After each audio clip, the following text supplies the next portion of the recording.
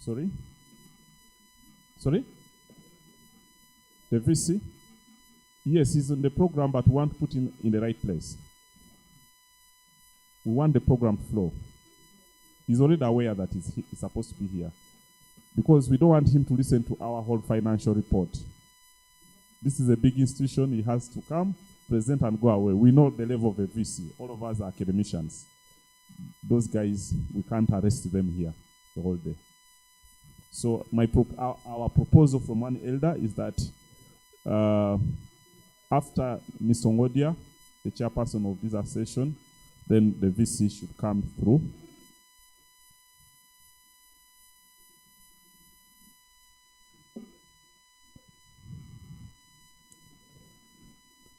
Somehow, the program I'm reading is not the one I revised. So somehow there is what I knew. That's why you see I'm pausing. Like there's something I knew about this program, but it's like this is the first one. So it's disturbing me a bit. I don't even see the VC in this other one. Okay, I think this was the aligned program. You know, when I received, I realized the program had issues. So friends, can we post the correct program? What you had, Papa, is not the final one. It was adjusted. So we will have a prayer, safety moment. We will do introductions, quick introductions. Then welcome remarks from the Dean. I think this is how we wanted to move. The Vice Chancellor also welcomes us because, you know, this is their thing. So the LOC will first take.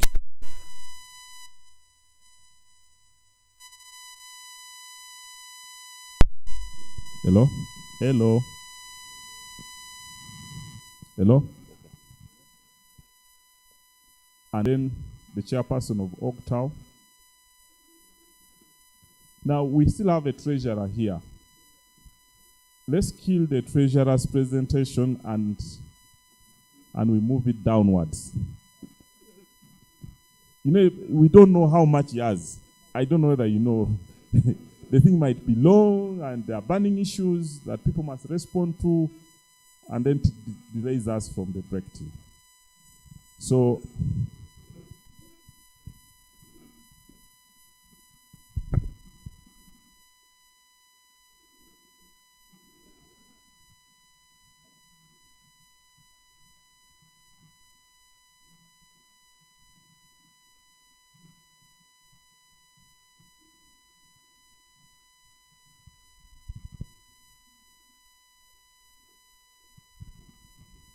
because we are running behind schedule, after this, can we quickly go for break? I imagine break might be shorter. We have relatively few in the house. What are the proposals? After like the opening ceremony. My thoughts were, can we persist and push all the opening speeches before we go for break? Do you think that might make sense? So let's have all the speeches. Minister of Education, Minister of Energy, Petroleum Authority, at that level, so that all the opening speeches are what? Are done. And then we go for break. Yes, please.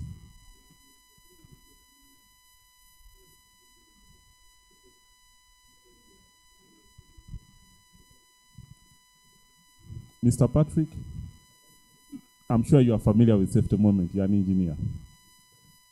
There is a proposal that the host takes us through how tricky sitting on these seats can be, and the category of tiles that were imported here in the washrooms. Okay, I think you are fortunate to have been nominated to take charge. Yeah, so Mr. Fortnite will take charge of this.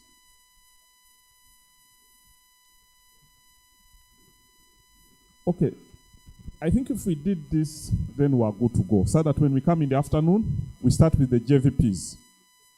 Then we give them a barrage of questions, and then for us, we proceed. I think so far we have aligned. any other contradictory things. After this, we can play with the program. Okay, thank you very much, friends. Allow me now alert all the facilitators about this. We are already fully 1 hour late. Let me push that this program starts in the next 20 minutes. Let me try my best to make sure. The good thing, all the facilitators are here. They are in a meeting shortly. Thank you very much. Mr. Fortinet and Patrick, I will be happy to catch up with you. DJ, elderly music.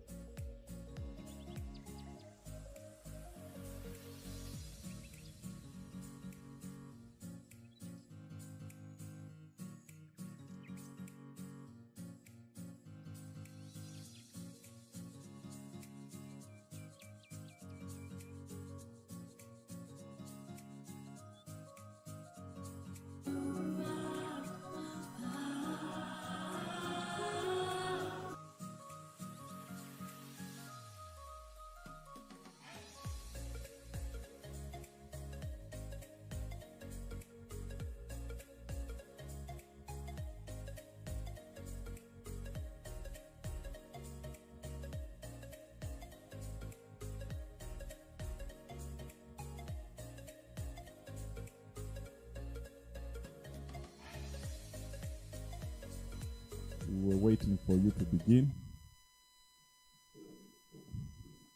May I request Dr. Dedin to liaise with the VC so that we're able to get started.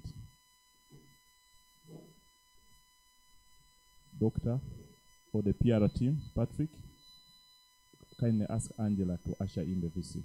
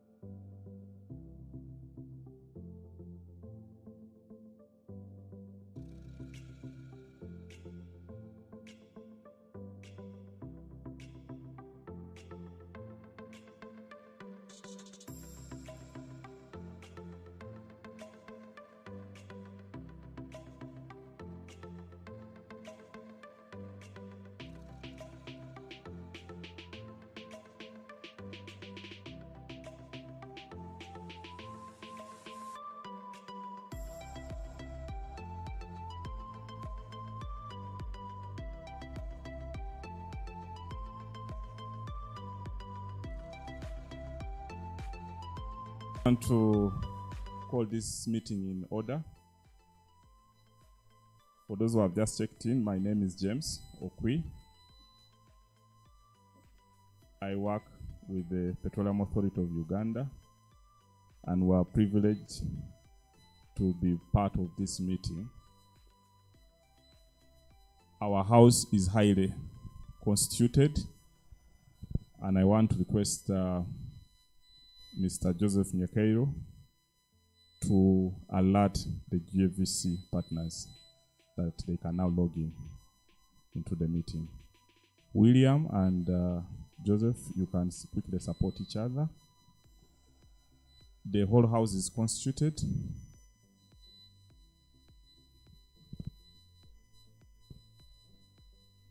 Our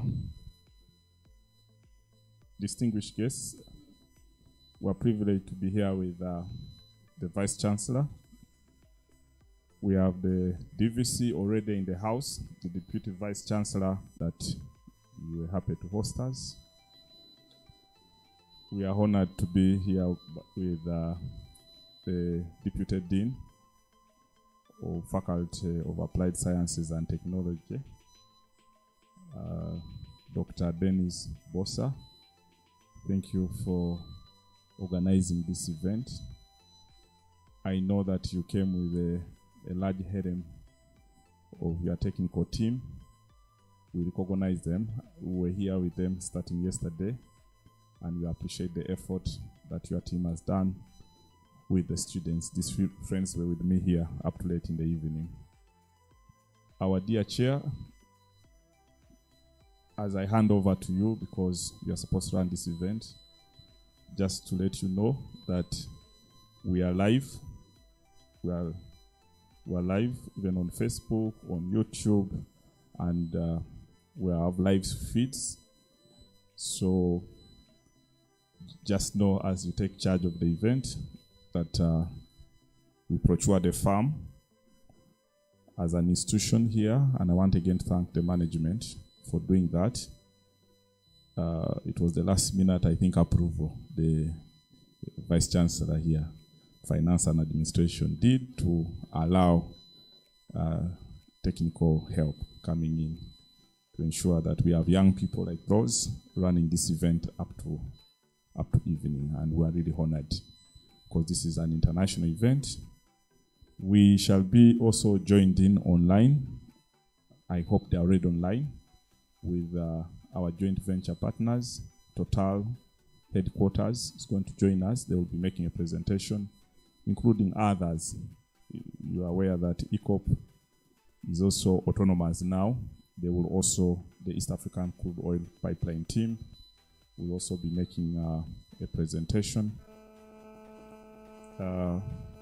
Honorable Chair,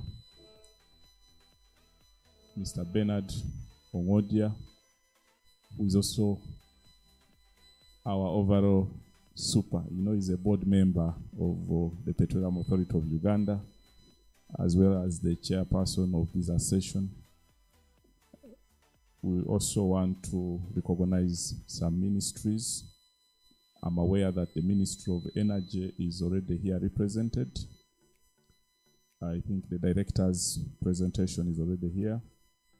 Director of Petroleum.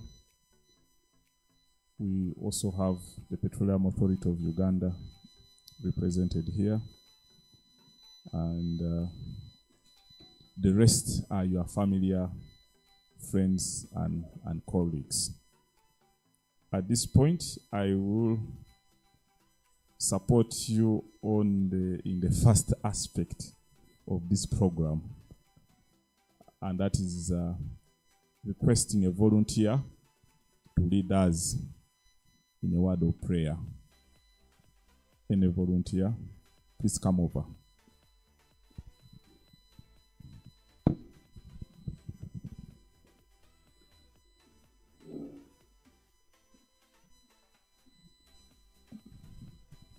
All protocol observed. Good morning, everyone. I hope we are all okay. Can we humble ourselves for a word of prayer? Heavenly Father, We thank you very much for today. We thank you very much for everyone who has made this event possible, for all the organizers. We thank you very much for all our partners, the IOCs, the ministries, and all the members of the association. Father, we thank you very much for keeping everyone safe who has managed to make it for this journey, and those who are joining us online. Heavenly Father, please, we request for your guidance as we start this event. Guide us in the decisions that we are going to make, because the decisions that we make here do not only affect us, but all the parties that are involved, that is the students, other partners, and our interested parties. Heavenly Father, we are asking all this in your name. Through Jesus Christ we prayed. Amen.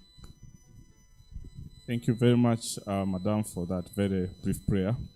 I've been requested by the chair to push some aspects of the program. At this point, I want to request Mr. Fortinet or Gene to come and give us a safety moment. Mr. Fortinet.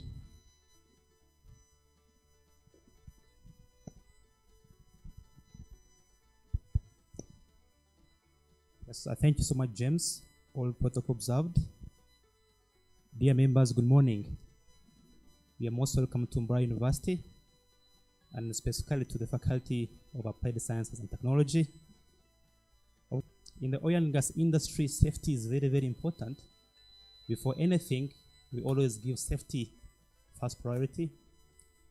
And of course, you are aware safety curtails so many things when we really bring it forward. Now, I'll bring my safety in two aspects. When you're here, feel free to ease yourself using washrooms on this floor, this ground floor. Just take on your left here, the way how you came in here, you're going to see some signs or arrows directing you to the respective washroom areas.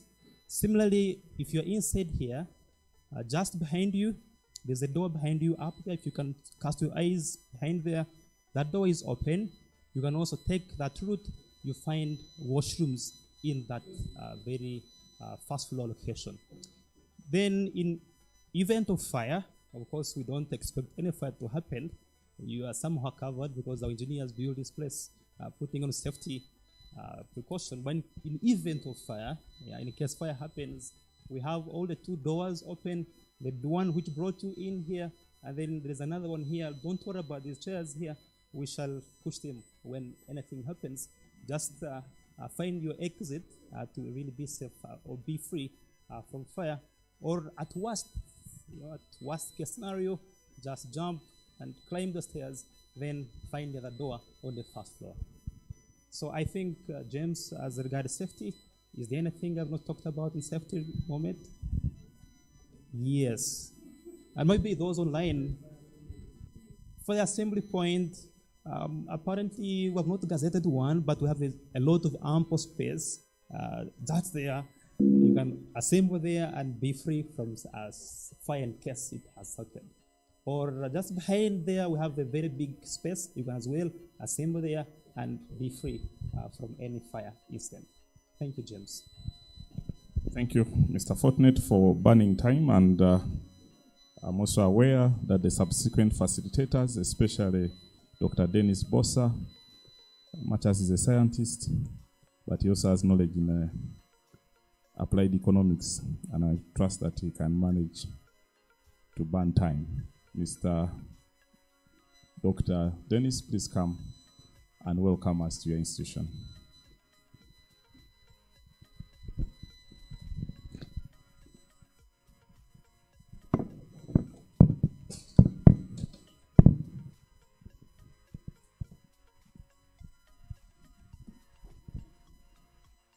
The Vice Chancellor,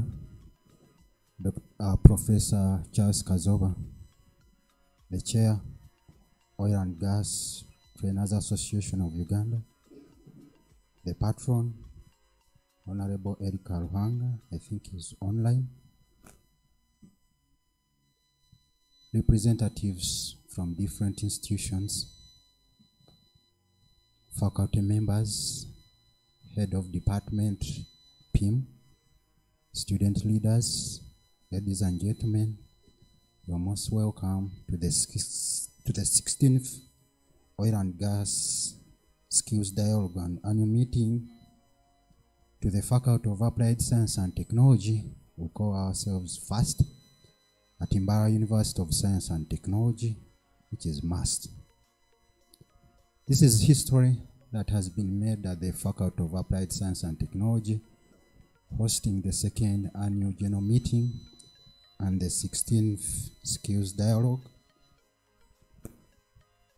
The Vice Chancellor, we are having the visitors full of experts from different fields of oil and gas, and as a faculty, to be able to succeed in giving out a complete product of students, these experts play a role.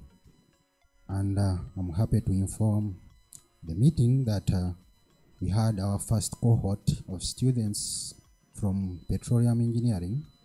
They graduated on 28th of May of this year.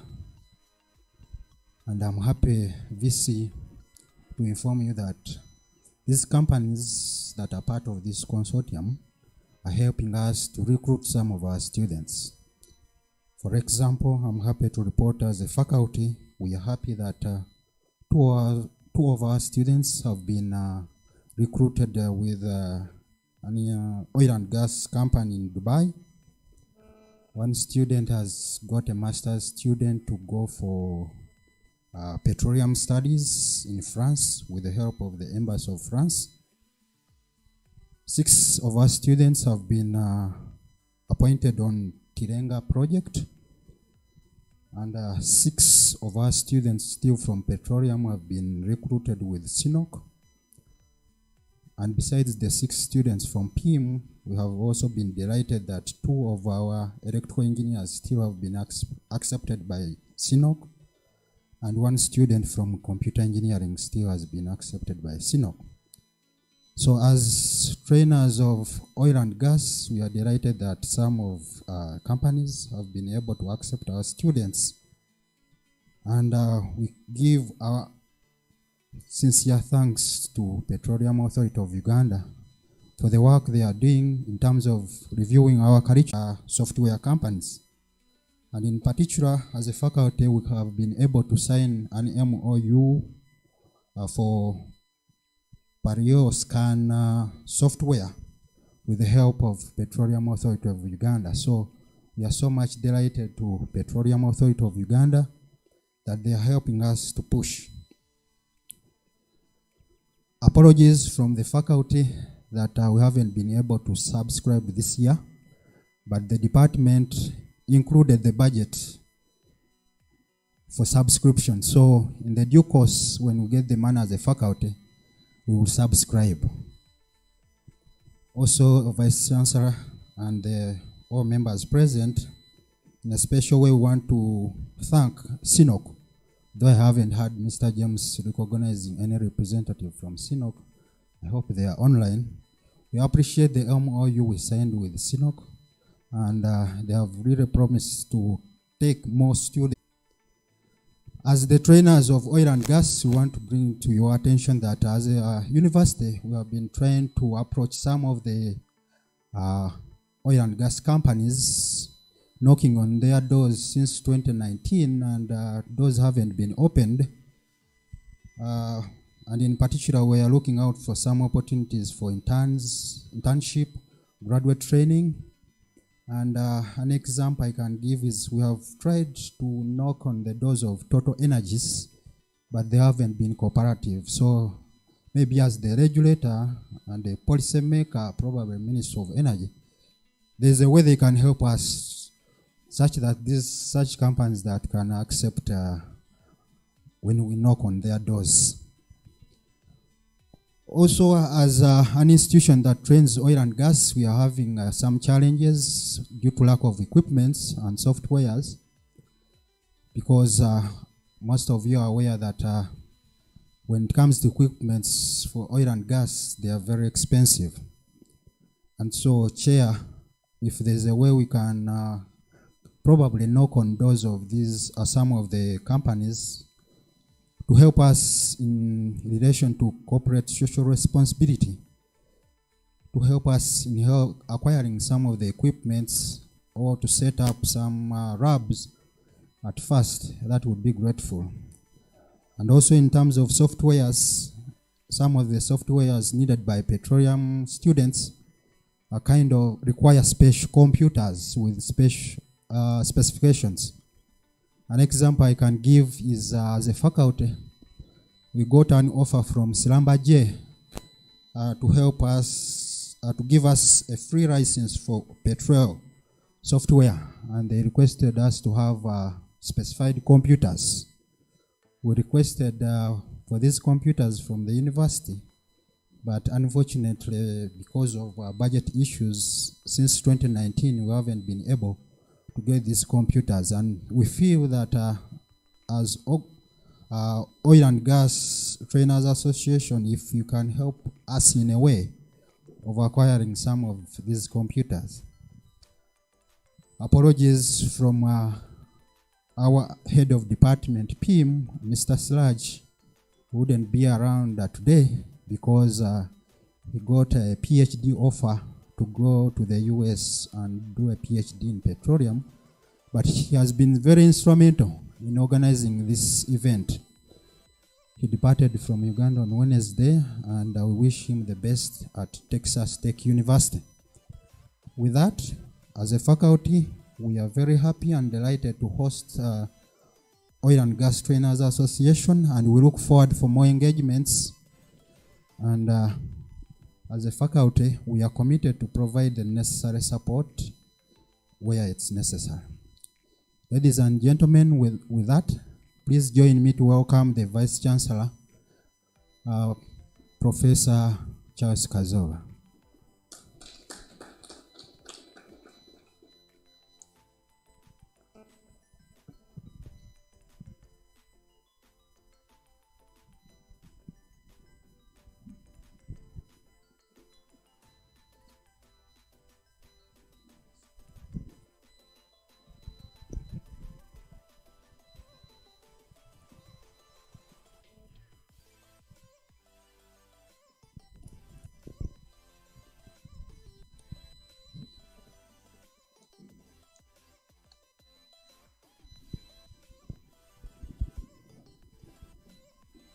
Yeah, ladies and gentlemen, we seem to have missed out one activity of introduction. So I am not going to start saying, oh, such and such a name. Some of them I know, but I don't want to start stammering on that. So let me say, everybody, you are most welcome to Mbarara University of Science and Technology. I stand in here for my senior colleague, the Vice Chancellor, Professor Celestino Bua. We have got a governance meeting. He's attending the governance meeting, so I decided. He told me to come and attend this one here. But the university is fully represented. Can I also use the same opportunity to welcome everybody in your individual capacity, whether you're from another institution or you're a student or whatever, but you're most welcome. And on this note, I want to thank my colleague, the Deputy Dean of Faculty of Applied Science and Technology, for those remarks and for hosting us today.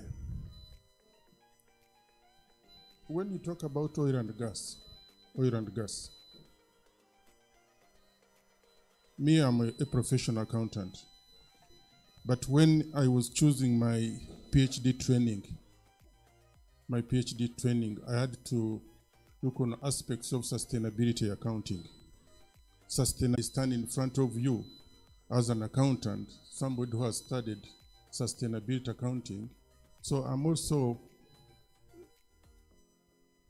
part of the agenda of oil and gas. So when I'm here, it's not by coincidence, it's because of my training, but of course being part of the administration. Mbarara University of Science and Technology, you can see MUST, Mbarara University of Science and Technology. There are two important keywords of that name of the university, science and technology. So you cannot talk about oil and gas without talking about science. Nor can you talk about oil and gas without talking about technology.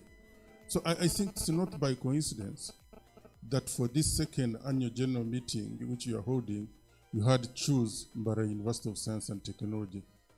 After all, by the which organization, which other institute would you choose if not Mbara University of Science and Technology? And I also see from the program that you are going to choose leaders, and I know there are some leaders who are going to also hand over. By the way, this word leader is a very important aspect. Incidentally, for my case, you know, sometimes people start talking about bosses. You go to an organization and you say, this is my boss, this is my boss. I can assure you, I can tell you colleagues, for me, I detest, I do not want the word boss. I don't want somebody to call me, you call me a reader. But now, for the leaders of the association, now ask yourself, or let me pose the following questions. When you're a leader and you're going to be elected and the rest of it, what exactly does it mean? You just want to be called a leader, the chairperson of the association, as an example? But my thinking is that you need to reflect on the following words. Number one, you have to develop yourself as a leader. By the way, you are a leader, but you have to first develop yourself as a leader. Very important aspect. Don't offer yourself to be a leader of this important. By the way, an organization or an association that is growing strong. For example, for us as an institution, when we started the Faculty of Applied Science and Technology, it's the most recent faculty which we started. And you can see when my colleague was mentioning, we have just recently graduated the first program. Now, the issue is that, but for Faculty of Applied Science and Technology, it's one of the faculties that are growing. And I can say in the business language, we call Faculty of Applied Science and Technology as the star of the institution. I know there are some faculties, you may say question marks. I'm just using the business language terminologies. There may be question marks, some cash cows. But for Faculty of Applied Science and Technology is a star. So now, when you're a leader, first develop yourself. See yourself as a leader. Don't simply offer yourself. They pull you, I can nominate you, but eventually if you feel you are not a leader, you are not going to do something for the association, can I suggest, please, throw in the towel. Rather than getting the towel to wipe off some of the sweat and the rest of it, just throw in. Don't say, no, I stand down for that. Watch your character when you're a leader. The character, the communication aspects. It's your character. Now, when I mention character,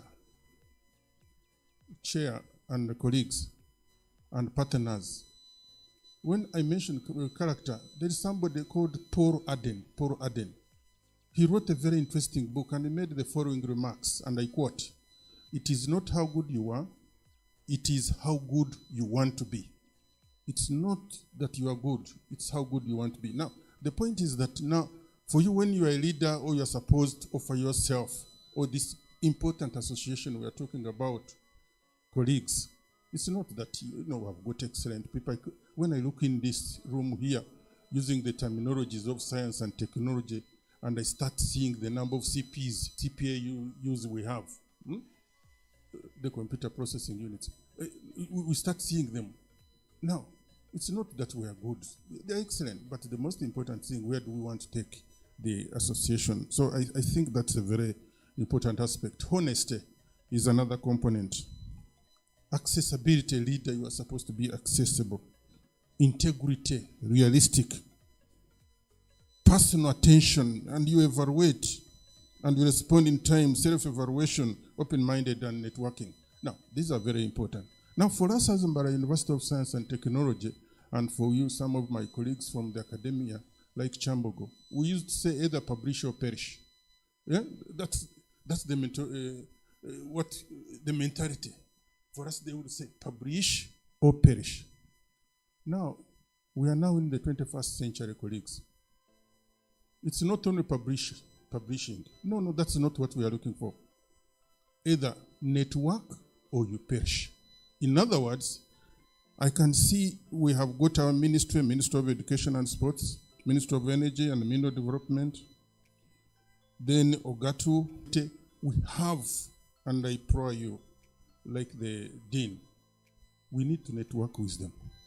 For example, if we are trying to design a proposal, you don't need, and once we network, I believe at time T, we should be in a position to achieve the most.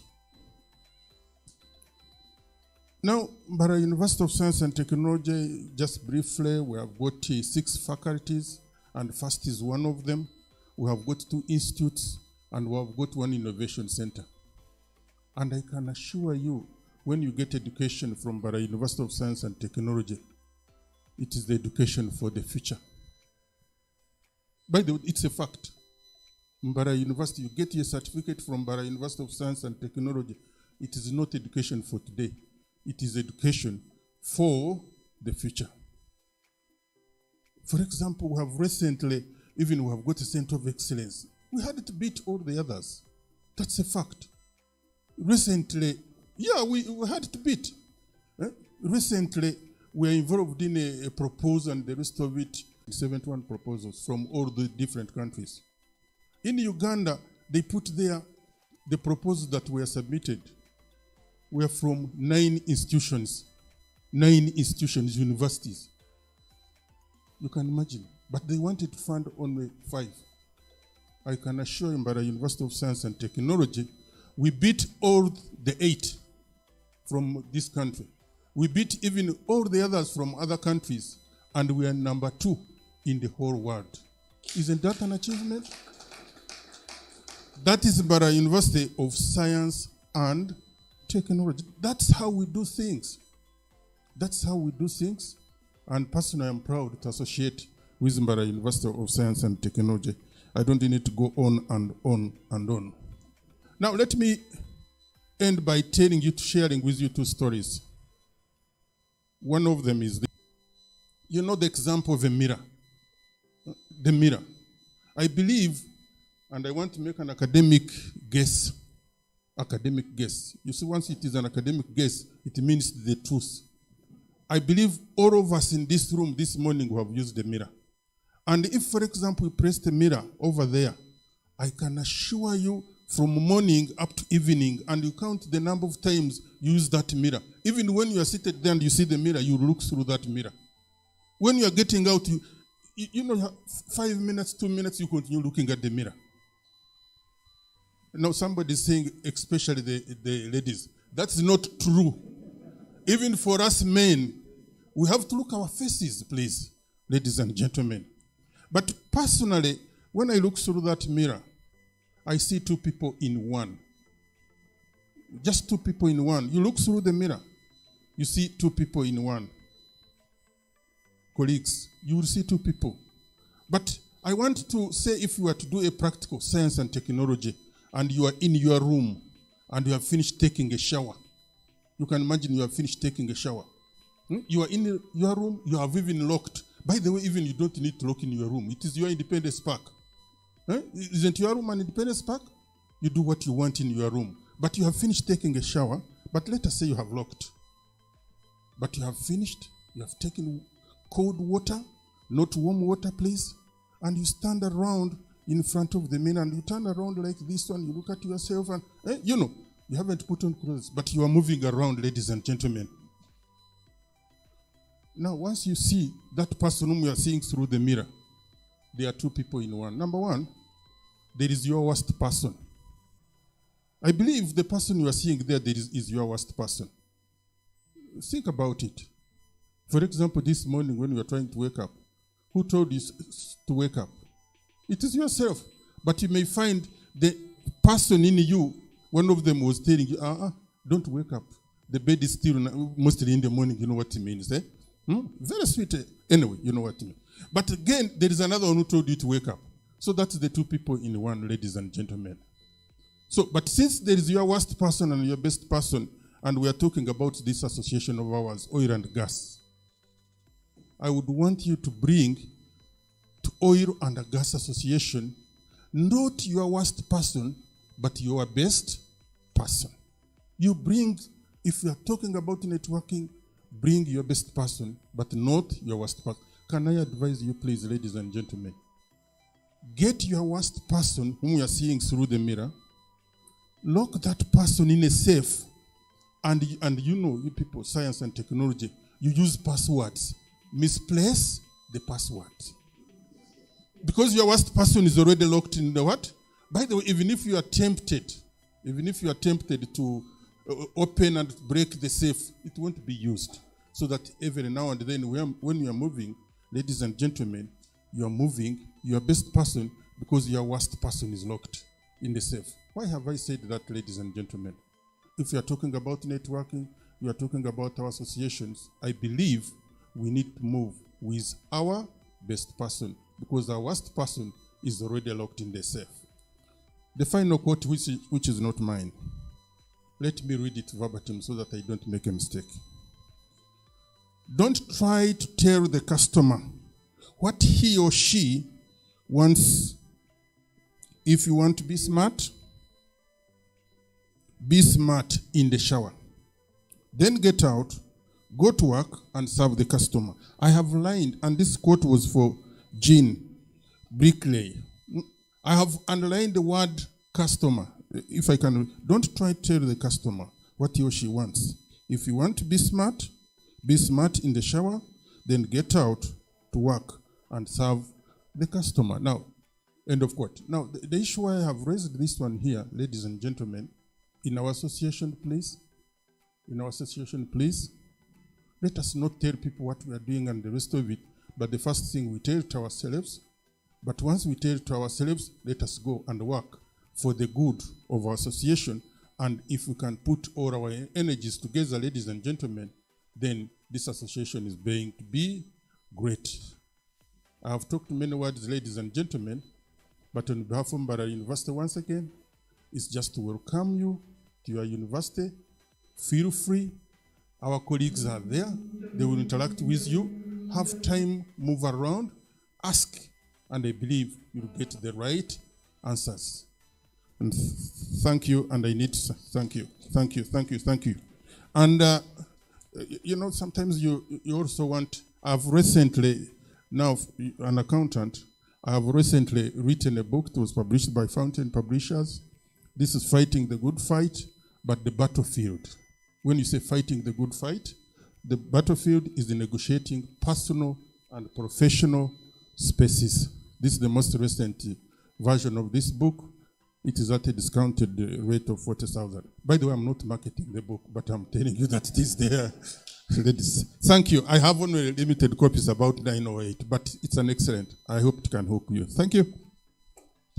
Thank you very much. A big hand clap to Professor Charles Kazova for those very, very inspiring quotes, and also encouraging us to continue publishing the way he has done. Because he says if you don't publish, then you are bound to perish. So I think this is a message for us all. And I think it is a new culture that we must be able to take on. I thank Dr. Dennis for bringing us to speed with the absorption rate of the quality of your clients.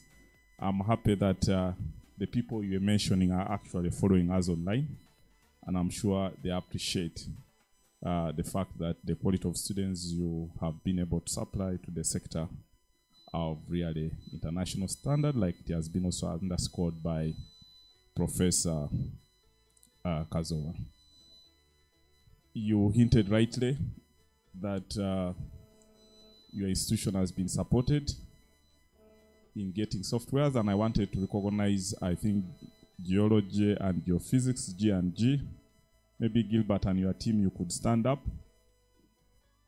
G&G facilitated our processes here with Ellis International to coordinate the aspects of supporting universities and other training institutions to get Paleoscan academic software. And UPIC, I think, was one of the licenses. Makerere University with 20 licenses. Is Makerere University here?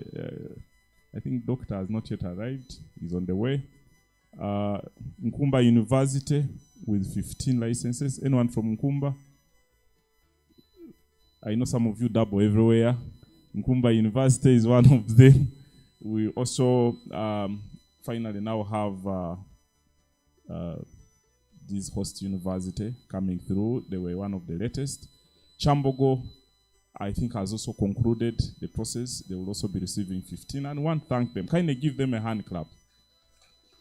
We want to encourage all of you training partners with the international contacts you have. Please kindly support our training institutions. These things are very expensive. We don't want to pass that burden of tuition to the parents who are already struggling. So I think I wanted to recognize that particular institution for leading in supporting our training institutions. And indeed, like Professor said, we will definitely be able to educate people with transferable skills that they can use in the future, even after the oil and gas has been fully exhausted. And Chair, permit me with the requests from Professor, allow a quick moment of introduction. Because we're running behind schedule, we wanted to skip it, but we've realized sometimes it's good to know who is in the house. So don't do the traditional introduction. Just tell us your name, the institution, and title. I think we can keep it at that. The other elaborate introductions, you'll do it during the question and answer approach. I want to start from that gentleman, the cameraman, the paparazzi.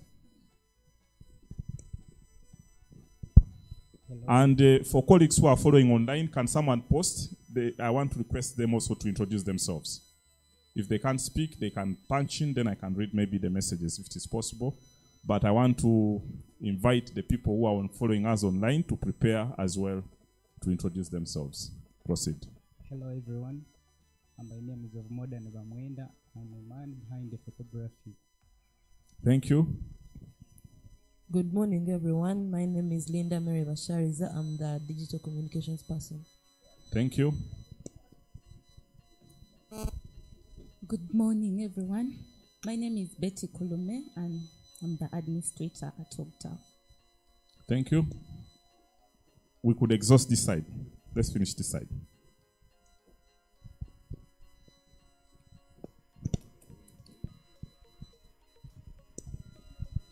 Good morning, everyone. I'm called Akunda Isabella from Tan Energy Services, and I'm the administrative officer. It's nice to meet you all. Thank you. Good morning, ladies and gentlemen. I'm by the name of Norbert Musi, lecturer at Chambogo University. Thank you. Thank you. Good morning, everyone. My name is Mjenyi Gilbert. I'm the operations manager at Geology and Geophysics Skills. I'm happy to be here. Thank you. Good morning. My name is Habasa Johnson from Chambogo University. Glad to be here. Thank you. Good morning, everybody. My name is Joseph Nyakairu. I'm a Senior National Content Officer at the Petroleum Authority. Thank you. Thank you. Good morning, everybody.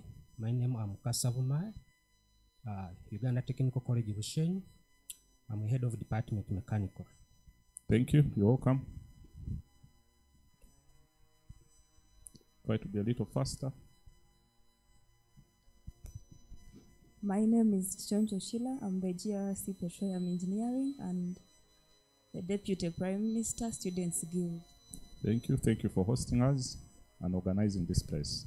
Good morning to you. My name is Moisigo Samuel. I am the President Engineering Association in Bara University. Thank you, Excellency. Good morning, everyone. My name is Mujuni Ivan. I am a Local Pathways Fellow of the UN SDG Academy, and I am a student leader at the Faculty of Applied Sciences and Technology. Thank you. Good morning, ladies and gentlemen. I'm Juliet Adubo from Uganda Petroleum Institute, Chigumba, and I'm the head of department, Upstream Petroleum Operations. Thank you. You're welcome. Hello, everyone. I am Rehan Mustafa. I'm the director of Busor International Polytechnic. Thank you. You're welcome, Ms. Rehan. Good morning, everyone. Protocol observed. Winnie Kopsinje, Senior Coordinator and Lead Verifier, Busoga International Polytechnic. Welcome, Winnie. Buchana Benedicto, staff of MAST. I head the lab team at FAST. Welcome. My name is Ian Taremwa. I work at engineering labs at FAST. Welcome. Try to be a little faster. Leave that cameraman, just move down. Morning, everyone. My name is William Siriangi, National Audit Officer, PAU. Thank you. Welcome. Good morning, ladies and gentlemen. My name is Zirava Mubiru Augustine.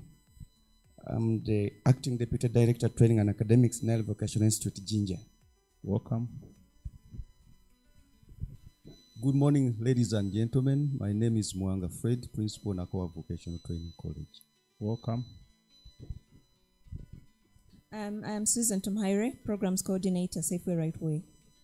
Thank you. You're welcome. Morning, everyone. Joan Nyesiga, National Content Officer, Ministry of Energy and Mineral Development.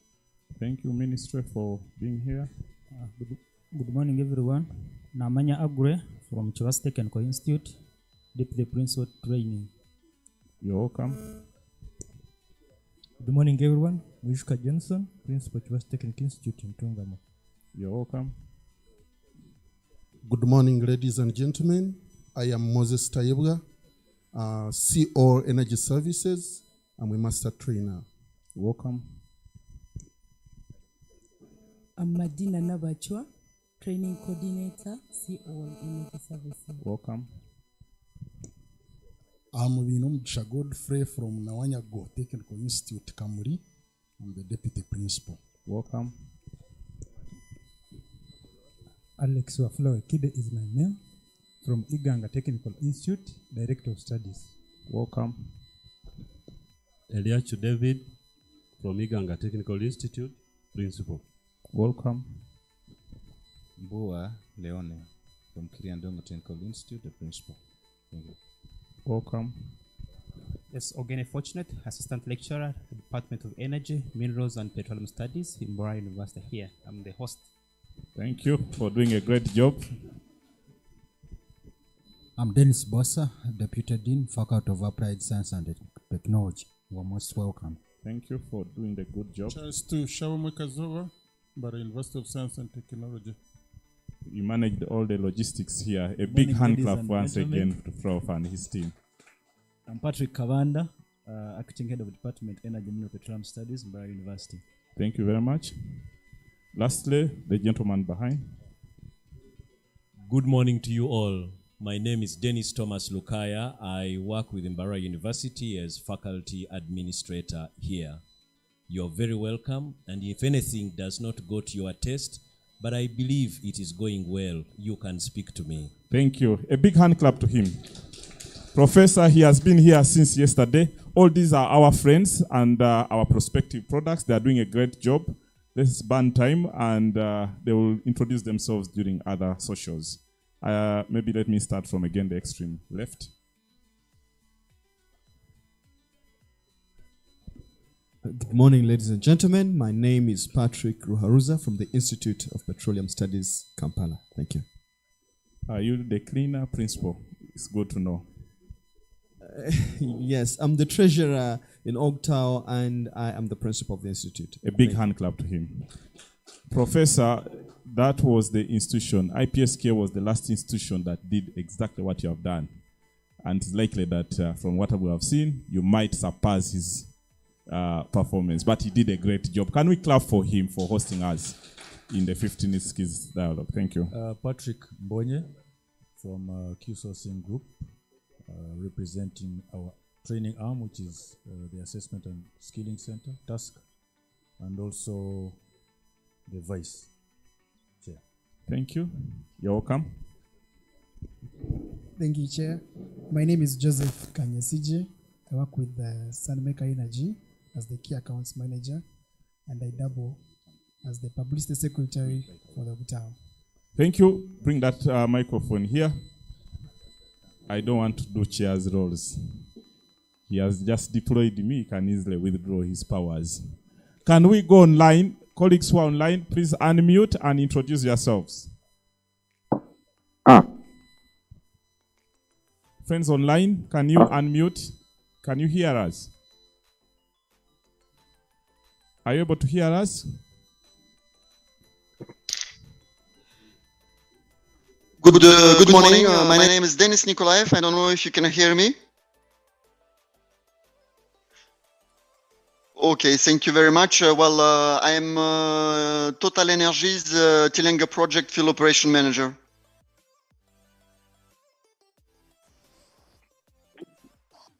Good morning. Can you hear me?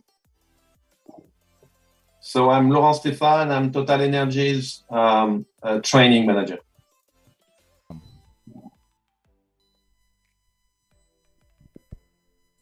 Next Good morning. My name is Rosette Komjisha. I am the National Content Lead at Total Energies and the Tilenga Project. Good morning, everyone. I'm Shiba Vyamjusha. I'm with the Joint Ventures team at Total Energies.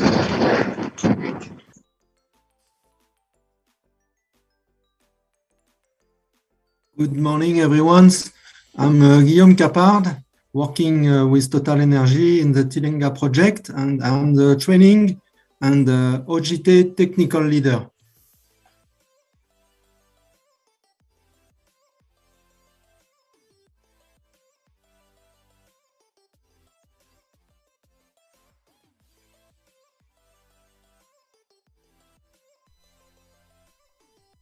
I saw Marian from ECOP. Yes, I'm Marian Ahabwe from ECOP, National Content Contract Strategies Lead. I'm happy to be here.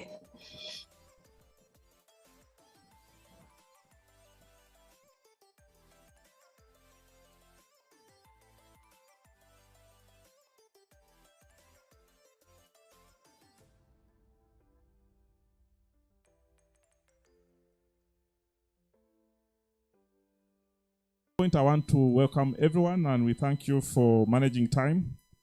I want to take this singular opportunity to welcome our dearest chair, Mr. Bernard Ongodia, to come and make a statement. You're welcome, sir.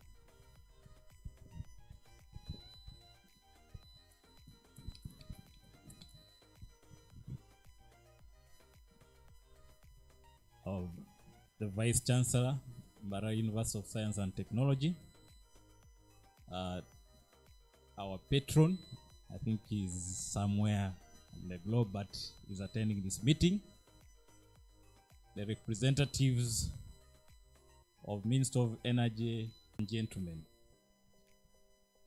Good morning, everybody. My name is Bernard Ongodia. I am the chairman of this association. At the same time, I'm the principal of the Uganda Petroleum Institute, Chigumba. I don't want to say it is one of the best, because I think the best is within us today. And as the MC introduced, I also sit in the board of the Petroleum Authority of Uganda, and I'm privileged to be here today. It's indeed my pleasure and honor to welcome you to our second annual general meeting. And it doubles also to be our 16th skills dialogue. I'm indeed very happy that we have honored this invitation, especially to come to Mbarara. People were all saying, you know, the fuel, how do you manage to come to Mbarara? That the numbers are big and representative. On a particular note, I would like to thank various actors, but most importantly, the Petroleum Authority of Uganda for all what passionate about this association. 2, Mbarara University of Science and Technology for hosting this second annual event. That it should have come in 2020 amid this COVID, but it failed. But you never gave up. When now opportunity came, you said we must be the ones to host. Vice Chancellor, we're indeed very grateful and we're happy to be with you today. I would also want most sincerely to thank our partners who have contributed financially, morally, and more so technically to ensure that this association thrives. The Secretariat for the resilience. You know, throughout COVID, it has not been easy to organize meetings, but the Secretariat never gave up. Some of them have gone through, especially the administrator. She told me she has not been paid for a long time, but she has continued to work. So we have to thank the Secretariat for the work well done. We thank all the members for the support. Thank you for all what you have done to ensure that this association thrives. We should have all given up, but you said we need to ensure that we strengthen this association amidst all its challenges. This dialogue is emanating from the objectives of the association.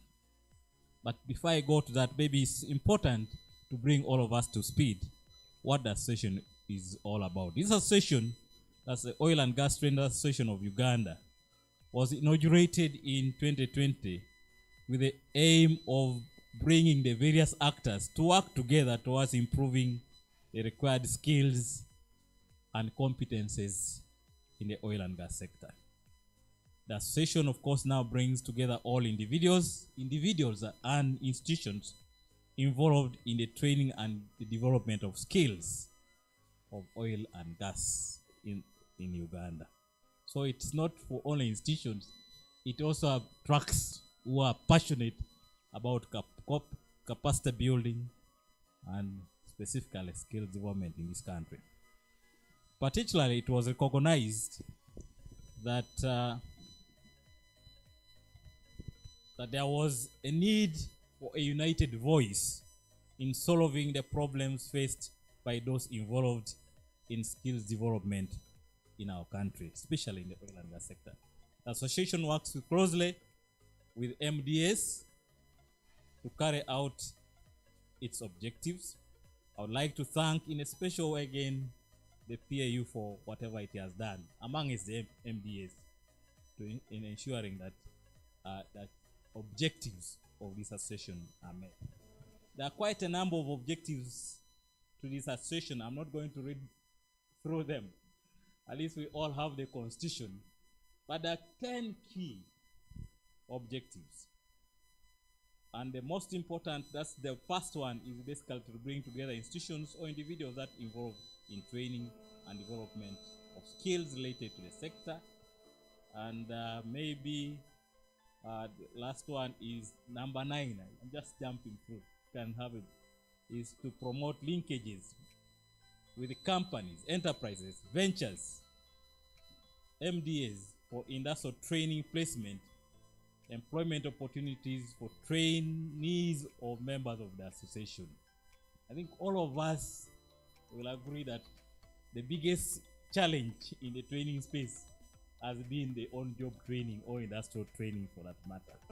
The other aspects, the Dean has already talked about with the equipment, and but if we work together and collaborate, I'm quite sure this issue of equipment can also be solved, because you cannot have a drilling rig in Mbarara University and have another drilling rig at Chigumba. We can have one drilling rig that can service all these the association members. What has the association done to date. The first and foremost is to have a home.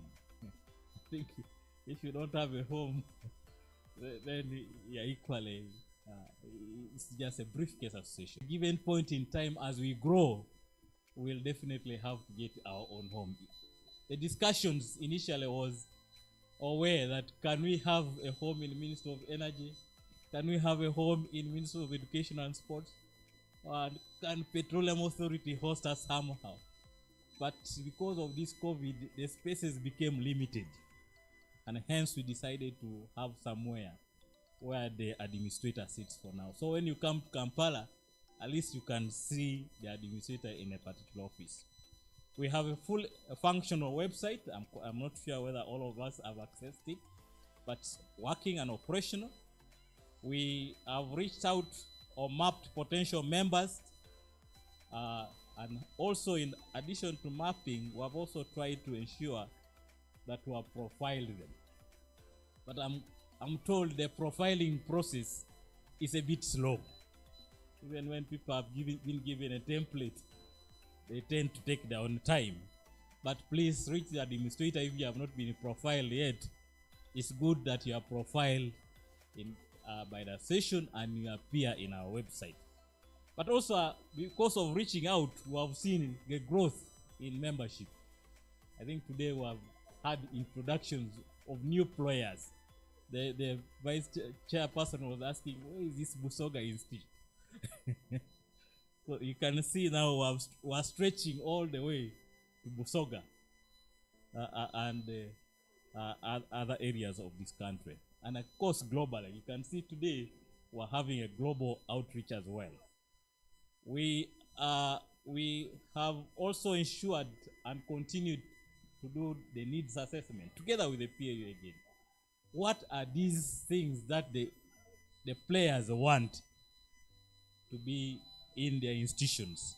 Is it certification? If it's certification, how do we help each other?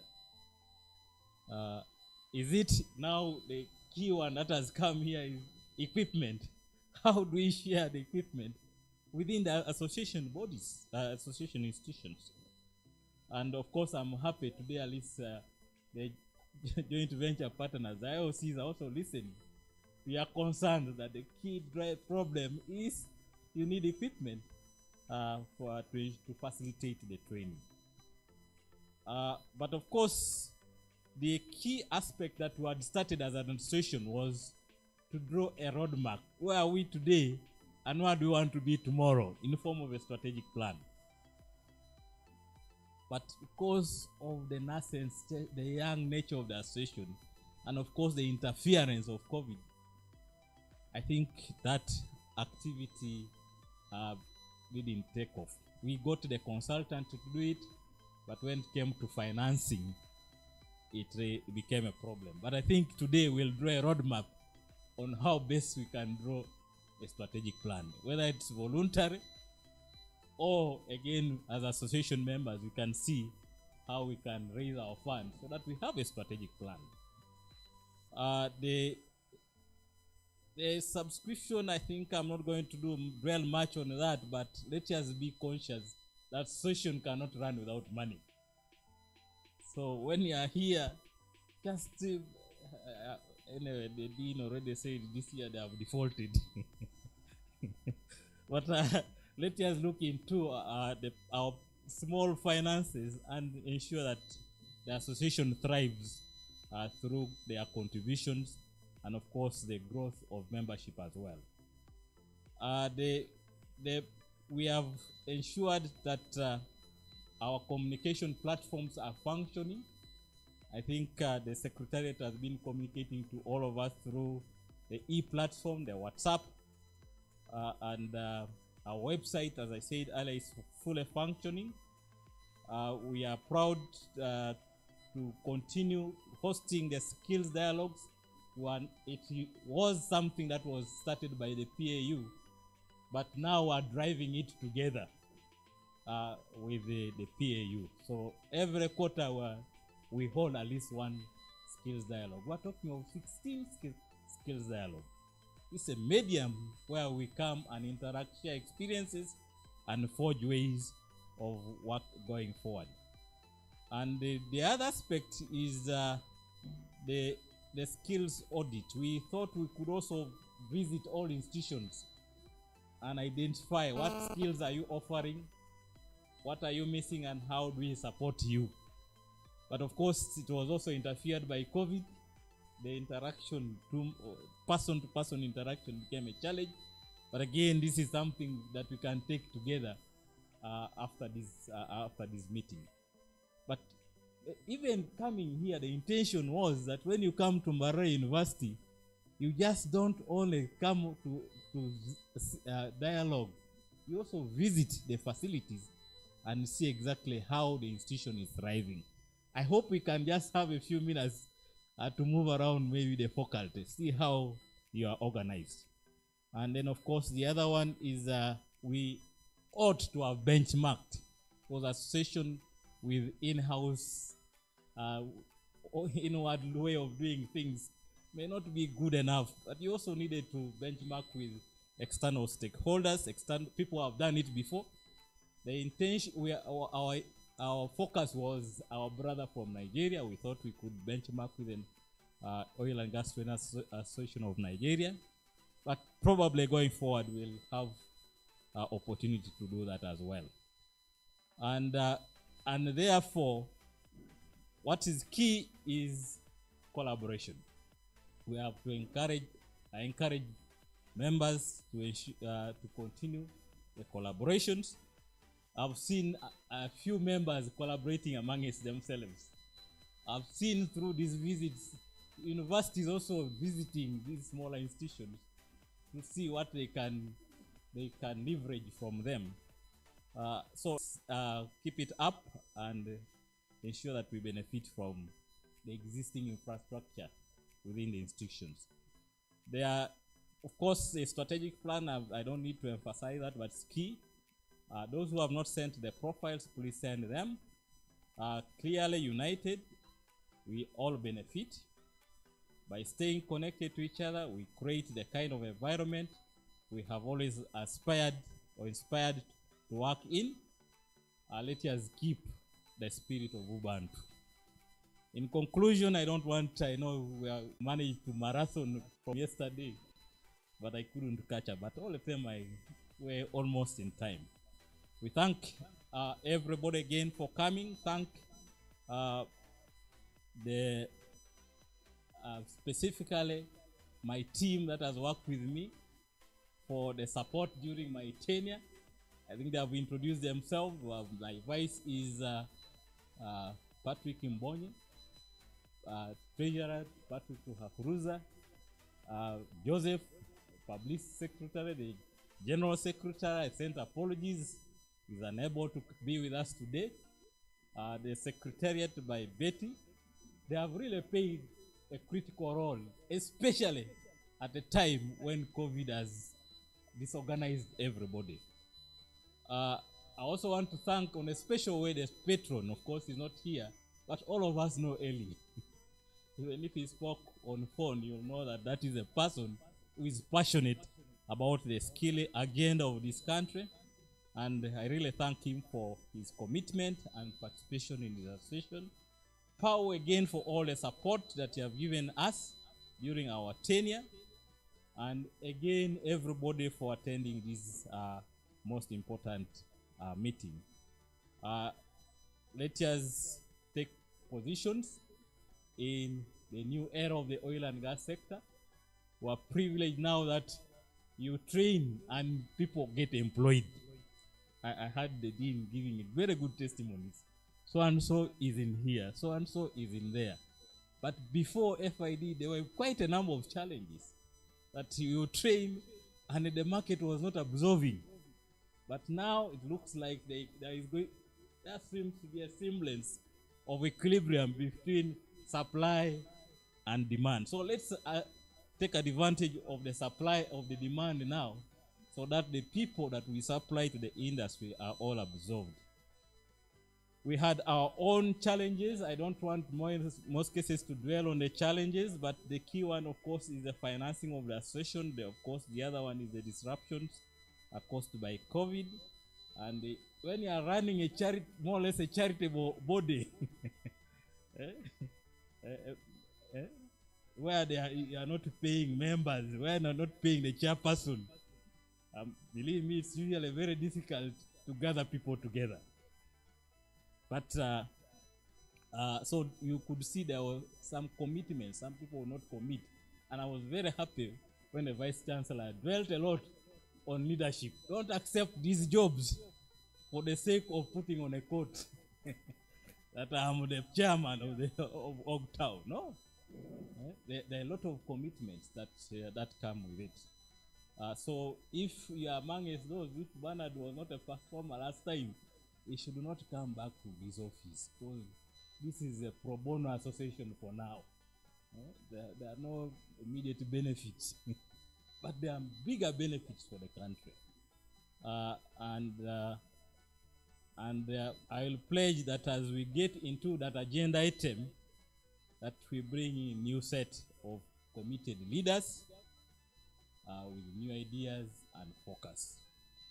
I wish you, all of us, good and thorough deliberations in this AGM. I submit. Thank you very much. A big hand clap to our dear chairperson, Mr. Bernard Ongodia, for those very, very powerful remarks. I hope our audience online are still closely following us. We want to sincerely thank you, Mr. Ongodia, and your team. We do equally appreciate that you've been able to bring the session this far. And I think what I can only underscore is the aspect of collaboration. You talked about the relevance of this session being one of the vehicles for people to connect. And I think that is one of the take-homes for really all of us. However big you are, like the Vice Chancellor has put it, this institution is one of the mighty science institutions in this country. The smaller ones are also doing amazing work. This week I was privileged to move around some training institutions. And one of those that the Vice Chair was asking about, Busoga International, are doing amazing work. And I want to encourage all of you to visit. It looks like International University. Yes, that's why maybe they call it Busoga International. Very beautiful. Everywhere carpets, everywhere trees, everywhere flowers, everywhere high technology. From the lab up to the last office. To be honest, I have not seen such an institution in this country. But maybe when we traverse this place, we might also appreciate the new innovations in this. For now, if I was to rate, Busoga remains my personal best. Can clap for them. Of course, similarly, yesterday I passed also through the other side. I was at Kichwamba, and it's also amazing what government has done under ERA STP. These institutions have equipment. And I think our followers online, the training partners, the licensees, I think I would encourage them to see the amount of equipment, their state-of-the-art equipment. So a lot has been done by both the small and giant institutions in this country in preparing manpower for the fast-moving oil and gas sector. At this point, permit me invite Mr. Joseph Nyakayo to come and make a statement on behalf of the Petroleum Authority of Uganda.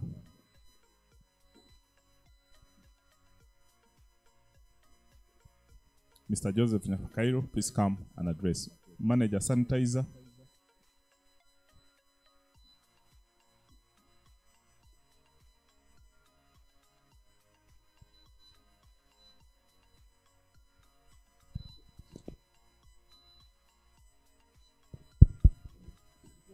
Thank you. Good morning, everyone, once again.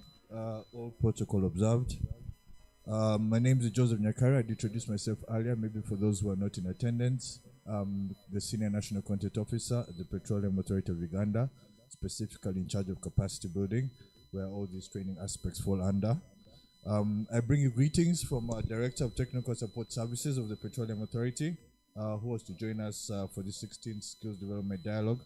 Unfortunately, she's representing the authority in another equally important activity, so she couldn't make it. I'd like to welcome you all to this 16th Skills Development Dialogue and wish to express the authority's gratitude in the efforts put by the EXCO in carrying forward these dialogues amidst all the challenges that face the young associations. The authority continues to recognize the efforts put by all members of OGTAU in skilling, reskilling, and upskilling Ugandans in courses relevant to the oil and gas sector. Special thanks go to Barra University, Science and Technology, for accepting to host this 16th dialogue. We'd also like to thank the management of Barra University for providing guidance and leadership leading to this dialogue. The authority appreciates your financial and technical support in hosting this annual general meeting and dialogue, and we'd like to encourage all the members to consider hosting the skills dialogues at their institutions, provide an opportunity for other training partners to learn from your best practices.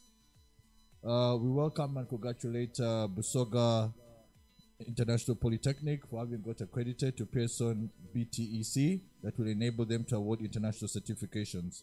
We encourage all here to support them, being an institution and member of OGTAU. The institute is offering 200 paid scholarships that are sponsored by the Sharjah Chamber of Commerce and Industry.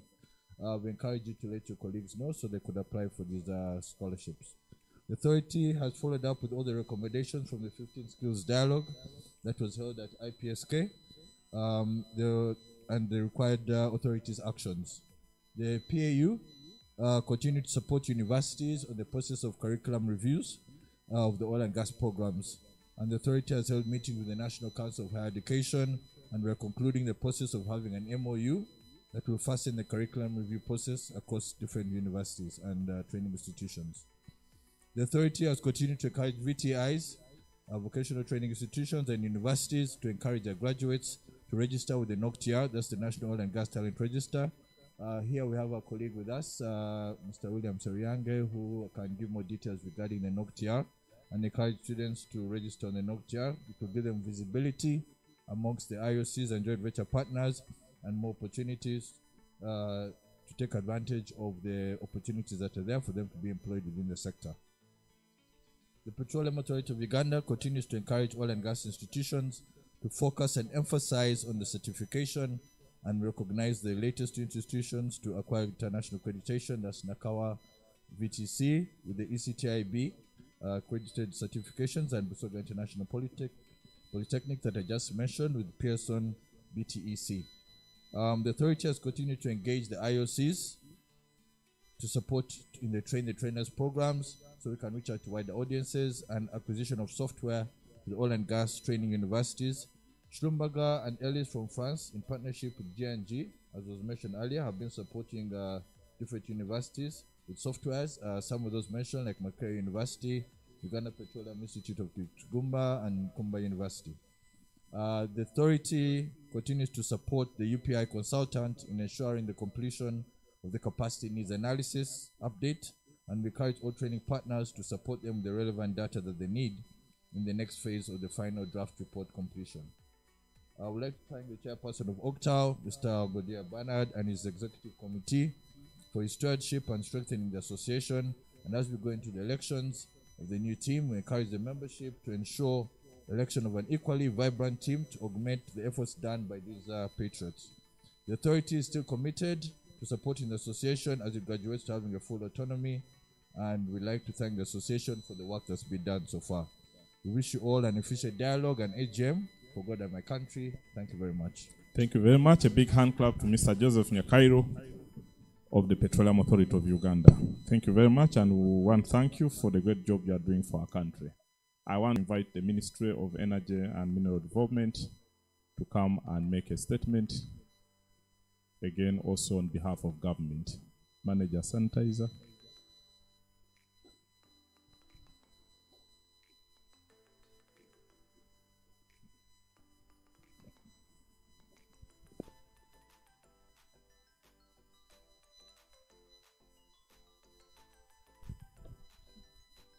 Morning, everyone. Greetings from Ministry of Energy and Mineral Development, and apologies from our director, Mr. Hani Malinga.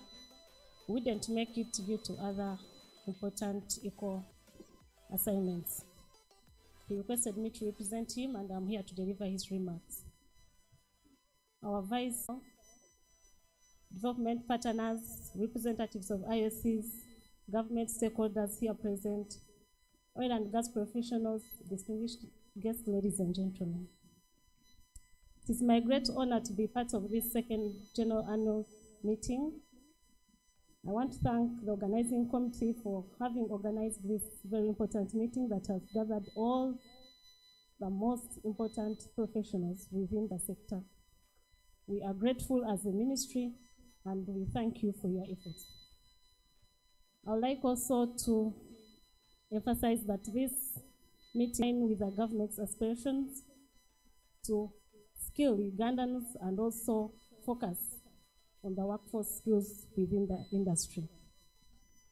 The Ministry of Energy and Mineral Development is grateful for what OGTAU is doing currently, for having worked hand in hand to bridge the gap of skilling, and we hope and we promise to continue working with you this important journey, and we shall offer all the support that we can on behalf of government.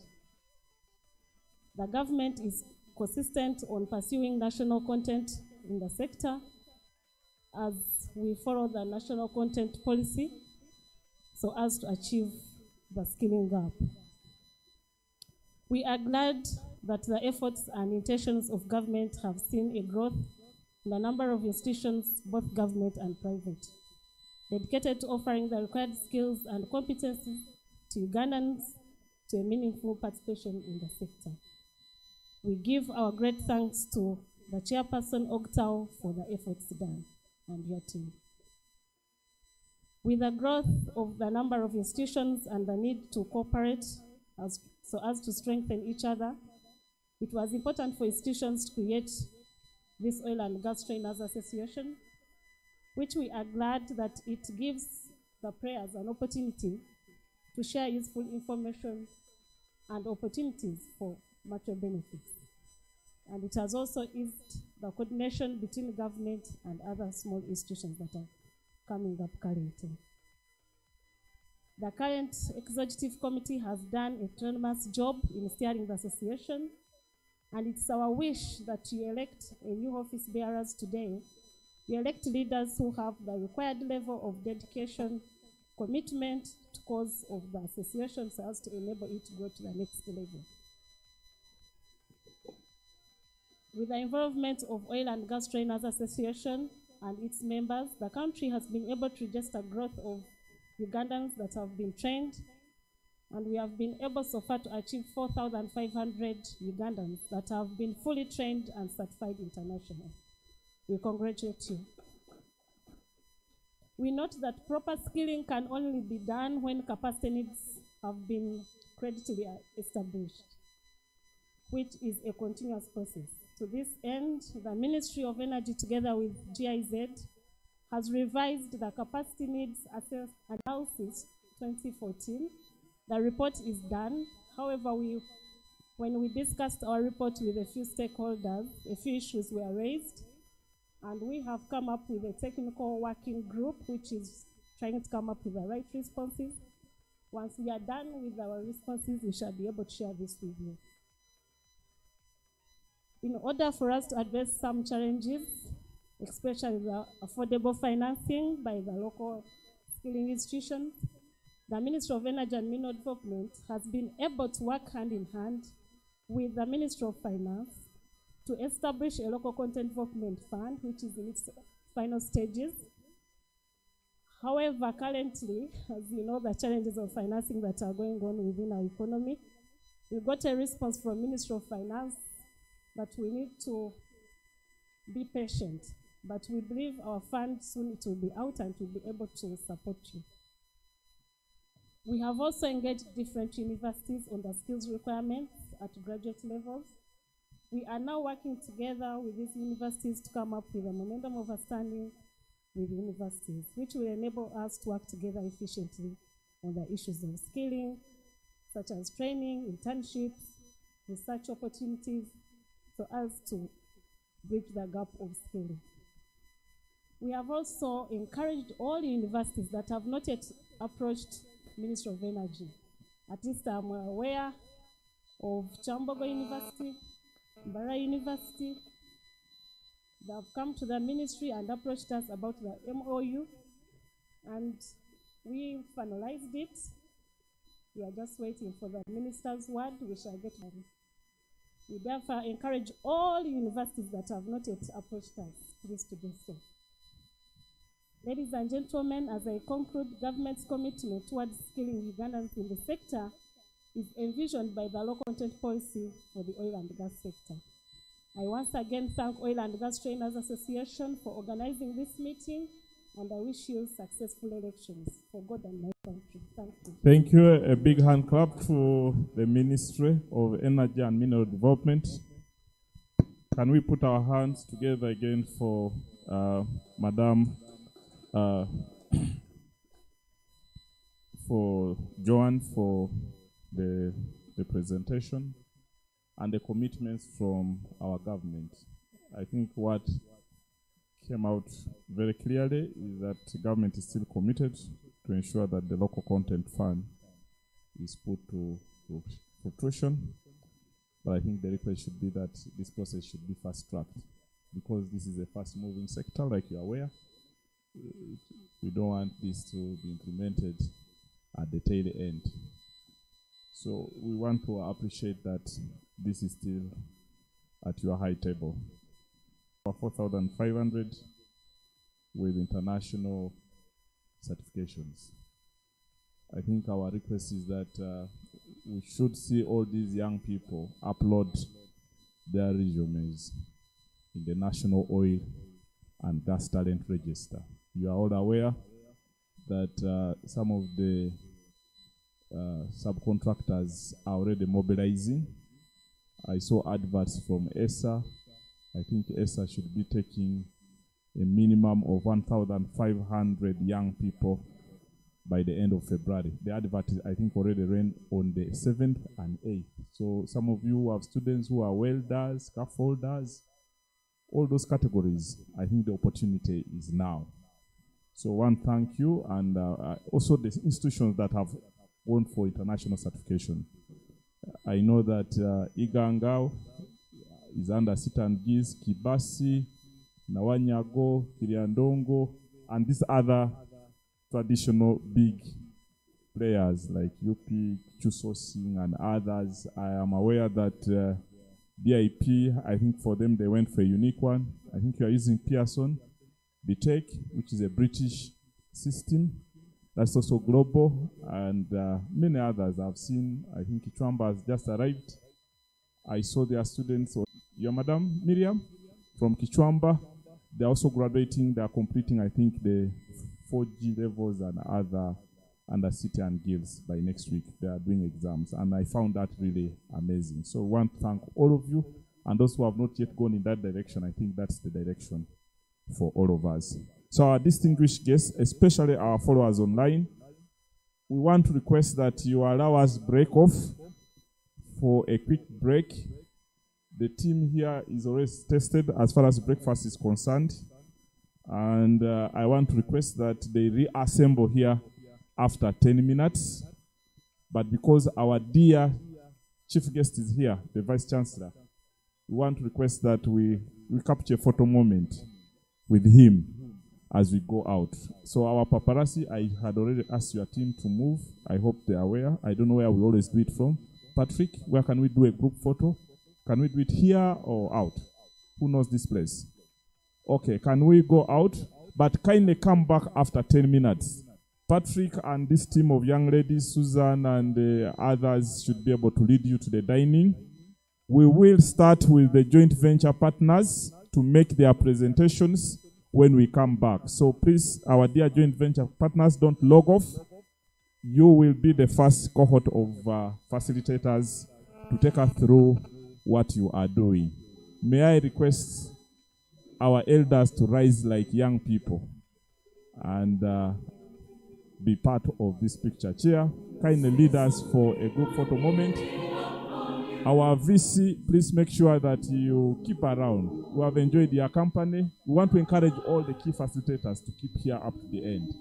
You could be very good observers, and the level of presentations, I'm sure, might inspire all of us to implement what other colleagues are doing. Can we kindly move out swiftly? Wow. Where is our cameraman? We want to take this picture when the chairperson of OGTAU officially buys the first book from the Vice Chancellor. Can we have cameramen? PAU cameramen. I want this picture. Anyone who has a camera,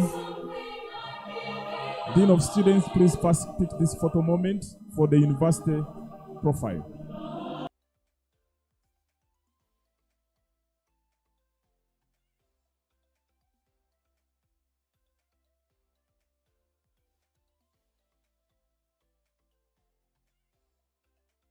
In the presentations. Thank you.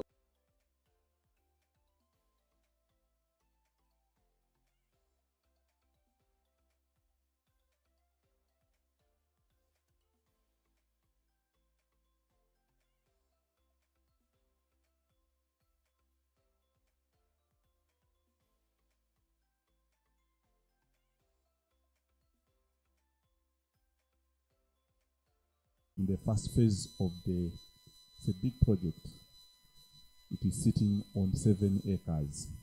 So that is really amazing. But sometimes this information is not readily available to all of us. Some of you have young people looking for tuition, and yet there is an institution in this country looking for such talent.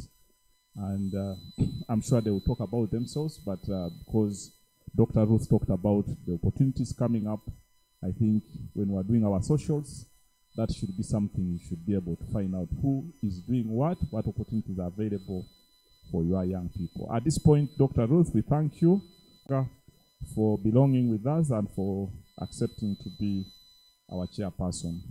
At this point, allow me invite our joint venture partners. I don't know who is presenting under Total. Rosette, can you guide me? Total Energies. Rosette, are you still on line? Can you guide us? Yes, good afternoon. My name is Denis Nikolaev. I will share my presentation if I am allowed to do so. Just need the permission from the organizer of the Zoom meeting to allow me the sharing of the screen.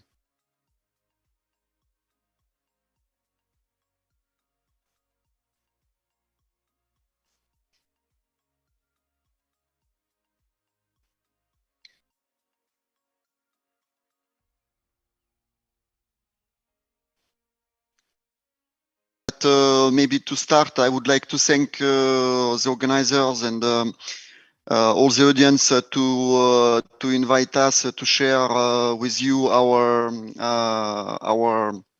training program and our approach. Well, normally it's still not working. Démarrer ma vidéo. Okay, basically, yes, I can share. I don't know if you can see me, but I still not be able to share the screen.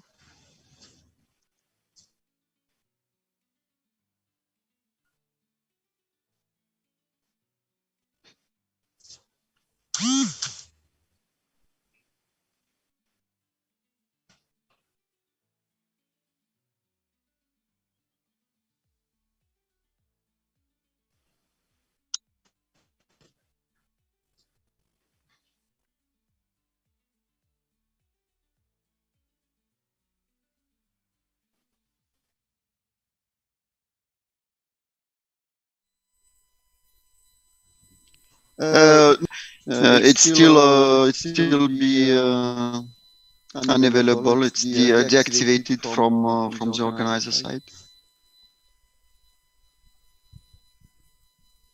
Rosette, maybe you can try to share from your computer. For me, it's still not available.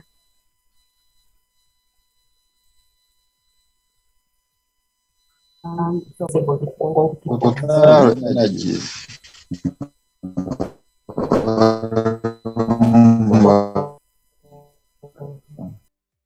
Yeah, I think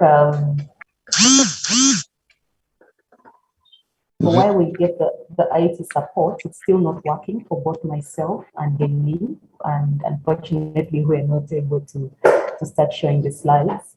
But I would just like to add to what Denise started off by thanking you all for inviting us to share with you what we have. For this session, Total Energies is going to specifically dive into the requirements around field operations, which as we all know, is the longer phase of the life cycle of the oil and gas project. And this is the time to start thinking around the needs of that phase, because post first oil, we need to have prepared enough technicians and personnel to be able to take on that work. So they will focus on, the screen sharing is now up.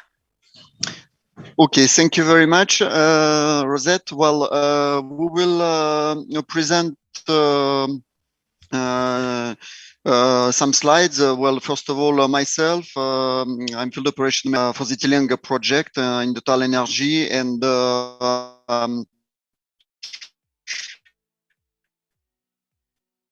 we will do it together with our training technical leader. The presentation basically will be in three parts. First of all, it's basically I will explain briefly what are the main competency requirements that we will have on our facilities. Then after, Laurent will explore a little bit how to reach the competency and the operational experience. And at the end, Guillaume will share with you the description of the Tilenga project field operation technician training program. Well, basically, I will start with some expectations that we have for the future technicians that will work on our facilities.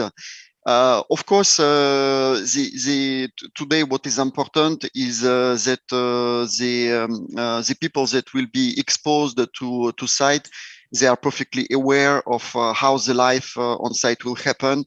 What will be basically the daily task? What will be the rules that we will have on site?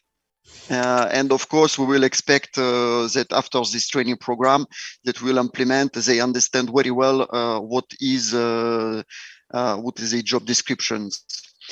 Of course, it might work only when the people has a perfect communication skills, and it's something that also will explain, like PPE, etc.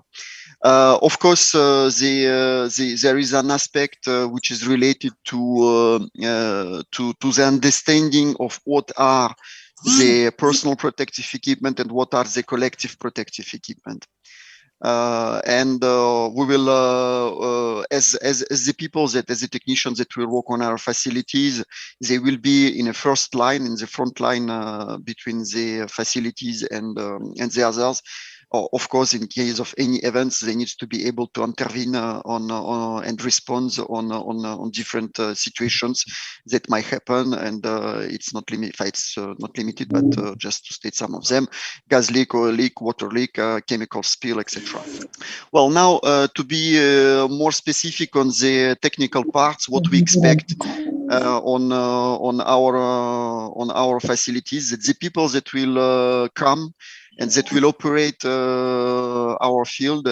First of all, of course, they need to know the facilities, and basically what we expect, that we're asking, what does it mean, the oil and gas separation stabilization, that the people are able to explain the different stages, how it's happening, how it's working. And it's not limited to only oil and gas stabilization, but we will have the water treatment, water injection, different utilities, gas treatment, different columns to separate propane, butane, and all these people, the technicians that will operate these facilities might know how it's made inside, how it works, what are the main principle of operation, and what are the physical and chemical processes that are happening inside. Of course, there is a very, very important part. You might know how it's worked, but if you don't know how the process is designed with all the valves, with all the protections, automatic protections, and it's for that we have what we call the process and instrumentation diagram that describe all the process that we will have. And one of the expectation from our side to the future technicians that they know how to read them, they know how to understand, they know how to see what are the fluids that are in and what is happening inside. It's not limited only the process and instrumentation diagram. It's also the electrical single diagrams. It's a pneumatic drawing, different wellhead panels drawing, layouts and plans. Now, if we go a little bit more in details for the operators. Control room operators, for us, it's a kind of pilots on the aircrafts. You know, those people have a very, very big responsibility because they are in front of the distributed control system of our facilities, and basically all what will happen, they will be the first to identify, to see, to react. For that skills, it's of course it will be a long process to develop those peoples. But I mentioned some expectation from our side on this specific population. Of course, it's knowledge of the different system. I will not state, I will not read all of them, but you see there is a number of specific systems that we will operate on our facilities, and we expect, and we will try to prepare those people to be familiar with all of them. Of course, very important for those people will be the excellent and clear communication skills, verbal and written one, because they will prepare the reports and they will communicate with the field operators, field technicians, and it's a very, very, very important topic. Of course, they need to be proactive, reactive, and for that to be able to manage different phases of operations, like startup, ramp up, and plant shutdown of our facilities. But also there is what we called in the oil and gas industry, it's weak signals. They will be in front of a multitude of different trends. And we expect them to be able at the end or sometimes after to be able to identify if there is some variation in the trends of our facilities, in the pressure trends or temperature trends or vibration or whatever could be the trends, to identify if something gone wrong, and timely alert management on the problem. Another important population that we will prepare, that we expect to have on site, it's production operators. Well, today, production operators on our sites, it's not the people that are looking how the facilities are operating, but it's the people that will work with their hands.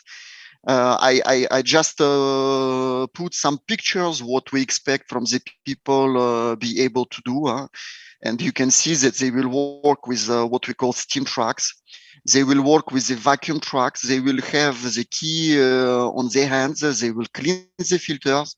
They will do the pigging operations. They will perform the first level maintenance of our facilities. Means I expect that we are expecting that these people will be able to change small pressure transmitters, manometers on our facilities, assuming and understanding the risks that are behind, and of course properly put in place all the mitigations before doing any activities. Well, I will not read all other topics, but I just explain what we expect from them. Maintenance technicians, it's another population, which is, I would say, the people that we that we need on site is first of all they need to have the knowledge of all the equipment that we will operate on site. Of course, it will be very and highly sophisticated equipment like power turbine, gas power turbine. Like VSD, it's variable speed drive, like hydraulic panels that you see on the pictures, like mechanical seals. It's a unique piece of equipment, very precise fabrication. And what we expect that the people that are on site and technicians, mechanical and instrumentation, the electrical technicians, they will be able to intervene on all this equipment. And not only to intervene and to say something is wrong, they need to be able to repair them. They need to be able to open, to dismantle, to find the problem and to replace the defective parts and be able to reassemble and reinstall it on location. Of course, it might be possible only with the fact that the people might know how it is made inside, how the equipment is operating, what are the main problem, and what will be they need to have very good skills on the troubleshooting of the malfunction of those equipment. For me, that's all. I pass the hands to Laurent. Thank you, Denis. So good afternoon to everyone. So as you have understood, in our business, there is no place for amateurism, and we need high-skilled personnel. So this is a sentence from one of the greatest oil well firefighter of all time. But at the time, we had competent people. So today, the resources with competency are scarce all over the world, and even more in countries that are quite new to oil and gas. So basically, as we cannot rely on trained and experienced personnel, we have to develop our own training system to bring the people to competency. Next, please.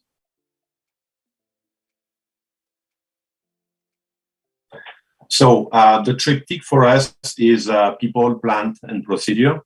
What we aim is to be the leader and to be the best in class, which means that, first of all, we have no issues regarding HSE. Our growth is sustainable and we are acceptable. Coming back to the triptych of people, plant, and procedure, the weak link for us will always be the people. We will have a brand new state-of-the-art plant. We are going to have brand new procedures that have been written by very knowledgeable people, but then we need to train of competency and to ensure that these competencies are maintained afterwards. Next, please. So basically, this is a beautiful Ferrari. It's a fantastic car, but if you don't know how to ride it, this is what will happen. So, and this is what we are fighting against. This is incompetency. So we only want competent people. So to achieve it, next please, we need to build people with the full competence. What are we talking about? Together with it, they are able to react, which means they are able to do things with their hands. It's not an artisan job where you have just to execute tasks. You have to think before acting, and then you have to act. And as mentioned also before by Denis, the attitude is very important. These people, they need to know how to behave in action, and they need to have very strong interpersonal skills for the teamwork and to act under pressure. And also, we need people that are very committed. Next, please. So to do that, we have decided to build a program. So that program will bring the young recruits to autonomy through a path of 32 months, which is a mix of theory and practice.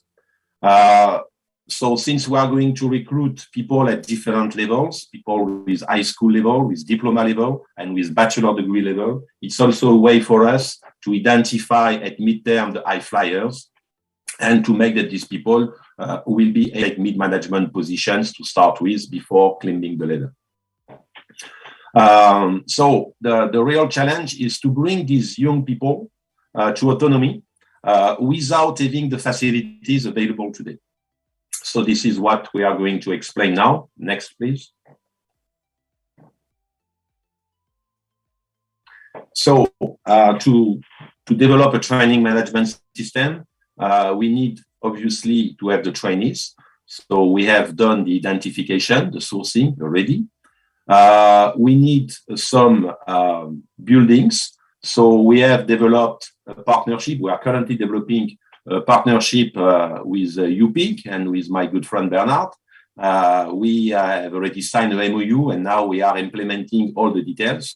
So the good thing of UPIC is that they have very good classrooms, workshops, administrative offices, campus and dormitory.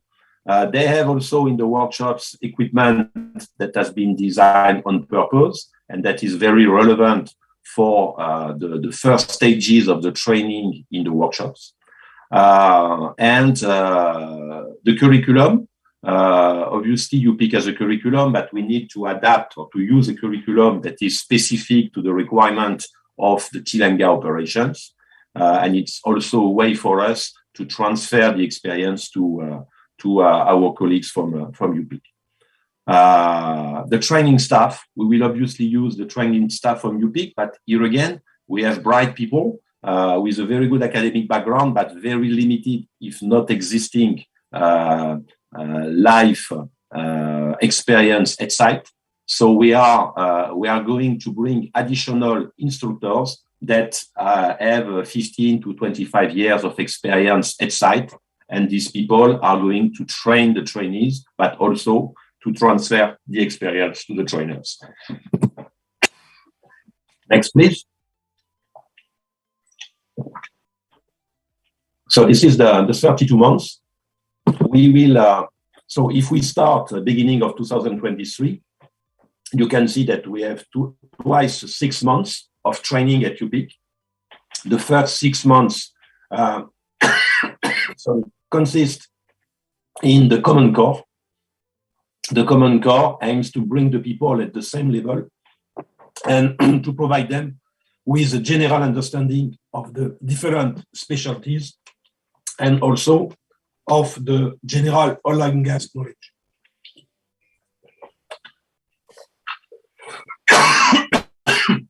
This will be followed by 6 months of specialization.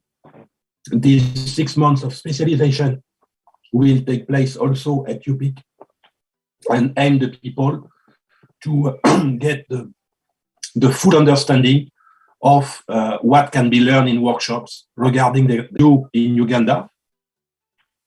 Following it, we will send the people to Oleum in France. So Oleum are the training facilities of Total. It's 2 former refineries that have been transformed in a training center.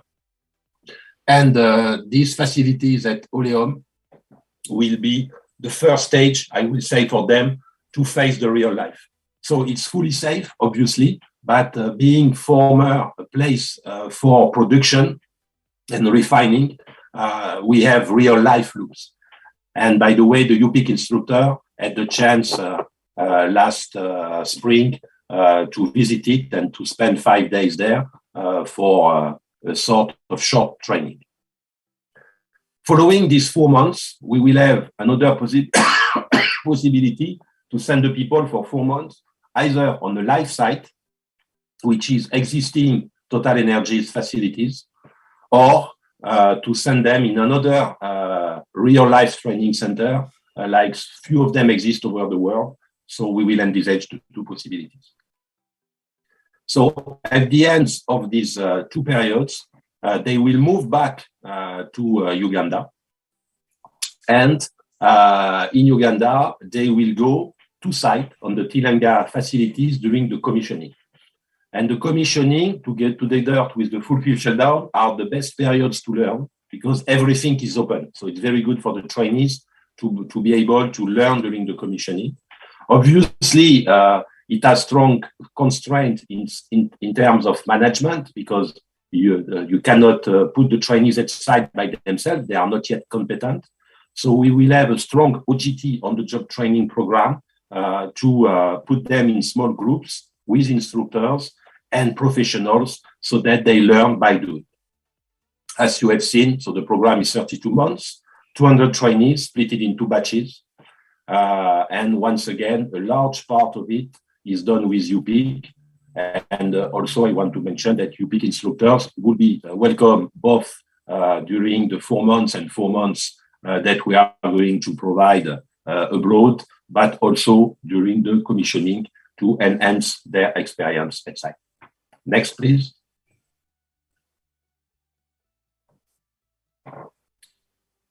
Denis, next one. And I pass the hand to Guillaume, that is going to talk a bit more in technical details about the curriculum. Yes, thank you, Laurent. So now we will talk more about the Tilenga curriculum content. So the curriculum is developed to answer the client need. The client is, of course, the operation team on the field. And we have to answer and to create a balance between the complexity level of the plant and the competencies of the young recruits. So the competencies, as said by Laurent, is made of knowledge, know-how, and behavior. So we have to instruct the young recruits about this, and the curriculum is developed all along the different steps which have been described previously. It's developed between common core, specialization training program, and then after this, on-the-job orientation and on-the-job training. So the curriculum is made of successive steps. First,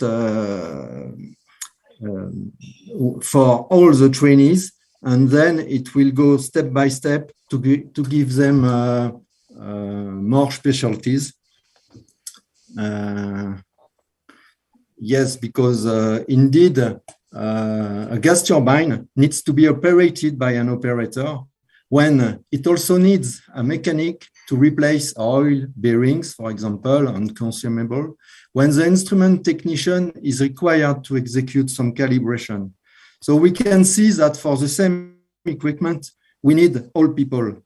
That's why we have some chapter between different disciplines which are common. And at the end also, we want to create a team spirit and to give a field operation global vision to all young recruits. Next slide, please. So now let's focus more on the instrumentation specialization. So the first module will define the role of the instrumentation technician. So what will be the intended learning outcome? It will be to describe the duties performed by the instrument technician in the oil and gas industry.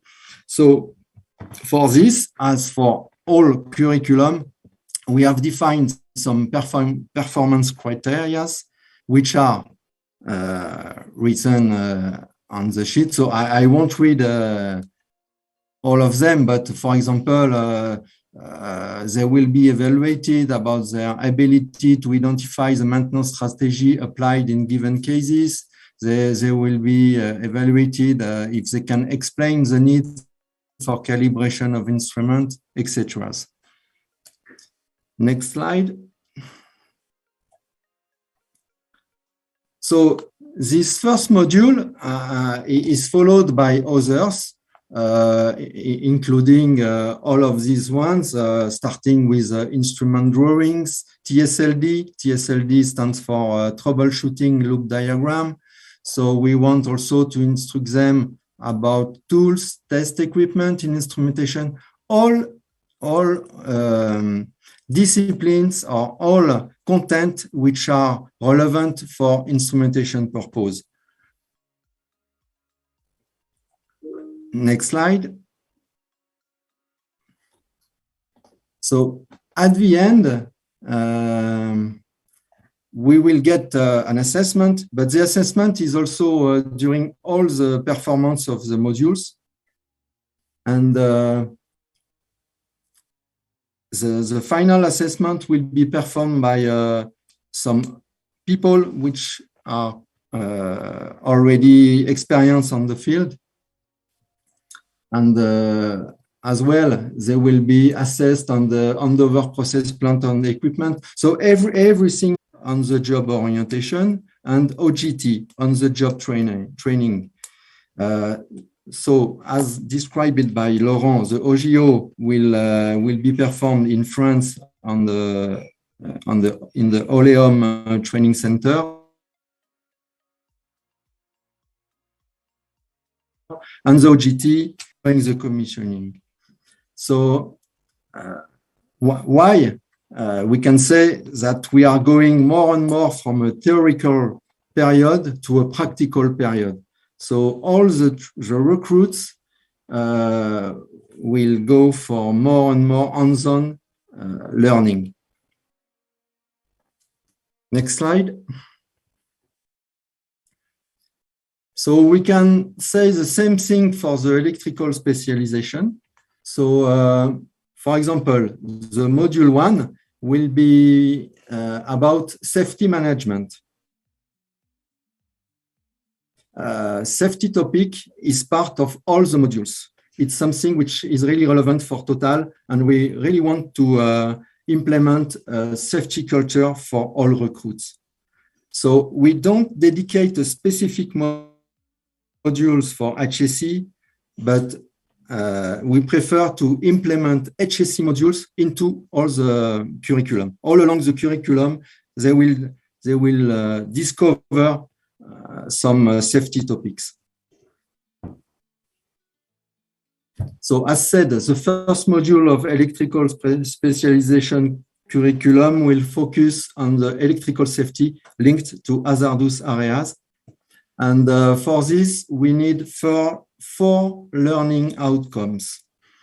The outcome 1 will be to describe the different factors for selecting the equipment in hazardous area. Outcome 2 will be to interpret the ATEX and IECX marking on an equipment nameplate. For example, for this outcome, the performance criteria will be to be able to identify and interpret the ATEX marking on an equipment nameplate, but also to identify and interpret the IECIX marking on an equipment nameplate. The outcome 3 will be to interpret the ingress protection rating of equipment. For this, we have other performance criteria, which are to be able to describe the purpose of the two numerals using an IP rating, and as well interpret the first numeral, second numeral, and additional letters using an IP rating. So as you can see, we are going deeper in the analysis of the equipment used in oil and gas industry. And at the end, they will be able to choose by themselves which equipment we need. So the outcome 4 is dedicated to describe the various circuit protection methods used in electrical systems. Next slide. So as for instrumentation specialization, we have more modules. So the module 1 is dedicated to safety, but the other modules are dedicated more and more to electrical items, tool and test equipment, for example, cables and accessories, electrical diagram for alternative and direct current, generators, earthing protection, all items which are related to electrical matters. And then at the end, after continuous and final assessment, they will be evaluated about the ability to hand over process plant and equipment And we have identified many main items to be evaluated for each recruit. And after this specialization period, as well, they will continue in OGO and OGT period to go more and more on a practical side. Then, if you want to have an idea of electrical OGT program, as electricity is key. If we don't have power, we don't have production. So it's really critical. So the challenge for this is to be fit for work with using expensive electrical equipment, which are not always available in a local training center. I mean, for example, transformers, generators, high voltage switchboard. They are not very common in training centers. As well, a gas turbine generator, it's very expensive equipment which universities cannot buy, we can imagine. So the solution is to give opportunity to the recruits to discover operational equipment during the commissioning phase. One of the solutions is also to train and coach directly onto future fields of intervention, being supported by on-the-job trainers and suppliers. This is also important to get suppliers on the field during the commissioning so that they can perform some specific training to the recruits. Hence, we will secure practical experience and it will lead to confidence for their next assignment. Thank you for listening to me. Thank you very much, Guillaume. Well, this is the last slide for our presentation. We'll be able to intervene on highly sophisticated equipment on the responsible manner.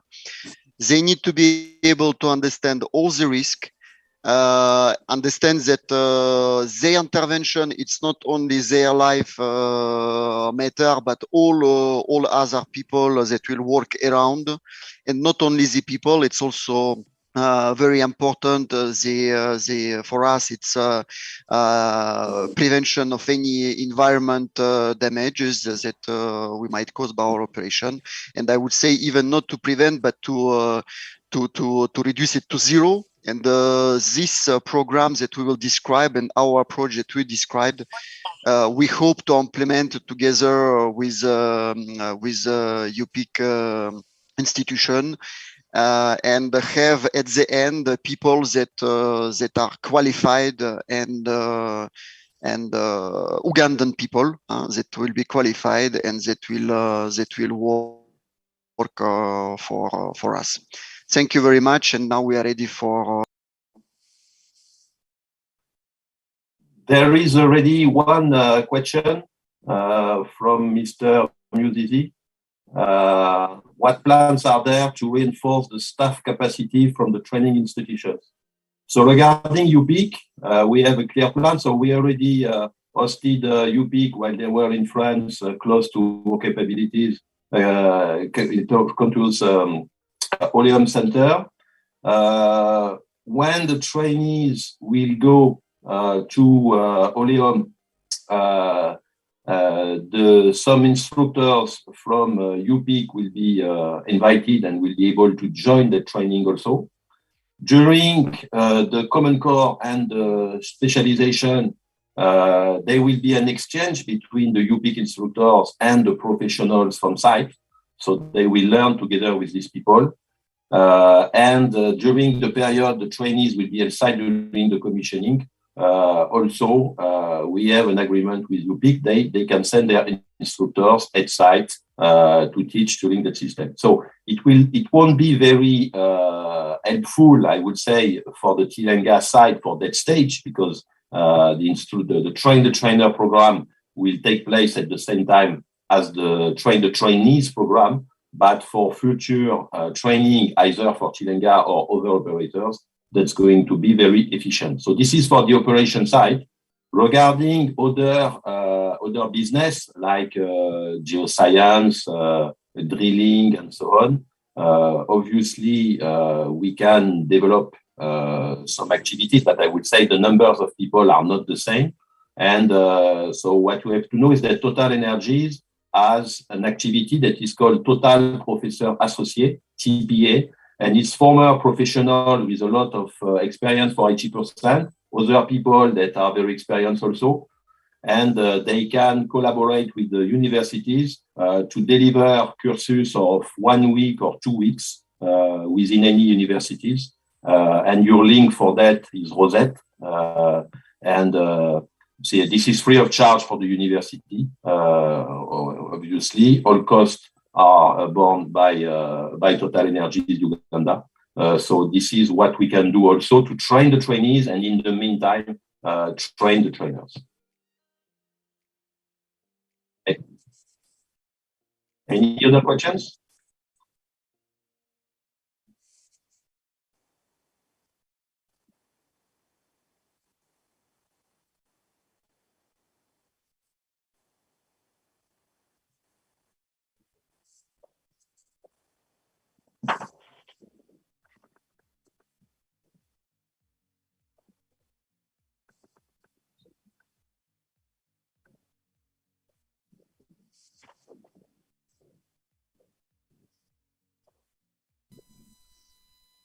Yes, Mr. Patrick.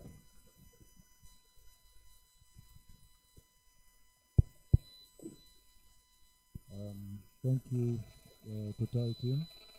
I hope you can hear me. Hello?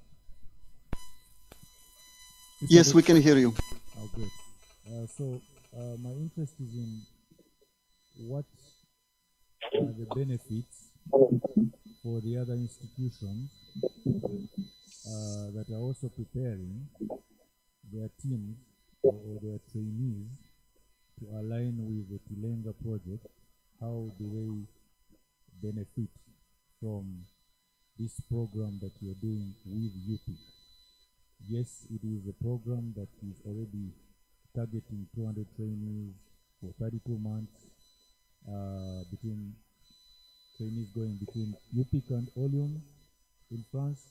But the interest here now is for the association. We are looking at a long-term benefit for the country. How does that cascade down to these other institutions? Thank you. Thank you, Mr. Patrick.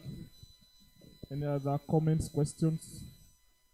Quickly raise up your hand if you have any submission, anything that you had always wanted Total Energies to address. Yes, yes, please. Camberwell University. Yes. Thank you, the moderator. Mine is to echo, I think, what was aired earlier on. Yes, mine is to echo. Can you hear me? Okay. The line is very bad. The line is very bad. So if you could speak a bit louder and articulate, because we have not a good sound with the mic. Okay. Mine is to echo what was already said by some earlier presenters about Total's reluctance to work alongside these other institutions, basically like the universities, for cases of internship, cases of graduate trainees. What plan do you have? Because like your JV other partners, they have even given us placements for graduate trainees. We have MOUs with them. I would like to get at least some clear information from Total Energy. Thank you. I hope the question was clear. Did you hear everything? So what I have understood from these two questions basically is, aside from the collaboration with UPIC, what are the other partnership or support that Total Energies could provide to the academic system in Uganda? Is it correct? Okay. Do you want us to answer now?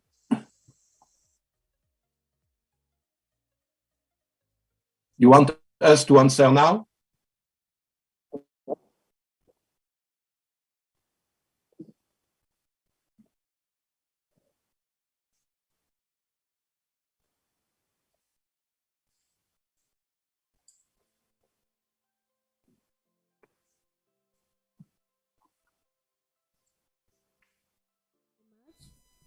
on addition to the submissions that have already been given, I also want to have a voice on the capacity building of TOT, because we are looking at how we can carry on this program all through.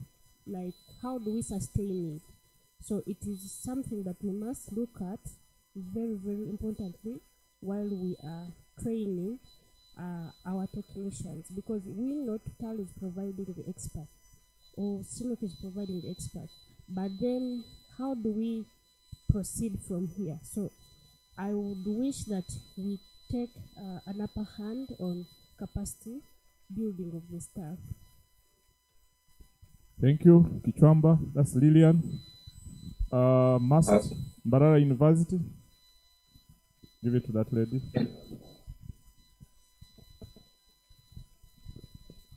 Thank you, Total Energies.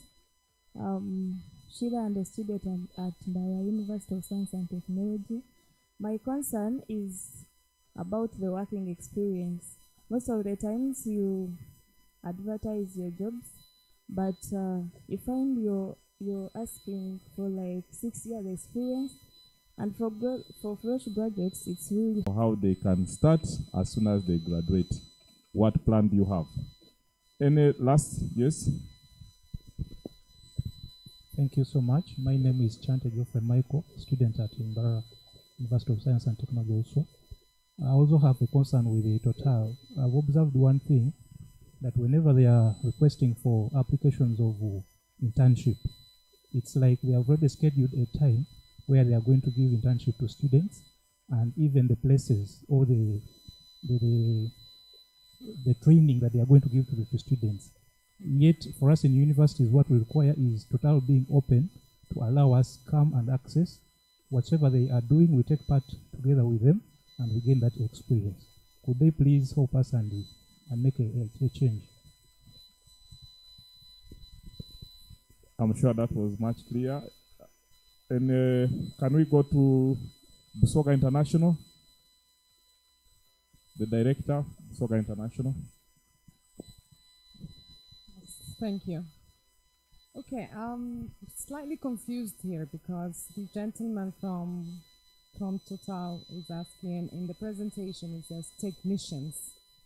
Now, having technicians, I think we're looking at not university graduates. So in that sense, if I have a university graduate, I would expect a much higher position and training, and possibly in the future for this university graduate to be 4 years at university and then 13 months at a training program, which it doesn't, I mean, are we going for a PhD or I'm not sure. But when it comes to technicians, yes, a technician level for a person who's finished high school, A levels, senior 6, senior 4, definitely. This is what I understand as a technician. And a 30-month program, 32, yes, it gives me, or I'm assuming that this could be expanding into an apprenticeship program, which would not be limited to 200 trainees. And in such a huge project, is 200 a sufficient number for such a long-term project? Thank you. Yeah, that is a question from the director of Busoga International, Miss Riham.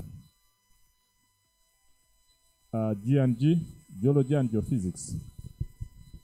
Thank you so much. My question is in line with softwares.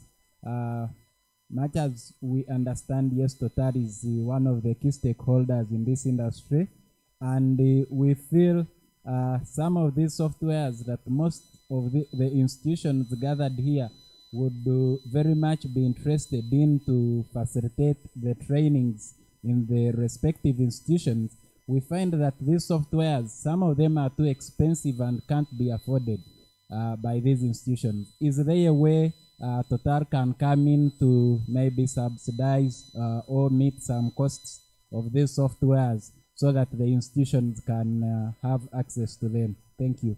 Thank you. I think the subsequent person speaking, kindly introduce yourself so that I avoid repeating.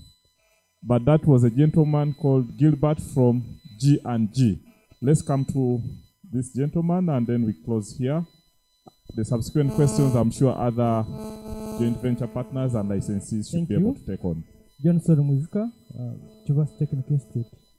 I just wanted to understand, after the training of these technicians, what's the effect? Will they be absorbed in Total Energies, or you're going to be trained and stop there? Thank you. That is Kibasi, our neighbor here from Ntungamu. Let's go to the extreme end. That should be the last question for this. Thank you, our moderator. We are aware that the government of Uganda, under USDP, also developed curriculums in support with oil and gas industry. I don't know how Total is coming in here to look at this curriculum. When I look at what he has presented, I feel that really they are already in line with what is this. But we need a hand from Total so that we can still conduct this curriculum. The one talking is Mukasavumar UTC Rusheng, which is a center of excellence in manufacturing. Thank you. Thank you. The trainers here, the training partners, claim that it seems your curriculum aligns with theirs. So they are already good to go, which I think is very good news, because I think you are training for the people on the demand side. So Total Energies, over to you. I think those are sufficient for this session. Thank you. Mr. Ndokolai and your team. Can you hear me? Yes, we can. Okay. So regarding the partnership, so as you have mentioned, that presentation was focusing on field operations. Why? Because this is the bulk of the people we are going to recruit. What we want is to achieve a large percentage of people that are Ugandan national at startup, and where we have the largest number of people is during it's for the field operation. I will together answer to one of the questions regarding the number of people.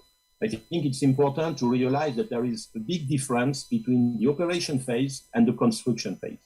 During the construction phase, we have a large number of people for a short period of time.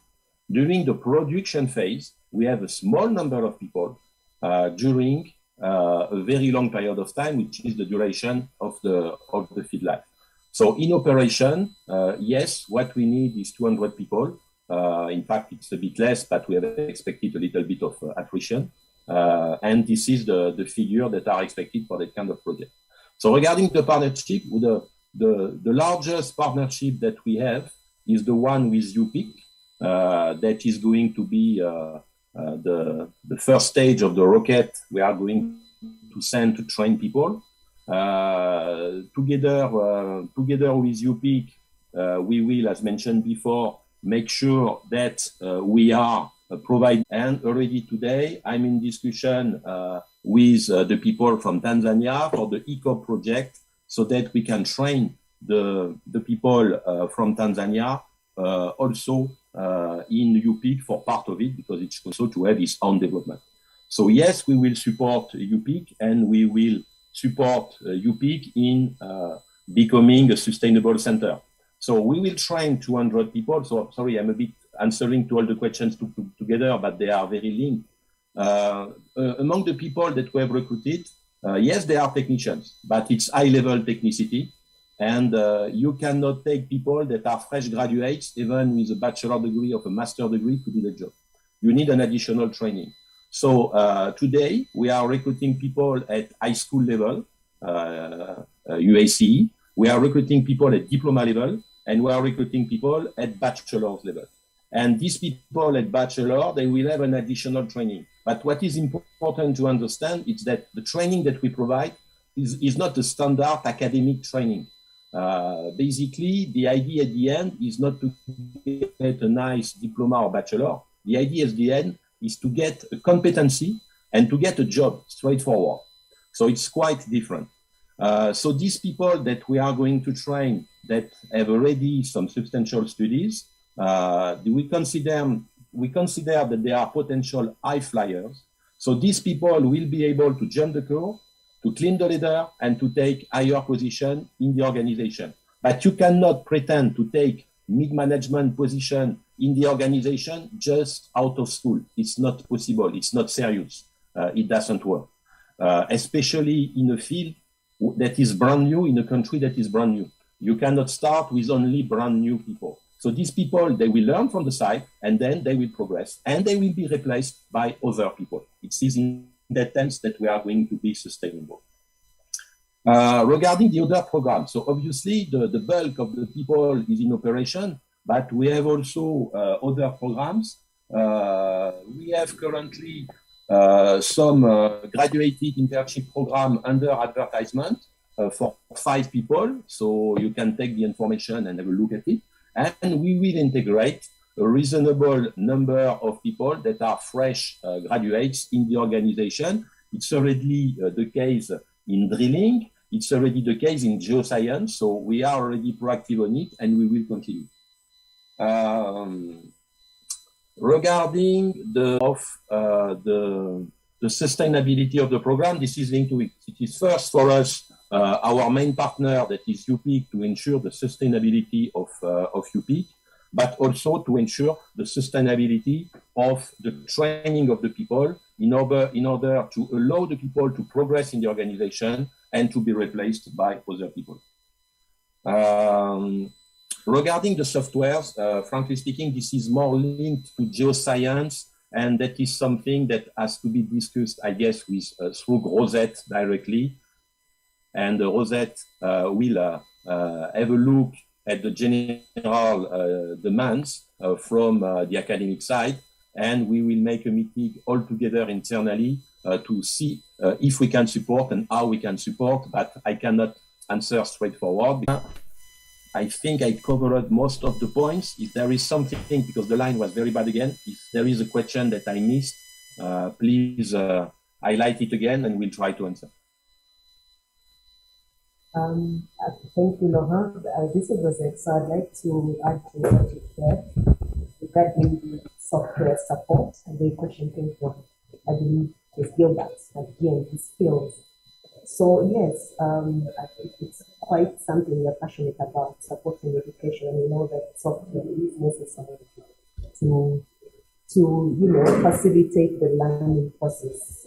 At the moment, as Laurent said, most of the highly specialized software is related to geoscience and geotechnical operations. And through one of our main drilling contractors, Shundeje, there is ongoing support to the Makerere University College of Natural Sciences with Petroleum, which is a specialized software that they use for their training capacity. Nevertheless, there's always room for more initiatives, and we will definitely get in touch to understand what the needs are and how we can facilitate these needs. I also wanted to shed light on the aspect of internships. I believe there was a question raised about how our internships are run. And I just wanted to emphasize that we do prepare the schedule in terms of time when these internships happen according to the academic calendar. This year, we have one set of interns that joined, I believe it was late May, and are running their internship until the end of July, early August. And there is an ongoing advertisement for more interns to come in the second year, in the later half of the year. Once these interns do get on the job, they are assigned to the respective departments or functions, and they are taken through a typical cycle of what these departments do. So yes, it may come up like they're being put into a predefined or pre-scheduled arrangement, but I can appeal and inform you that this is meant to give them that, that on-job training that prepares them for the career that they will be completed, and also enables them to put what they are learning academically in practice within a work environment. I felt it was important to shed more light on that, and I hope we've addressed the questions that have been raised so far. Thank you. Okay. Thank you. I have one point I would like all that are needed for the industry in the next coming years. Recently, we managed the recruitment or the sourcing of the potential candidates. So you know that we had 13,000 people to apply to our recruitment system. And there is a huge number of people that have a bachelor's degree in reservoir or geoscience. It's hundreds of, I think it's more than 100 people that are produced every year. I think just for Makerere, it's around 80 people per year. And I'm not sure, maybe I'm wrong, but I'm not sure that the industry can cope with that large number of people. In a company like Total Energies in Uganda, I think that we are going to hire 1 or 2 persons per year, maximum, and at the beginning. So is there room for positions for so many people in reservoir engineering and geoscience within the industry? Really, it's a question we should ask ourselves. And I think it should be good to have a kind of coordination committee between the industry side to express the needs for the future, and also together with the academic side to say this is what we are ready to produce in order to focus the efforts in the areas where we have weaknesses and lack of competencies, and also in order to make sure that we are not going to train people job they will never get. There are some trainings where you can find jobs outside of the oil and gas industry, in TNP, in finance, in HSC, in construction, whatever. But geoscience is very specific. When you are in geoscience and reservoir, basically, if you don't find a job in oil and gas, it's very difficult. And we've seen that by the candidates we've seen that were ready to resume back the studies. And obviously, we did not accept, but they were ready to go back 4 years or 5 years before because they were not in a position to find a job. There is need for the licensees to meet with training institutions, especially universities. Do you think this is possible in the near future? Can we have this meeting as urgent as possible so that the universities can reorient or even see how to give these students transferable skills other than over-investing in areas that you think may be either saturated? And then there were issues also that came up, I think, when we had a break. The students here were excited that after the interaction we had in Makerere University Symposium, in that seminar, students requested that they wanted to know even where Total is operating and other JVC partners. They were excited that Total, and I think we need to give them a hand clap if the house can join me, was able to have 50 students lined up to go and see really the operational areas. And I think that has attracted a lot of excitement. How many students do you think you should be able to take on an annual basis? Because it seems the demand to do what you have just done is very, very high. I think the question that I've also received here, that apart from software needs, there is also need for hardware. These institutions need to be supported. In your training plan, is there any possibility of supporting some institutions with specific hardwares? And the related question came from institutions that were being supported by the government of Uganda, the Albertine Graben skills development program, I think there was a mismatch between the time of commissioning the houses or the rooms or the labs that were supposed to house the equipment and the time of installation. So by the time the equipments were delivered, the service provider had actually completed his work. Now, they are very huge industrial equipment. Some of them are really huge. A case in point was, I think, a few institutions that I visited recently. Kichwamba has institutions, equipment, for instance, that the school really needs in the training, but it seems like no one knows how to assemble. And I think when we were talking about aligning between the equipment and the amount of power, the school is even worried they don't know how much power actually these equipments require before they turn it on. So they are still sealed. So the request has come through. Is there a way Total, using their experts in terms of knowledge transfer, they can send some of these experts to evaluate the equipments the training institutions have and possibly see how to help them install them and possibly even do. Why it was set up is to address this kind of thing. We had a national content conference recently, and the issues that have just been raised. Sorry, I just see a number. I don't know the name. I just see a number on the screen. But the issues that he has raised, the last point he made, is an issue that was re-echoed at the national content conference sponsored by PAU recently. We are training so many people. Where are they going?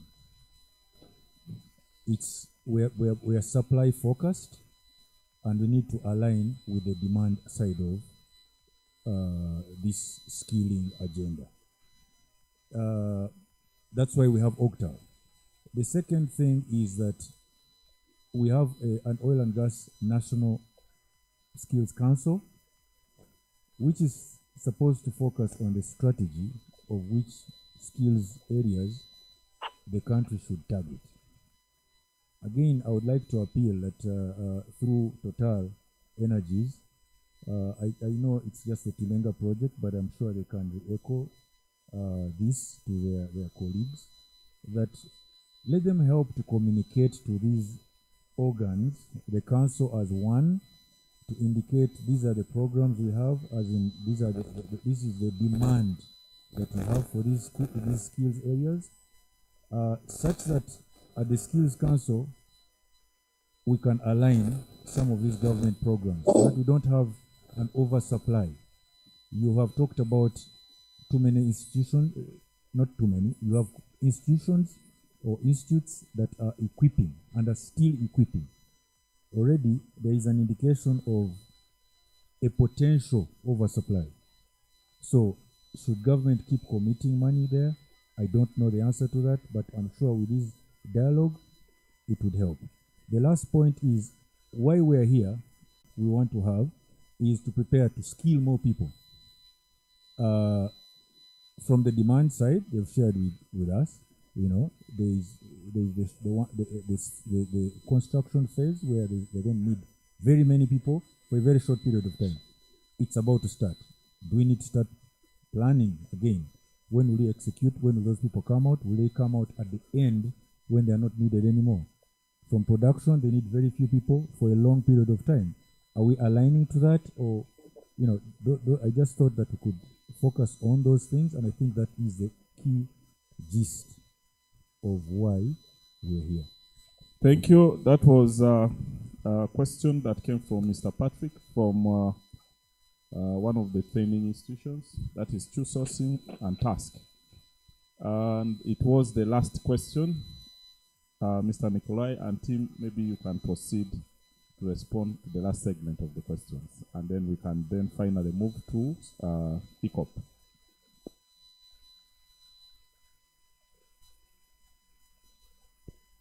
Can you hear me, Rosette? Oh, sorry, I was still muted. So I take a note of the additional request regarding the challenge being faced around equipment that is set up at certain institutions but not yet in use. So this is something we can only take note of now and go back and assess how we can support. But as a general comment, I would like to share with the OGTAU to say that indeed we are aligned to the fact that there's a need to support education. And as the industry, we do have certain needs, some of them highly specialized, as we've come to understand, and others not necessarily specialized.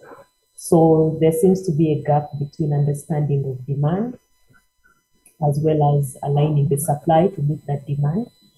And it's also a reminder that as training institutions, you are under this umbrella as oil and gas training, but you're not only serving the oil and gas sector, right? The oil and gas sector is also supported by other key industries in this country, manufacturing, and so on and so forth. So even the trainees you will churn out will continue to serve these industries. So in planning your overall, skilling strategy, it's important to remember that we are serving the nation in as much as the oil and gas sector is growing in the country. So on our part, definitely reach out to the OGTAU to specifically assess which areas around software, hardware, and any other support to trainers we can take on board to augment what is already happening on the ground. I also want to, Patrick did mention that there is the National Skills Council, and indeed it's important that the Skills Council does understand the requirement of the sector and disseminates the information further. But even before that, we as industry have participated actively in a number of dialogues. I believe the message came through from the Ministry of Energy earlier regarding the update to the capacity needs assessment. This is actually a study that is analyzing the needs of the construction phase versus the available skill set. And this study was done much earlier before the project FID and Kickstart happened. And what we have, what we expect out of this is a clear understanding of who these people are that we need in the upcoming years prior to first oil. But also, and as you heard in today's presentation from my colleagues, the fact that we also need to prepare for the post-first oil period, which is the longer duration and realistically so. So it's very important that we all actively play our parts and also keep in the loop of all these studies or activities around assessing needs and communicating what is needed so that we can be at par and play our parts. That's what I had to share. Thank you.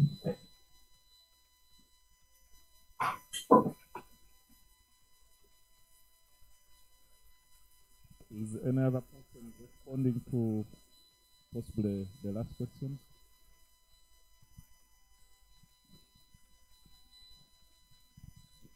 Was it? Sorry, Mr. Chair, which other question was raised? I believe Patrick just raised a comment and asked for us to support in the cause with the National Skills Council. Yeah, there were issues around quickly supporting the training institutions with capacity building and knowledge transfer. And then there was another issue that relates to raising the number of young people getting an opportunity to visit. Because, for instance, Chambogo only had 2 students and 1 lecturer, and like that was not even not Chambogo. Chambogo had, I think, 4. Must had only 2. Must had 1. Okay. Yeah, so that was the other request. They really want to come and visit established, just to give them an overview of the sector. I think it also helps them as they work on their curricula. Thank you. Okay, thank you. So I just want to re-echo this to make sure I've captured the questions correctly. The first is around scheduling meetings with the universities to give them an overview of the sector. The second is around exposure visits, site visits, beyond what recently occurred. And the third is around support with capacity building, knowledge transfer, and so on and so forth. Is that correct? Yes, you're right. Okay, so yes, when it comes to, and actually, all, if I'm to put it this way, the first two items all feed into the third. The purpose of these site visits, the purpose of having detailed discussions is really to share information, to create awareness, and that's part of also building capacity. Right now, I cannot say yes, we're going to take 5 people from this university on this day. You actually have to agree. It needs some planning. What I can propose is that we, and I believe that's the purpose of the Oil and Gas Trainers Association of Uganda, is that we do schedule a separate discussion with your leadership or whoever will be able to give us the right info in this session, where we can categorize the different areas that have been raised here, and we put in place a systematic way of understanding the needs for support, and then that will help us to plan. But what I can reassure all the members and everyone present is that Total Energies, our partners, all the sector players, we are definitely committed to helping and supporting all the different partners like yourselves who will be providing to. So my proposal is that we will reach out and request for a separate session to put together, document clearly what the needs are, and that will help us plan further actions moving forward. And some of these actions, definitely, I will share with our respective colleagues also who do handle that, so that they can start thinking ahead and we can do this in a more streamlined manner. Thank you. Thank you. Thank you very much, Rosette and Total Energies, for first of all accepting to be a part of this conversation. We hope that you be consistent in your participation in OGTAU, because this team is purely feeding to what you are doing as you handle the demand program. So once sincerely thank you and the entire team for your time. Please kindly don't log off until we are done also with other joint venture partners and licensees. And at this point, I want to invite a team from ECOP to make their presentation. Thank you, Marian and your team. Hello, James. Can you hear me? Yes, please. We can hear you. Go ahead. Okay. Thank you very much. It's my pleasure really to be on this call and in this meeting today. And my name is Marian Ahabwe. I work for National Content as a contract strategies lead in Uganda. But on the call, I also have my colleagues from Tanzania, because you can't speak ECOP until you include Tanzania in the picture. So we have a team in Tanzania with Martha McCoy, the capacity building lead, and then also our Deputy National Content Manager, who's on the call as well, David Bishop. It's a pleasure for us to be here. This is our very first time to participate in this meeting as ECOP, and we do appreciate the invitation to know what is happening in the industry and also in the skills development, the supply side. Our presentation today is going to basically look at the demand side. I was listening to the chairperson, I think, who raised one of the issues that are outstanding is the slow absorption rate. We can't promise that we can absorb everybody, but we want to give you an idea of what we have in the pipeline in regard to the skill set that is required for our project. I don't know if I'm able to share this presentation briefly. It's a very short one that we can look at. That's it. Are you able to pick up my screen, please?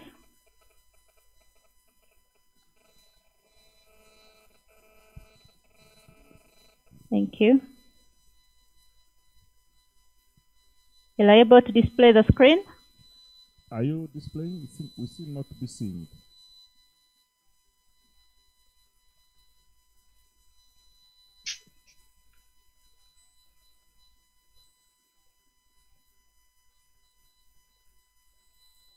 Yes, I am.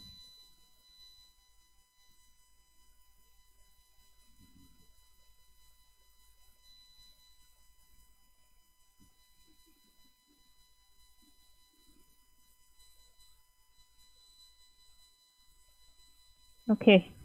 We've enabled you. I don't know what could be happening, but at least we have enabled you to share, but we can't see.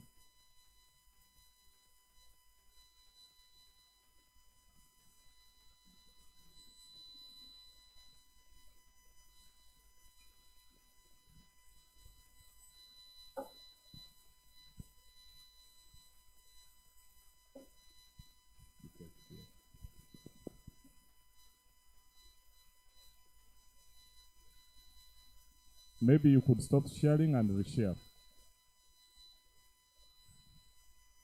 Ken, can you enable her share from that side? Peter, Kenneth? Just in case.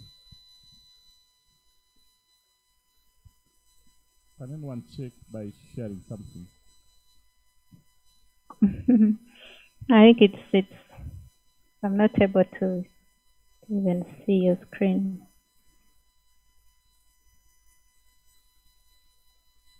Okay.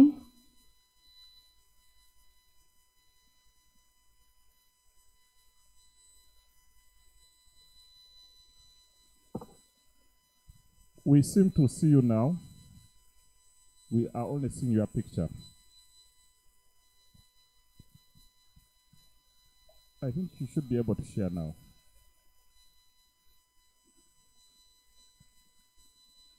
Marianne, we're able to see you. Maybe you can share.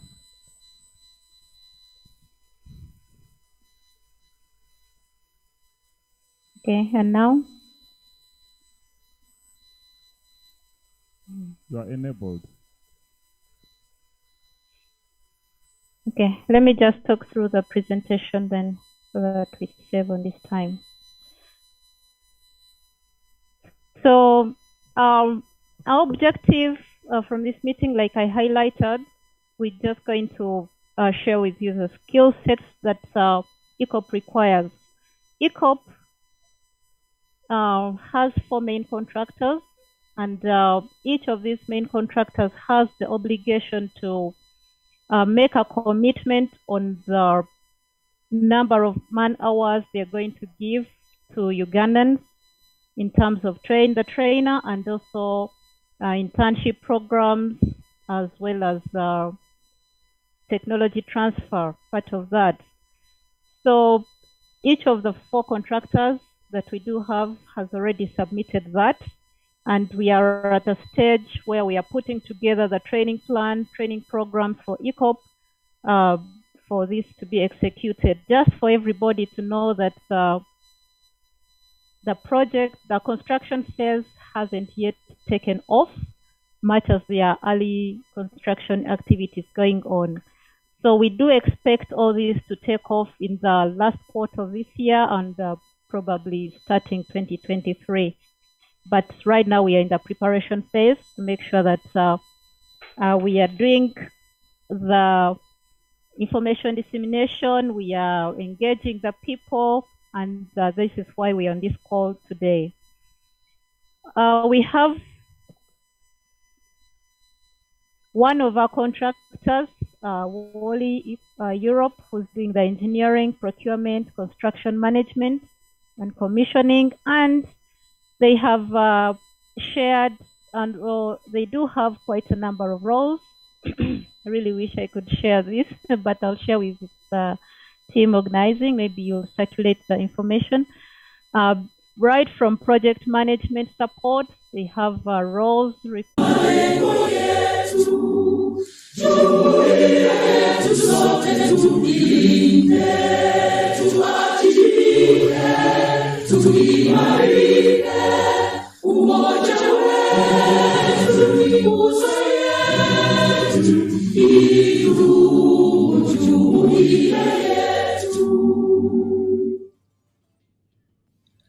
Uzalendo pia mshikamano viwe msingi wa umoja wetu, na tulinde uhuru na amani, mila zetu na desturi zetu. Jumuiya yetu sote tuilinde, tuwajibike, tuimarike. Umoja wetu ni nguzo yetu, idumu jumuiya yetu. Viwandani na hata mashambani, tufanye kazi sote kwa makini, tujitoe kwa hali na mali, tuijenge jumuiya bora. Jumuiya yetu sote tuilinde, tuwajibike, tuimarike. Umoja wetu ni nguzo yetu, idumu jumuiya yetu.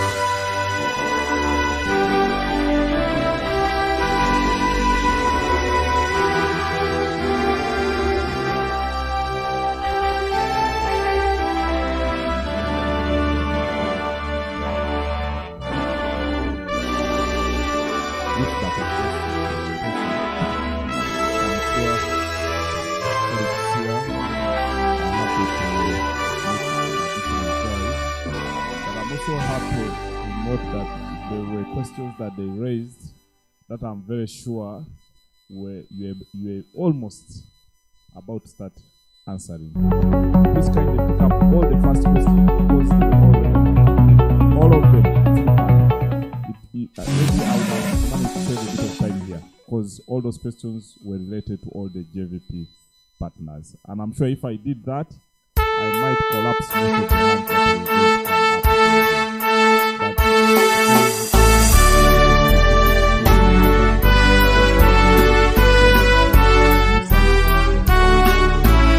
that will all the other barrage questions.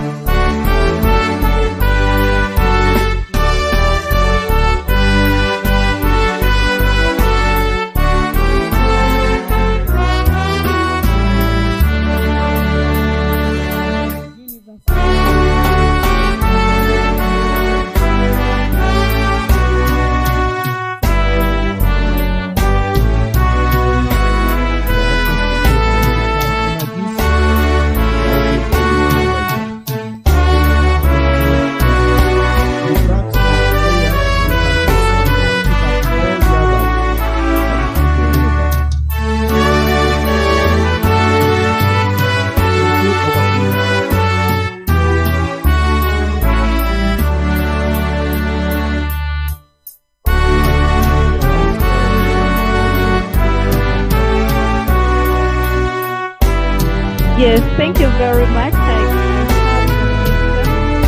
have very loud and clear how much have been mentioned the training institutions. I wouldn't say we have engaged in the training institutions much yet because we were just organizing with the main contractors just because they're the ones who have opportunities for us. With that national content. So we have not yet with the solution, but we are rolled out the plan. We have commitments yet, but we are trying to identify which institutions are going to benefit from training the trainers and the rest of the capacity building program. So we are not yet, but we are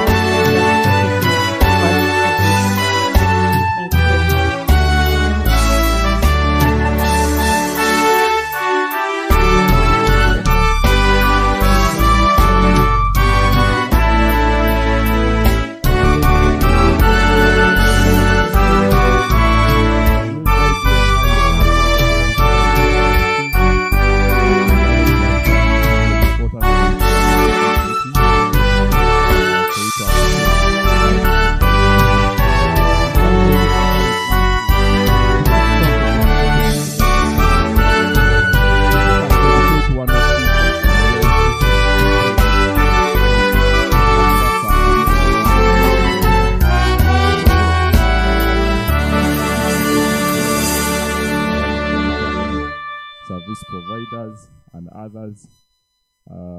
all is also here. I think if you followed what they are doing, you realize that jobs are available. I want to thank Jumuiya Afrika Mashariki, tuwezeshe kuishi kwa amani, tutimize na malengo yetu. Jumuiya yetu sote tuilinde, tuajibike, tuimarike. Umoja wetu ni nguzo yetu, idumu jumuiya yetu. Database of the Petroleum Authority of Uganda. Colleagues, uzalendo pia mshikamano iwe msingi wa umoja wetu, na tulinde uhuru na amani. But at this point, you are free to live at Asia. Jumuiya yetu sote tulilinde, tuajibike, tuimarike. Umoja wetu ni nguzo yetu, idumu jumuiya yetu. So weeks you should be getting the next invitation, because this meeting viwandani na hata mashambani, tufanye kazi sote kwa makini, tujitoe kwa hali na mali, tuijenge jumuiya bora. Jumuiya yetu sote tuilinde, tuajibike, tuimarike.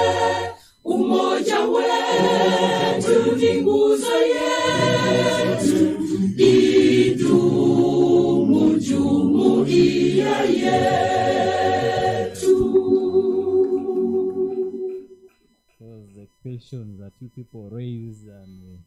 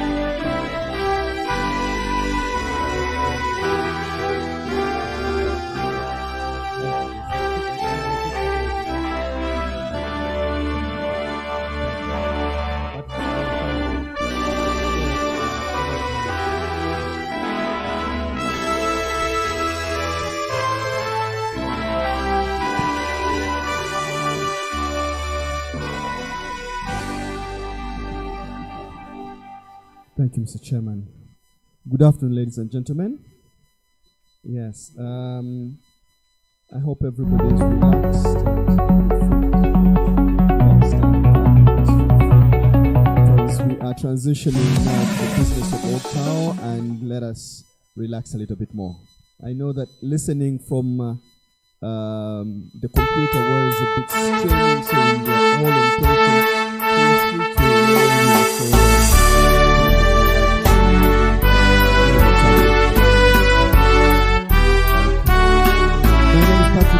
and I've had the opportunity to share OGTAU vision. It's a fast vision.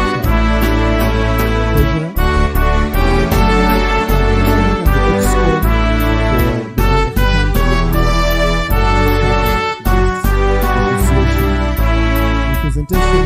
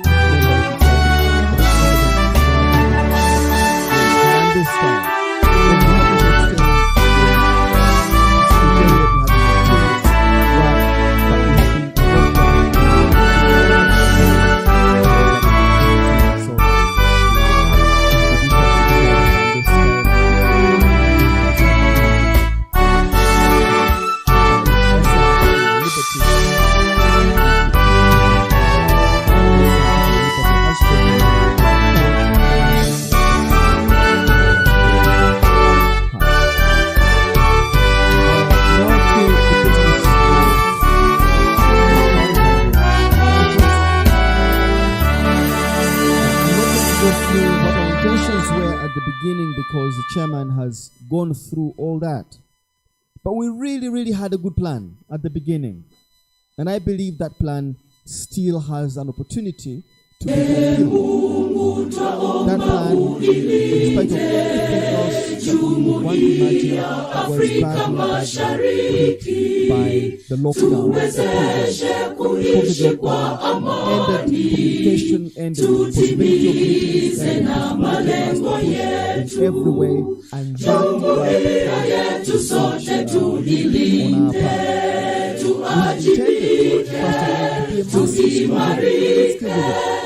massive capacity of it. To come and visit us. Do you have enough capacity? Equipment, what do you have? All your competencies. So with that, we're able to align and match synergies from among. Because before we even look for help, we believe that OGTAU has the capacity to synergize. We are not all competition. I hope we agree. We are not all competition. And we can synergize Burundi and make this a very, very strong association that will ultimately deliver for Ugandans. So we have to do that and a budget for that.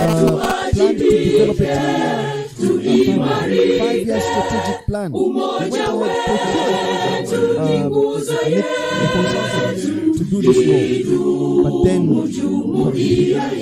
and also challenges of all sorts of kind that require a lot of explanation.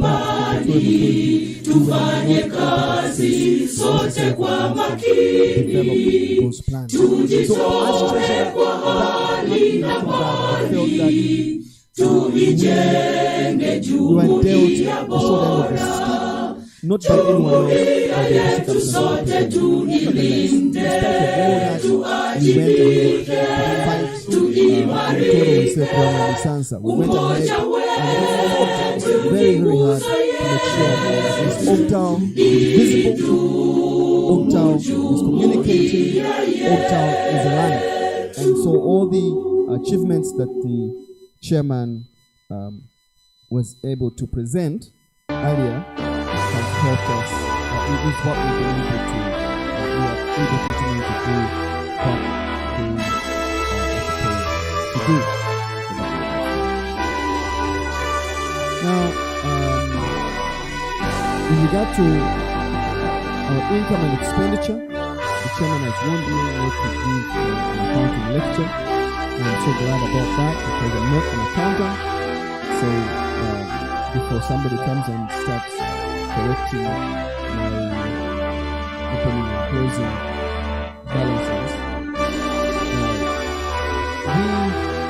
this is how we perform. When we started in 2020, I don't remember, as soon as we started lockdown coming, I think 2 months, we were starting organizing our members. So that year, the whole of 2020, we were only able to collect a total of 2 million. And in the following year, we were able to collect a total of 2021, we were able to collect a total of 8,500,000. So that was very good. That was, we saw at least light at the end of the tunnel. And there, with that, we were able to deliver our website. We were able to do our URSB, URA registrations. We were able to at least meet, to some extent, the requirements of the Secretariat. For those that do not know Betty, please, Betty, stand up. I know all of them know you, but stand up again. Betty has done an amazing job, guys. Yes, Betty has done an amazing job.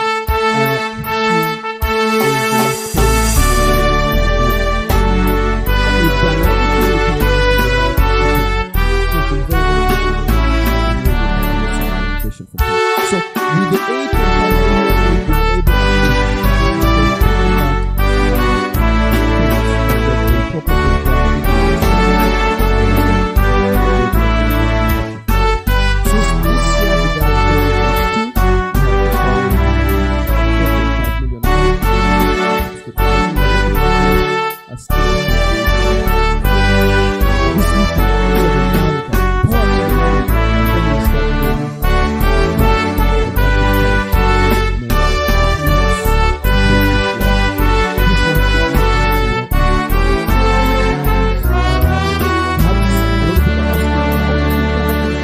very big plans. We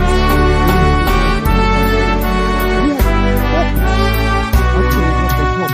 We have one combination. Petroleum Authority of Uganda will give us seed funding. The big items. Capacity audit, like strategic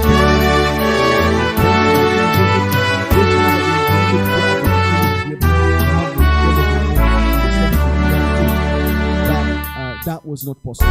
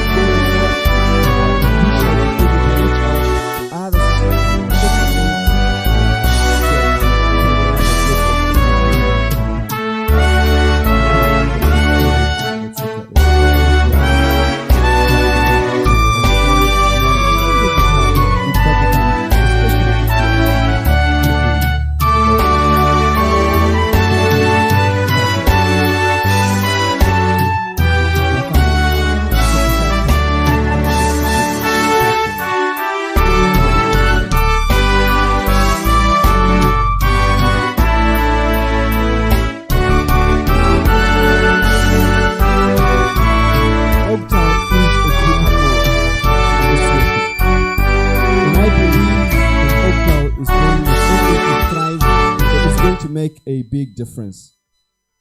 I am from the private sector. I'm a businessman. I live in a world of reality. My kind request to you, ladies and gentlemen, as we usher in a new leadership for this institution, seek for three things. Look for passion, look for competence, and look for a heart that is willing to share among the people that you're going to elect today as your new leaders. I don't know if that makes sense to you. Yeah? Okay, we'll leave the chairman to continue. OGTAU has so many opportunities, and we need that whoever goes to represent us out there, either as treasurer or chairperson or whichever other office we have here, will sit on table and not think about their association. I said those are my personal views and comments that I want to close with. I pray that the next leadership that is going to take over this association will sit and think on behalf of everybody else. Because this association will give people reach and access to good tables, to good meetings, to money in terms of where we can get it from. And that's the heart that I pray that shall be exhibited. So let us put in place that mindset, that whoever goes there is not going to, I'm not going to be looking for IPSK opportunities, but looking for oil and gas trainers association opportunities. That is very important. Secondly, competence. Because if you have a good heart, but you're not technically competent to provide leadership to very, very many people with a national vision, with a very broad vision, we will all struggle, we will all suffer. At the end of the day, we will not deliver anything. Finally, you can have all those too, but if you're not available, then it won't help us. Okay? And so the ability for the next leadership to be available, to put in the time, put in the heart, and also put in their skills is going to be very, very important. Thank you so much for the opportunity to serve OGTAU, and I pray that the people that are going to take over from us will be able to thrive and give much more, and we'll continue seeing increase. Again, thank you to Petroleum Authority of Uganda for a wonderful job. Please take our regards to your colleagues and say we do appreciate. Thank you. Thank you, EXCO. Thank you.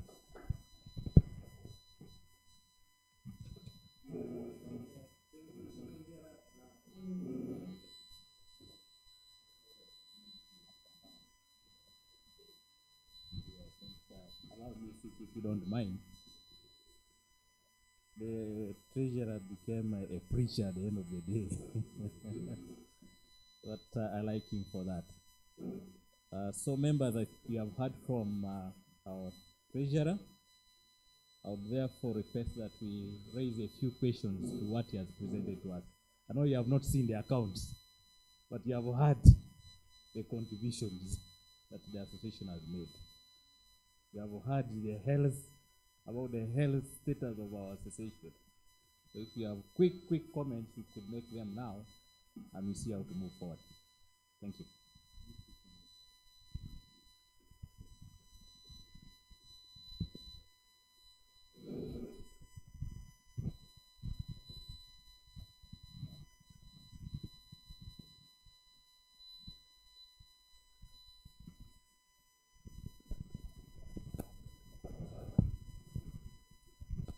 Thank you very much, Chair. Mine is a request. Maybe the treasurer could take us through the subscription fees for those who would like to join, like officially the requirements, and how do we contribute to the financial status of OGTAU. Okay, thank you very much for that, my sister. Your name? Juliet. Thank you, Juliet. Thank you very, very much. Our membership is still 500,000 for those that are joining afresh, and our subscription is also still 500,000 that we pay annually. Okay, and I think Betty, we can make available our account number We've got accounts in UGX and in dollars, but usually we put the money in the on the Uganda shillings account because we don't want to start suffering with the exchange problems. Now, she asked a bigger question: how can we contribute? Please, we have need of so many things. We have budgets that are unmet. We have so many activities that we want to do. We would be glad to have ideas of how else we can receive grants and funding and access to funds as an association. And those ideas can either be channeled directly to the chair or to the EXCO. Unfortunately, this one is going, the new EXCO that's going to be here, but the secretariat is still very much in place. So share those ideas with her. Thank you. And that information is, the information of our bank details, I think, is available now on our website. Sure? Oh.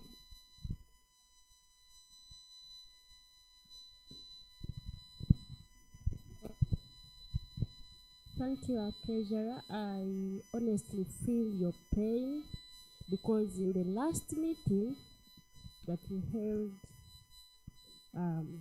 the members promised to go and effect payments.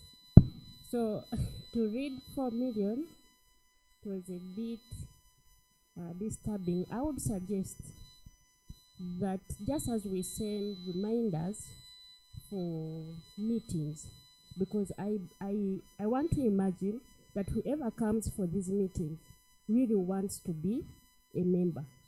So by the time you think of coming for this meeting, probably would attach the financial obligations to each institution. If it is officially communicated, it gives the representatives, those that are going to represent their institutions in this meeting, to submit for funding.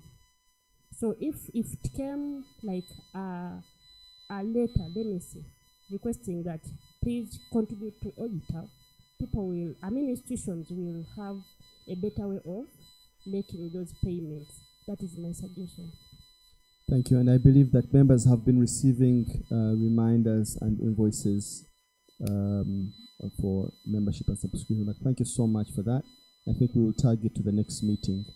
I know that for the elections today, we have a list of paid up members, and our constitution requires that we follow it to the letter.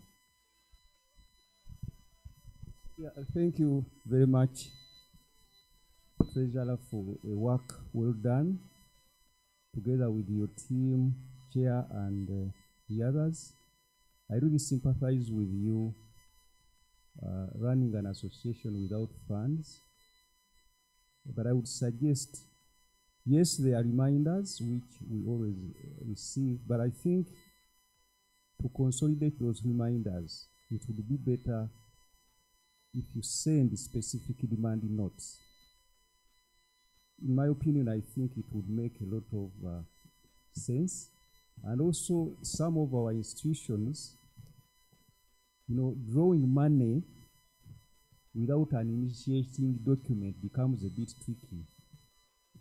It does not, you don't have any supporting document, to cause that money to be drawn. So I would request that let us receive specific demand notes so that we are able to respond. Thank you. Thank you for the advice.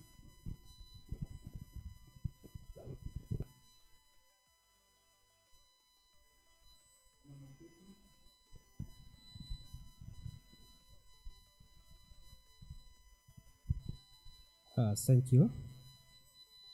Mine is simple. I just wanted to know the requirement for an institution.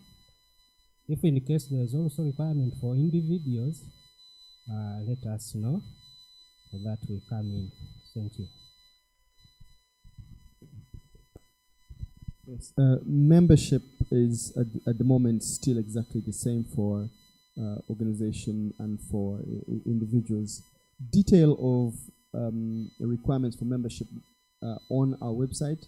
I don't want right now to assume that I remember every single detail. Please do visit OGTAU.ug. OGTAU.ug. Thank you.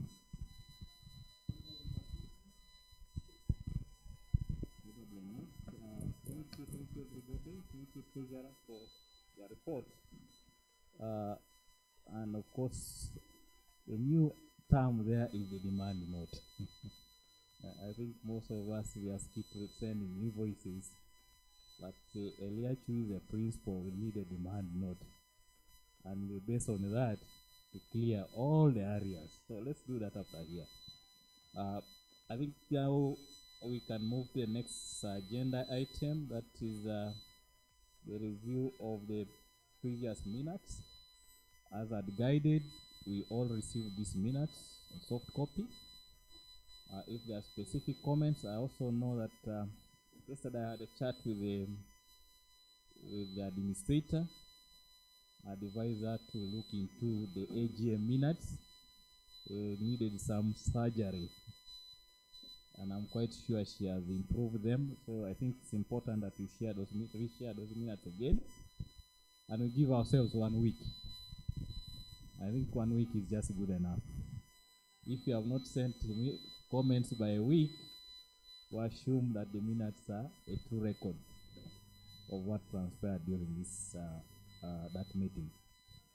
We'll just go straight to the action items. We'll start with the AGM and then also touch into the skills dialogue minutes. But believe me, the skills dialogue minutes were well written. AGM had a few issues. Over to you, Betty. Thank you, Chair. Good afternoon, everyone. We are starting the AGM minutes, and I'm just going to give a brief summary, like we have all been told, that we need to probably share and then give us a week to be able to look into and get back to us. But here is the summary. The AGM meeting was held on the 18th, the first on the 18th of June, 2022. And in it, there was a presentation of a budget, a presentation of approval items, which included the OGTAU budget 2020. In that, we had branding, wherein we had the logo, website, which we already have in place. The budget, the treasurer has talked about it. It wasn't implemented to the latter, as we have all heard of the challenges that he has talked about. And then there was account opening. Members approved account opening at the Bank of Africa, which we are all using. We have the one in shillings and the one in dollars. Then the membership and annual subscription fees were also approved on that very day. And like the treasurer has told us, it's still 500 for membership and then 500 for annual subscription. And then the selection of the patron, a number of names were suggested.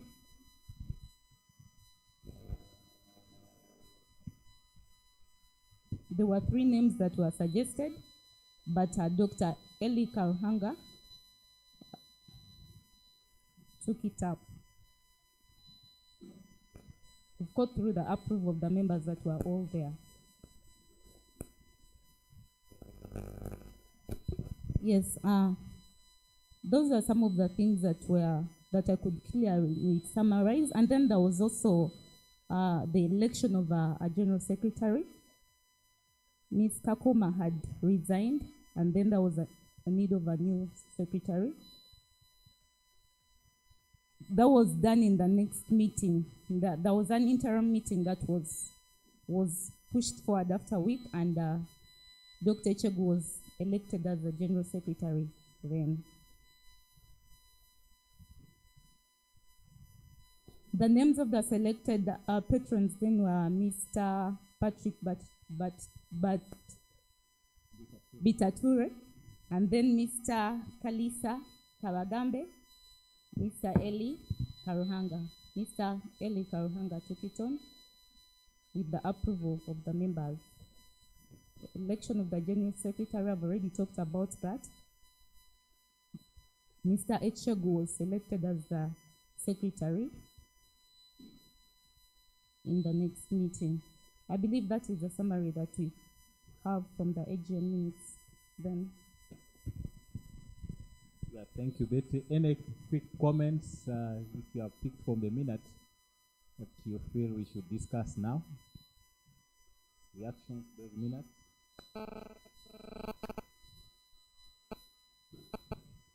The budget was quite extensive with different items therein, but the ones that we were able to do were the logo, the website, and then the setting up of the secretariat. Those are the things that we're able to do with the challenges and everything that the treasurer has told us about. Okay, I think if there are specific comments to the minutes also, please forward them to the secretariat, which we will be able to respond to them. Can we go to the next minute?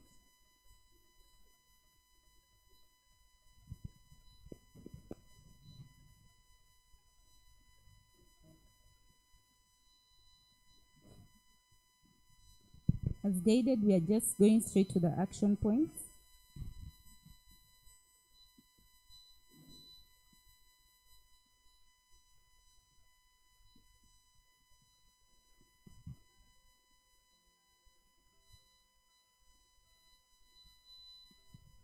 Okay, this is a summary of what was discussed. The last dialogue, the 15th dialogue. One, we had members to pay in their membership and subscription fees. This was to all institutions, and the secretariat was to send out reminders, invoices to all members that had not paid in. The secretariat tried to do that, but maybe, like one of us has suggested, now we need to do demand notes. That's a new one that we are going to try and probably apply. And then information to be shared transparently to members.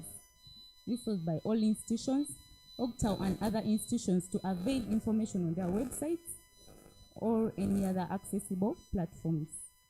I had one of even our presenters here telling us that the information is on their website, and this is something I think that institutions are trying to take in, but we are also encourage everyone, if you have any opportunity in your institution, kindly upload it or share it with the secretariat at OGTAU so that we can be able to share it with everyone.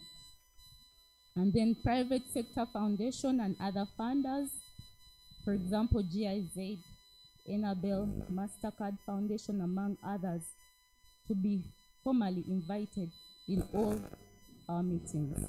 This was by OGTAU.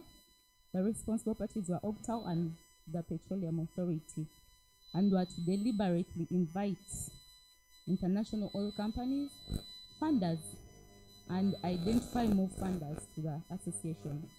I want to congratulate James. We've seen some of the IAS sports today, but then the development partners, maybe apart from the private sector foundation, which is represented by the patron, the rest, James, JZ, maybe you tell us more, because we didn't receive any communication from them, but they were invited. And then the secretariat to be offered office space. This was by the Petroleum Authority and the Ministry of Education. The Petroleum Authority was to consult and give feedback in this meeting today. So I believe they will give us feedback today. And then members to continually be profiled. Members that have not sent in their profiles, kindly send them in. And then PAU to identify issues and challenges faced by institutions. The Petroleum Authority can guide us on that if they've been going out, reaching out to you to find out some of the issues that you're facing. And then OGTAU to be a platform for collaboration. Members to seek suitable partnerships and MOUs among themselves and have them signed.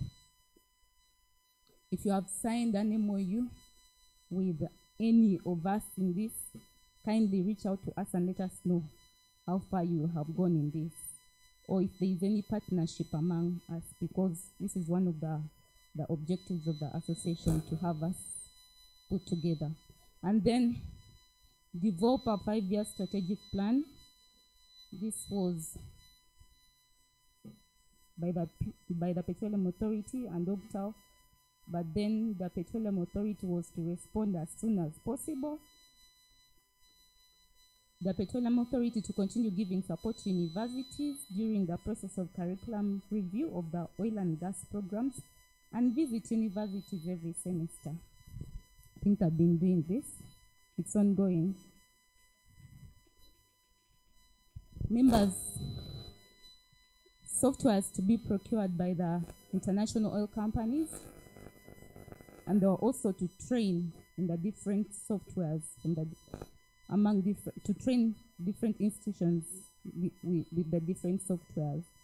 And then licenses. This was by the Petroleum Authority and OGTAU, and licenses were to be spread across the universities. Then the Secretariat to focus on attracting members. This was by the Secretariat who had to reach out to every training institution to ensure that they join the association. We've had some new people come in here, and yeah, we are still reaching out. This is ongoing, mapping out every institution that should fit into the association. And then the association to ensure that the committees are functional. The committees selected were to be revived. I don't know, maybe today, that one, there's no action yet to it. Then the institutions, the last one, the venue for the next dialogue was to be Mbarara University, and we are glad that we are here today. Yeah. Those are the action points that we had for the 15th dialogue. Thank you for listening.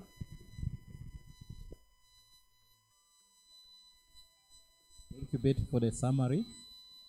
And there are probably a few areas or responses that we would want to hear from the Petroleum Authority. Over to you, James.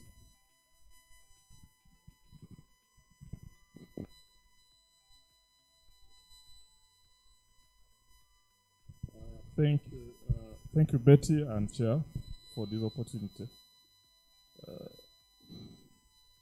I think most of the action points were really well captured.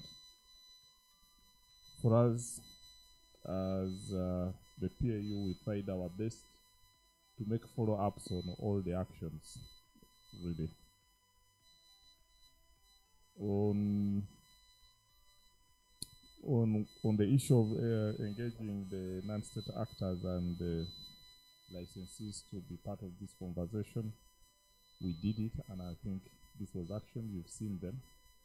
I think representation from both. Of course, these are busy institutions. Sometimes when you invite, not all of them will come. But I'm sure, this being the maiden activity, I mean, if Total can be here, so who are you not to be involved next? So we believe that the other smaller companies like AMA and Private Sector Foundation, I think, were invited. We had GIZ, Enabel, and also Uganda Chamber of Mines and Petroleum. But I think they were busy. At least that was the feedback. The timing was not very good, but we're happy that at least there has been representation, and they have assured us what we wanted to hear, that there is a new segment of support, which I think all of us should be able to take up. The issue of office space for the PAU, I think in our action area, because this has not been actioned really, in terms of our internal engagements, the PAU right now cannot give a precise feedback because we're on migration. We're migrating from Amber House to the new building, and there are still issues related to allocation of office space. So our estates manager is also still struggling because he doesn't know who will finally sit where, because the rooms are still like open. So I think it's also good to re-engage, but he also quickly advised that OGTAU should quickly write to the Minister of Energy, because unlike the PAU is still mobilizing many people. I'm sure you are seeing adverts all through. And that's why you cannot estimate how many more people will be mobilized, because our human resource audit is not finally out. You might give out space when actually more officers require space. But on the side of the ministry, I think Joan is here. She has already indicated to me that she has advised the next OGTAU executive committee to write, just like our head of estates has advised. The Ministry of Energy right now has space, because it's majorly one directorate that is in Entebbe.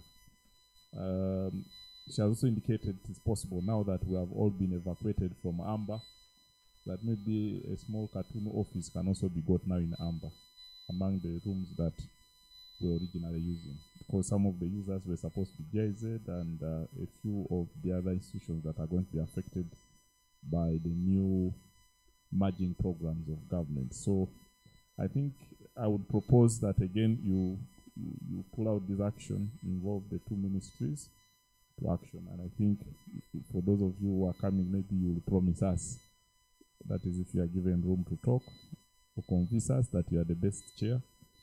Maybe you should be able to promise us that you will follow up with this, and by next week maybe a letter should be at the ministry. But we are still following, and I'm sure when the letter comes through, we'll definitely engage the ministry in that direction. But the officer who was here had already alluded to that. To reach out to training institutions, really, these institutions are enormous. There are many. They are scattered all over. We are trying our best, really, to get everybody on board. We have had meetings with upcountry institutions, including the farthest on the other side of the north was Lira. You know, they're also a center of excellence for earth-moving equipments, for construction. They have got a lot of support, and we're trying to see how they can work with other training partners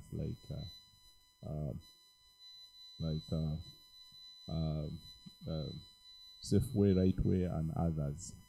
So those engagements are on to bring the Ministry of Works also on board. The team from Bushen, this is Bushen Technical Institute. These ones, I mobilized them. UTC, yes, Bushen. These ones, I mobilized them from Kichwamba actually to come here. I was with the principal, deputy, and the PR, and I told them you have to belong to their session, and I'm happy already representation is there, because they have equipment. Those guys can manufacture anything. They are bigger than most of the factories in this country. If you see the equipment, it's really a white lion. That's why I had to raise it also in the other meeting. So we thank you for that. Of course, we have reached everyone, really. We are trying to reach out to everyone. I was at BIP, Busoga, I think on was it Monday? Yeah, I think I was there on Monday. So we are trying to speed up sensitizing people that there is need also for training institutions to move faster.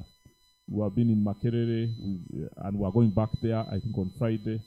So just keep inviting us. We are here today, and want to thank all of you really for always welcoming us. Wherever we have gone, the reception is good. Institutions are ready to support. For instance, this one, I can tell you everything we're enjoying here is courtesy of this university. Honestly, everything. All the service providers, these are all hired people. This is not the PAU. This is this institution, including food, the hotel that's supplying us, all procured by this university. All this equipment. So again, kindly give them a hand clap. Of course, ours is coordination. One of the lecturers here, the head of department, was coordinating this even on his way to the airport, because he has gone for his PhD in the US. He left on the 20th. I think he has just arrived now. So that's the level of commitment, really. And he has been helping. He had to request Fortunate and Patrick to step in to fill his gap, which I think they have ably done. On the issue of MOU signed, I think this is where there is a problem. You people still want to operate like islands. I've already told you, if you see equipment in these training institutions, honestly, you will quickly sign an MOU before you go away. You call your lawyer immediately, because training institutions have amazing equipment which can be shared. You can have exchange programs. You have had the training, on the demand side, you have had Total say, UPIC is going to get even a state-of-the-art Eagle Ridge being transported. A lot of money. To buy a ridge alone is obscene monies. But there is an Eagle Ridge that was in Taro, and already over $2 million US is being aligned to transport the ridge, install, and train the manpower. Now, you can't have these ridges everywhere.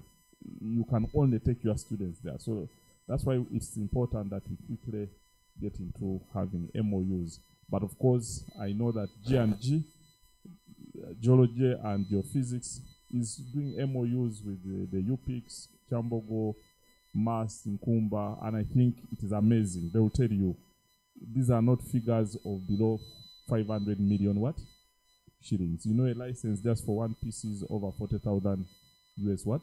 Dollars. So when you say 20, I think for me, that's a beautiful kind of conversation that we should all be engaged in.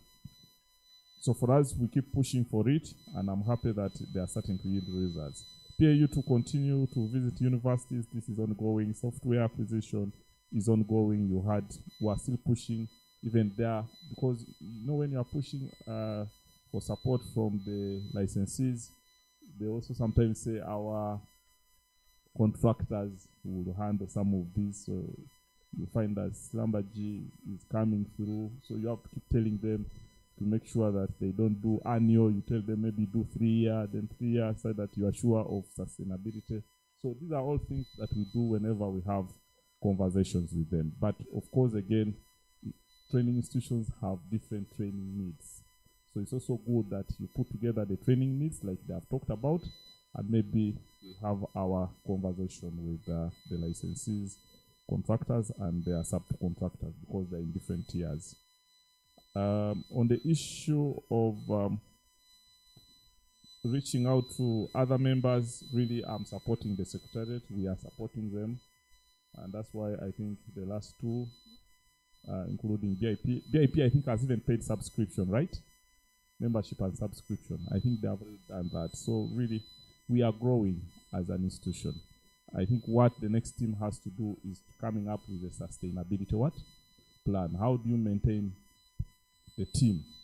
And for me, I think that's the biggest area. Some of you have already told you at the beginning that some of us do not know how to maintain relationships. And I think that's the team you need to put together. A team that is able to maintain us. How do we keep together? How do we sync together? Because I think it's an area where we should be looking at, and the next team that will take over should treat this with utmost seriousness.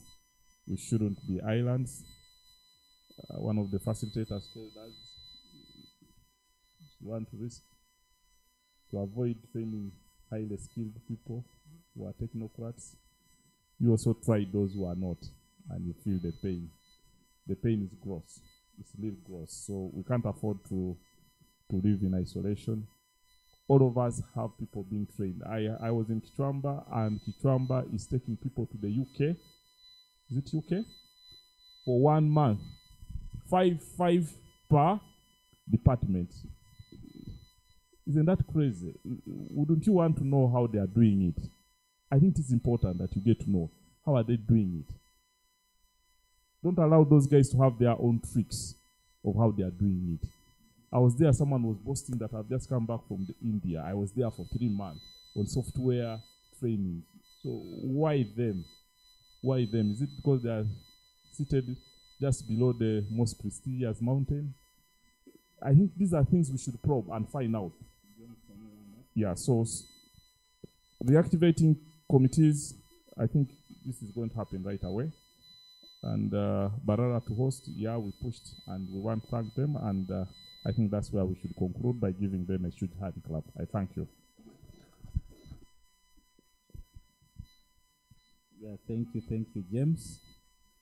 Do we have any additional clarifications, questions to those the last minutes of the dialogue?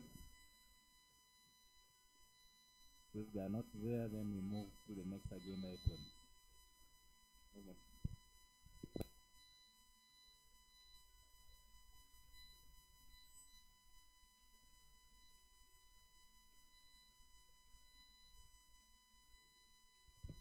Thank you, Chairman. James. Johnson Mujuka. I'm the chairperson of the Association of Government Technical Vocational Institutes of Uganda.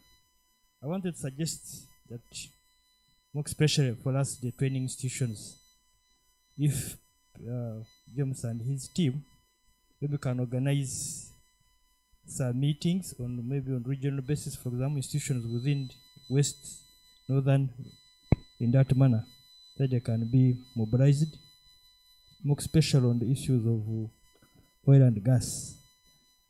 That would work out. Thank you. Because also aligning our curriculum into the oil and gas sector, because you know our curriculum is developed by National Curriculum Development Center, and you find that they are not really in line with what is required in the world of work. I don't know, as PAU, how best you can influence the review of some of those curricula. Thank you. James, I know some of those can also be addressed by the sector skills councils. They are trainers association as well. So. Yeah, I thank you for raising it. Indeed, it's something serious. We had already started trying to review from university level, because I think that's where the biggest problem is. Where, like you had, the skills are so specific. Migrating from geology to something else is a bit hard. So we wanted to hurry to first save that situation. And that's how we started with curriculum review of Umbarara. We have done, Chambogo has done re-engineering of everything, and then also Nkumba University. So why we have paused a bit, we've gotten into trying to get into an understanding with the National Council, so that we can fully support them. You know, that's their mandate. These are government institutions. We have overarching really roles, but of course we are supposed to support each other.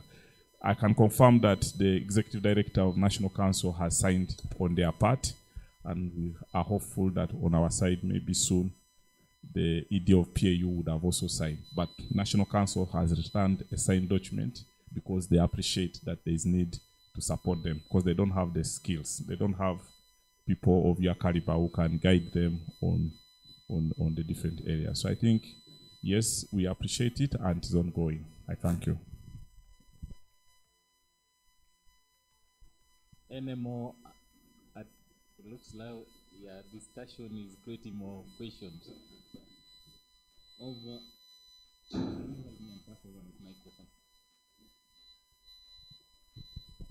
Okay, just to help here. I think, I don't know whether we picked it, most likely we did, but it's important that we look at this association now as a forum where we can learn higher skills, but look more at carrying them to other sectors. Because I think it's important to pick up what was shared with us. If I remember correctly, I do not imagine that we are going to be training more than, as an example, 1,000 welders. And even if we train them, the amount of time that the number of man hours that they will be required will not exceed the 3 years of construction, the construction phase. So as we get into this dialogue, let's also start to look at cross-cutting areas. Otherwise, we will get into a fix. You may be a government institution with supposed, you don't have enough budget anyhow, but it's supposed that you have room for error, but it will come back to bite. We've learned from the IOCs that the window is narrow. The construction space is what we have prepared most of us for. The production space needs very few numbers. Even the 200 they were talking about is a provision for leakage of numbers. Basically, it's a fraction of that. Now, if already they have identified the 200 and we're looking to build capacity for what? If you think about things like you putting your own personal money, what is the opportunity? So that's just the addition I would say. Thanks. Over to you. Thank you, Patrick. Okay, thank you so much, Patrick, for that submission. My concern goes to PAU, and thank you so much for all that you've done. Now, the good thing I like about this association is that it encourages partnerships between different organizations. So, and that can support us in the bidding process to bid for much more work and greater bids here. But an issue that we face right now is having these international standards. It's very expensive for us to acquire, even like ISO 45000, when you find that you get a consultant, but you're paying above 25 million for the auditing, for the training, and everything. And when we want to have standardized trainings in this sector, we are supposed to be certified internationally to make our work more viable. Is there any provision to support organizations in this association in that regard? To PAU, I don't know. Thank you for that question. Actually, this touches on something we've been doing recently. We have an MOU with you. We are currently actually have an approved program. We're yet to roll it out, but very soon we shall be training about 90 enterprises in ISO 45001, and we're working together with UN-based. So these international certifications are available at a cheaper cost together with UN-based, and with UN-based and PAU and other enterprises that will be alerted at the right time, will be able to take advantage of these opportunities and get certifications at a relatively cheaper price. Actually, we're offering it for free, that training. So we're just going to select the relevant enterprises. We'll be doing it in phases. We're starting with 90 companies, enterprises, and then thereafter we shall roll out for maybe another 90 or so at the relevant time. But they'll be able to get the certifications literally for free with the support of UN-based and PAU's memorandum. Thank you. On the same question, there have been adverts, I think you saw probably, for institutions to apply. We recently had 75 companies, and it was open, whether public or private. So every time you see these adverts, actually look into the papers, because there's lots of this information. And I think even on the PAU website, all these support programs are there.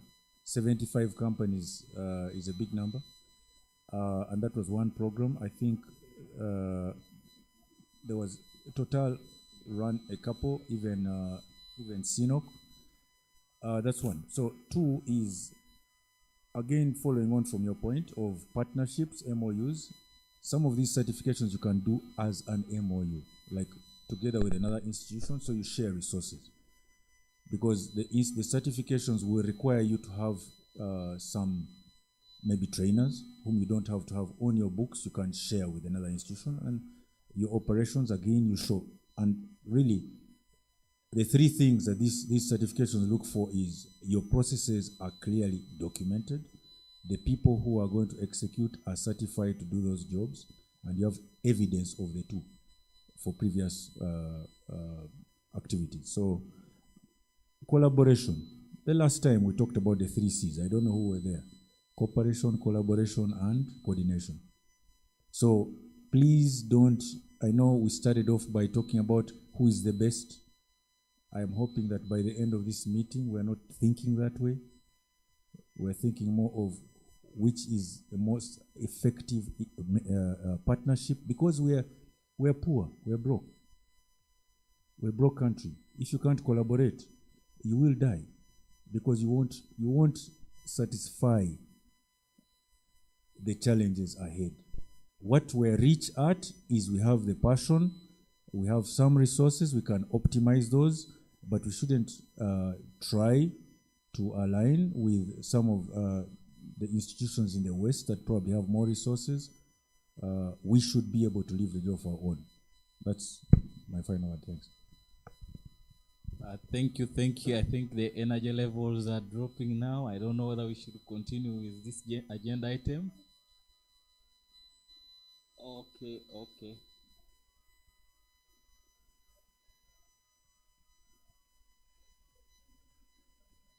Please.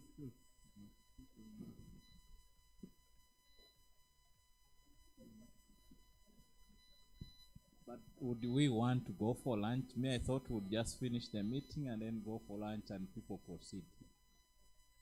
Because we are now left with maybe a few agenda items, brief presentations. I was told to be democratic, that we need to hear from member institutions, 2 minutes each. And then we get into now the election of the executive, and that's it. And handover, election and handover. So I propose that we wind up with a meeting, all what we are doing here, and then proceed for lunch. So over to you. Thank you. I mean, the question to me is, it seems really confusing. I mean, I've come here with not many expectations or not set expectations. I wanted to learn and to understand what is our position, let's say, or what is it that BIP can do, not as an individual, not as an isolated entity, but as a Ugandan entity.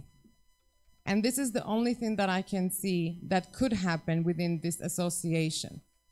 Now, as I can see here, the international multi-companies here, like Total, have already set their plans, have already put together their training needs, who somehow it is only 200 for the next 3 years.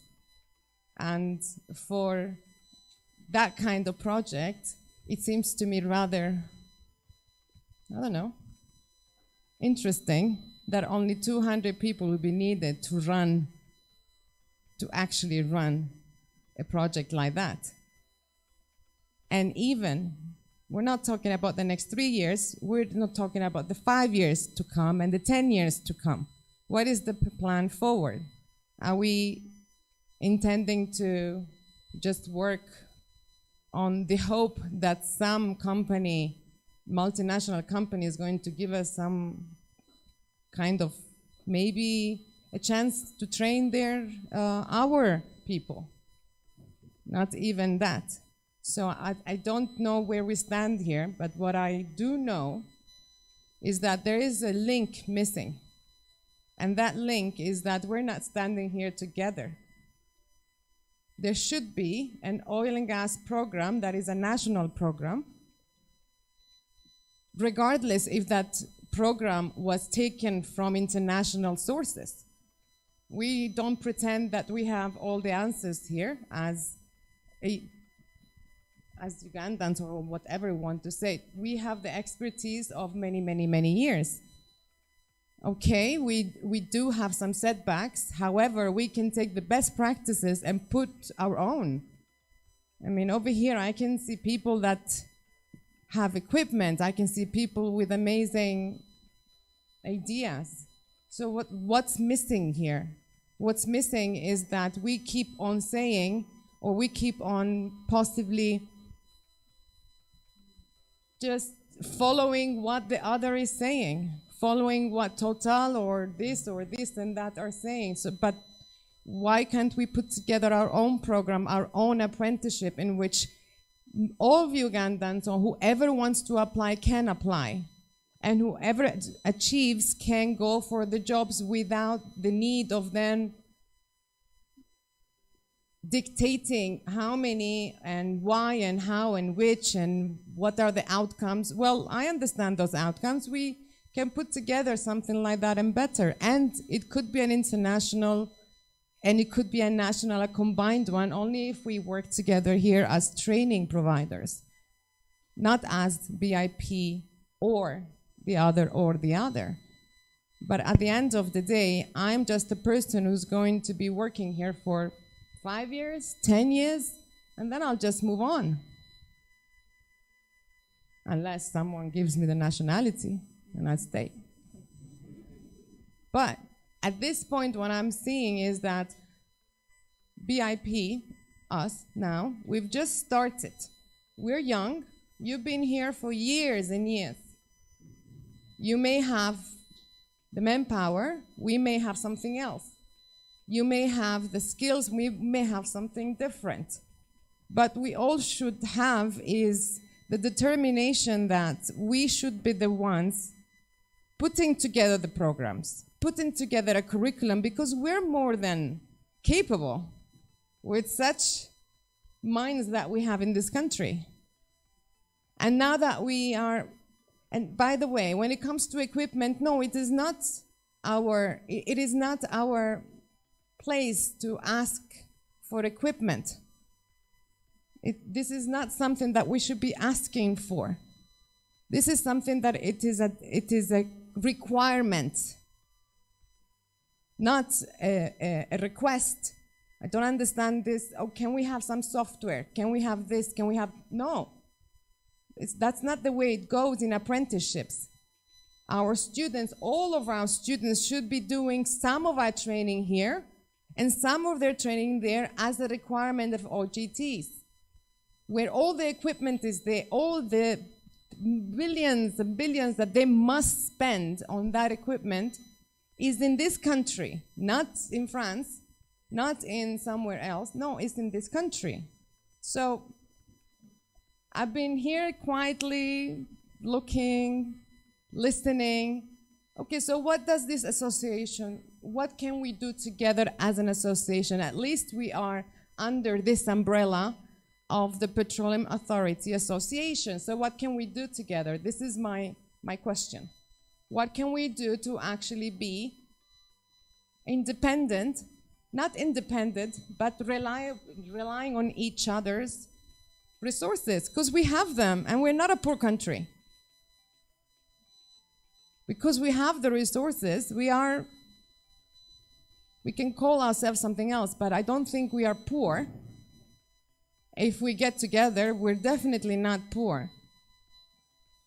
So what can we do as an association that is going to lead this group of training institutions into the next 10, 20, 30 years? Because what I see there is a plan, a short-term plan that is going to serve, the interest of a certain party only, not our interest, not the Uganda's interests. Thank you.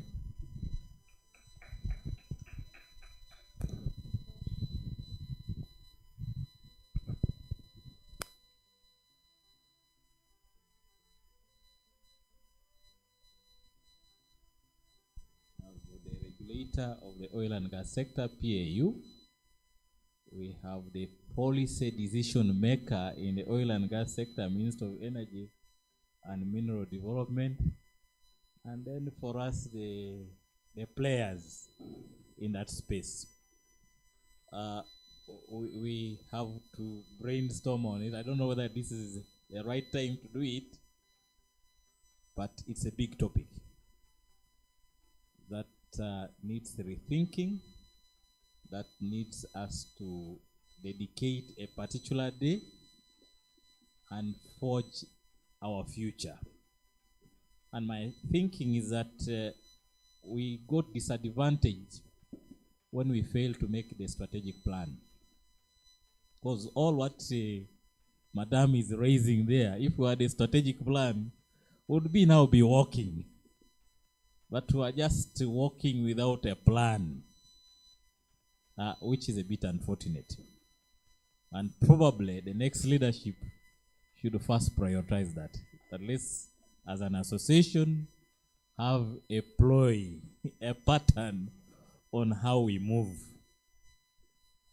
But there are questions, there are things that she has raised, which I'll not ask Okwi to respond from here, but require a lot of interventions. We must demand, those quick statements, we must demand, but how do you demand? There must be an enabling law. There must be an enabling legislation to enable you demand.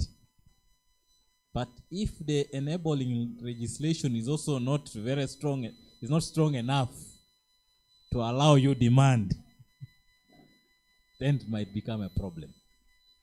If the local content regulations are not stringent enough, telling these people that this is what you must give, it becomes a challenge. So we might have to probe very many areas in terms of the policy. The good thing, this country has a local content policy, it has a oil and gas policy, it has a local content regulations, the BUBU policy. All these are very good instruments.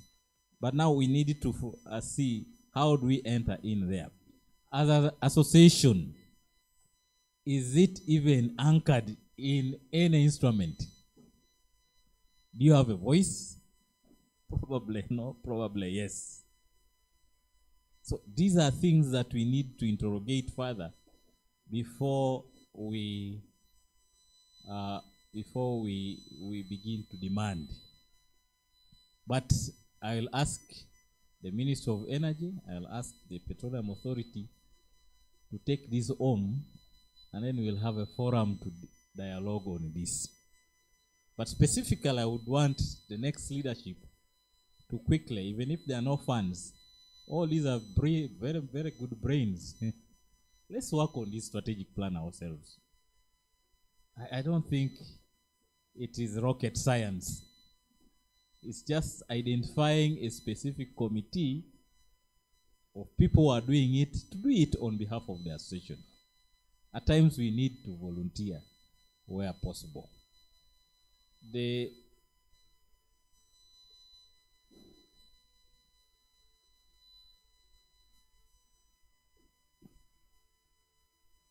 For me, I think we have learned a lot with the 16 skills dialogues. Clearly, there has been a lot of information sharing. We also appreciate now where the sector is taking us to. The beauty is these people have also become very straight to you. Say, don't train massively for the oil and gas sector alone. When it comes to the production stage, we're only looking at the conservative numbers. They've given us a warning. So when we're training, are we training for the oil and gas sector? Probably not. So that should be out of our mind, out of our plans that I'm only training for Total. No. The competences that we're offering our people way above the usual competences. And hence the skills can be transferred to other sectors of the economy. And I'm quite sure Okui here has delayed the workforce skills development strategy and plan because of the same numbers. We envisaged the bigger numbers earlier, but now we're beginning to get precise numbers. And I think with Sinok on production technicians, they'll also need around only 50. They are not big numbers.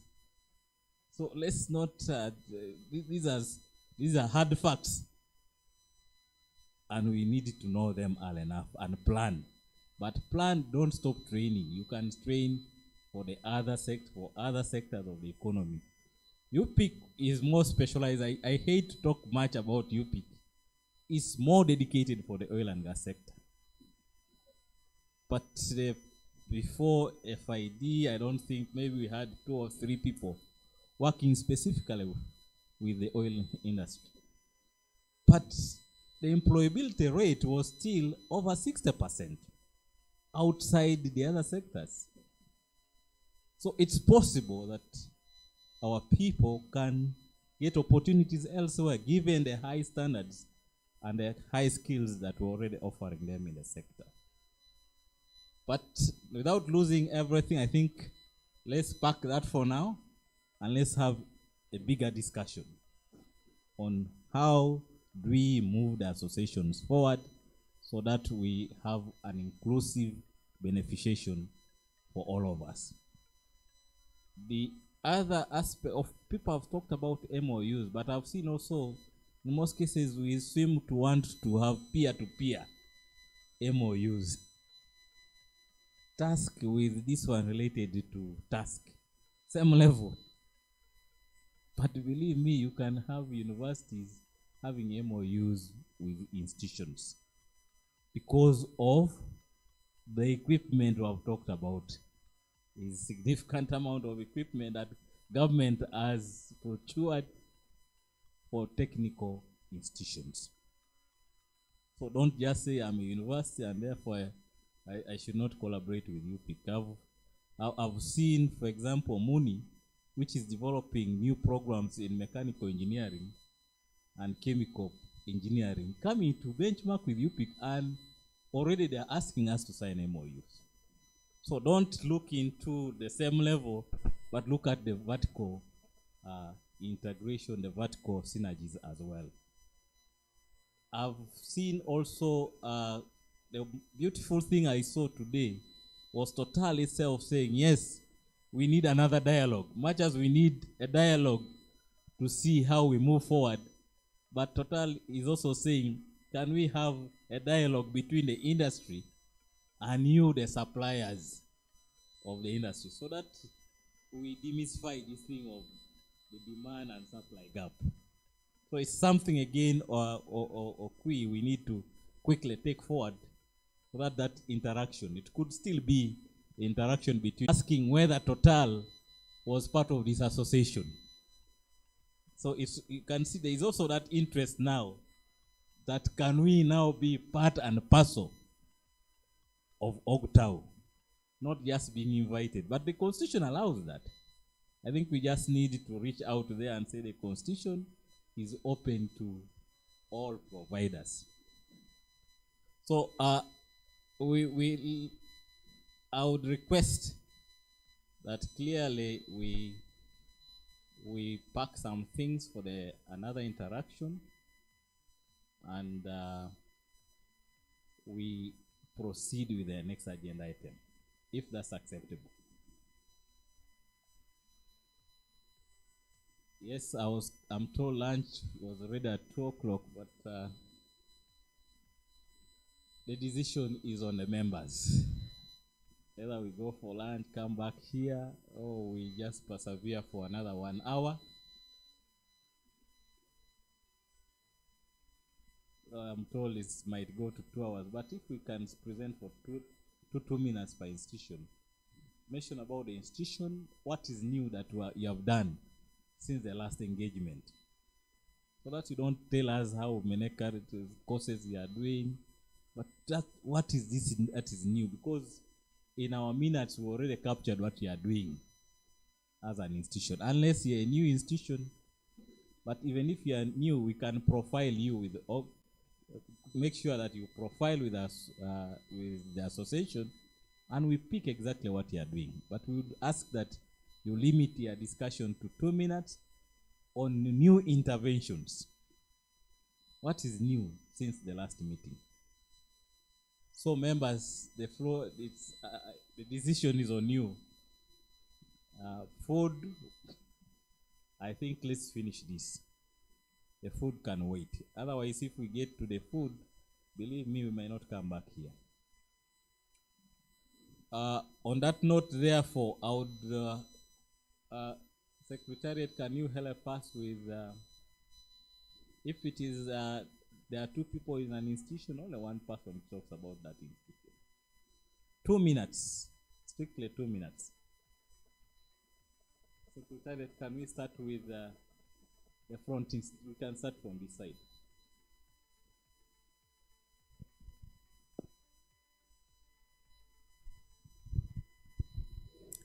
Thank you very much.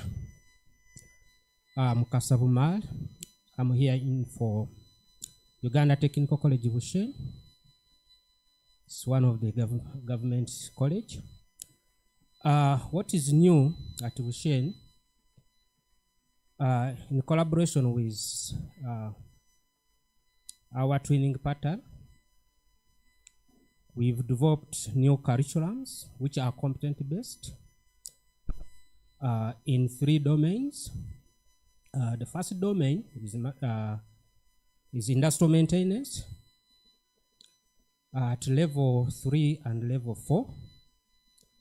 And the second domain is automated production. It is in line with manufacturing, still at level 3 and level 4. And then lastly, we have industrial metal fabrication, still level 3 and level 4. Our curriculum are competent-based, and really they fit into the oil and industry, and that is why we are here. That please, UTC Bushenyi can join the OGTAU and will be part of the of the association. Thank you very much.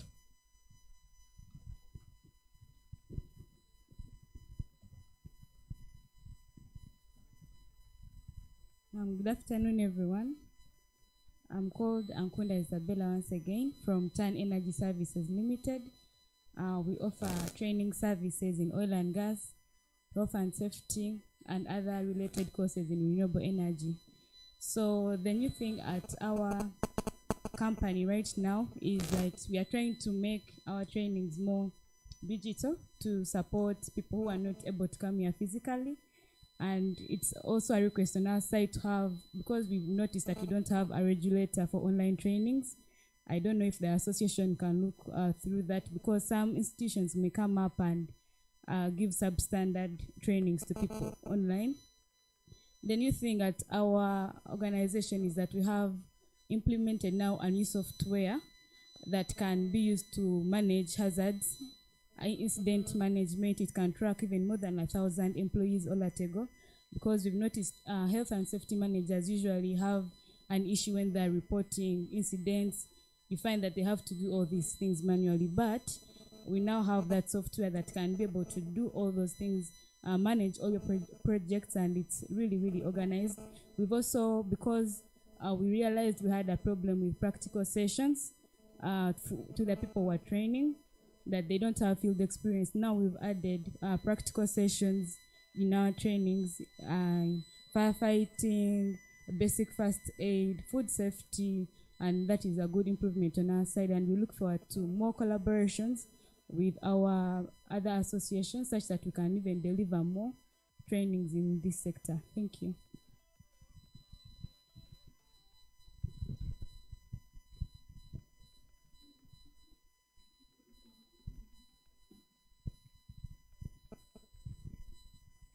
Yes, thank you very much, Chair. I'm Norbert Musisi, representing Chambogo University. At Chambogo University, since our last meeting, we have had an MOU with the Sinoco Uganda Limited. It is signed, and with that MOU, we have also been offered 16 graduate positions. So those students, we interviewed them at the university and we forwarded them to the recruiting agencies on behalf of Sinoco. So the process is ongoing. Though it has not been formal, but we have had our students not being nominated for mock by the Total Energies. So we have some students who will be under the next training. I think they are going to go to, is it Chigumba first, and then they will go. Though it is not official to us, but the students always come to us for recommendations and the like. Effective 1st July, our new department, which we have been talking about, was operationalized. So we are still going to come back to PAU, the ministry, and other stakeholders, because there are other new curricula that we want to come up with, basically in the mining and also postgraduate diploma in the petroleum engineering. I think so far that's what we have at Chambogo University. Thank you very much. I will opt to stand. My name is Mjanyi Gilbert, once again from Geology and Geophysics Skills Limited, where we basically offer consultancy services in the areas of geology, geophysics, reserve engineering, and drilling. What is so special from the time we last met is that we were able to enter into an MOU with TAN Energy for areas of training and capacity building in software, basically PARIOSCAN and some others. Then we are also into graduate training. We have actually put out an advert and we are into the selection process. We have been doing more of the trainings, and this time we want to take on the graduates and train them still in these areas of geology, geophysics, drilling, and reservoir engineering. Thank you so much.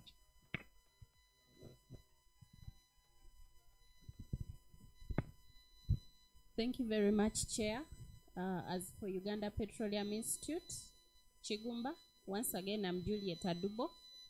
And to bring you up to speed for maybe the new institutions that are present today, UPIC offers a number of courses. We have the diploma in upstream petroleum operations, downstream petroleum operations. Then we have certificate programs in maintenance, that is mechanical, electrical, welding and fabrication, scaffolding, rigging, HSE, and instrumentation. So the accreditations that we have as of today, we have OGTAU is our latest accreditation. Then City and Guilds, ECITB, and the AWS, American Welding Society. So currently, we have the IVQ students, International Vocational Qualifications, and those we are going to train a number of 200 trainees who will be certified in City and Guilds, OGTAU, and IFP. They will receive accreditations in those areas, and the trades covered for them are electrical maintenance, mechanical maintenance, upstream petroleum operations, downstream petroleum operations, and instrumentations.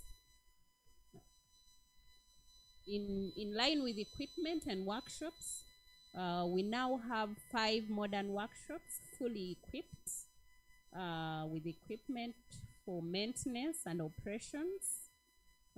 Feel free, if you want to benchmark with us, you can already schedule an appointment and come, let's share ideas. I think that's, and then we also had our trainers.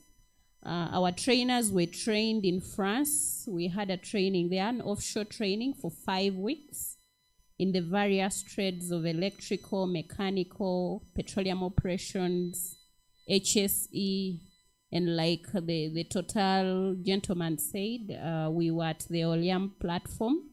So our trainers were able to get that industry experience as well as more skills in pedagogy. So as of today, UPIC has been able to train a total number of 1,005 trainees, and among which we have 392 trainees are being awarded with diploma qualifications, 478 with IVQ graduates, and then 135 welders. And the welding training that we offer ranges from 1G all the way to 6G coded Juliet, can you training. summarize 2 minutes? 2 minutes. Thank you, Chair. That's all. I think you also need to talk about the same MOU with SINOP, the other one with Slambaji. Well, we have MOUs with SINOC, Slambaji, and other institutions.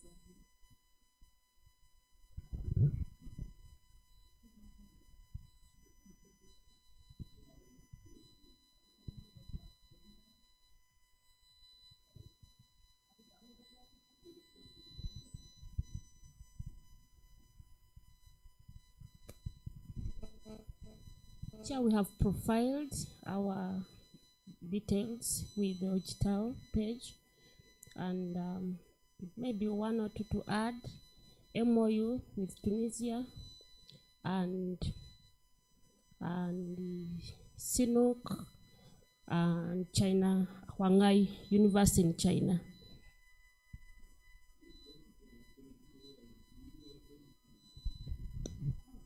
Uganda Technical College Chwamba.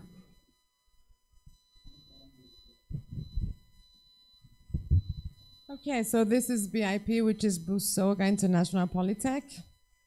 We've been operating since 2022, January 17th.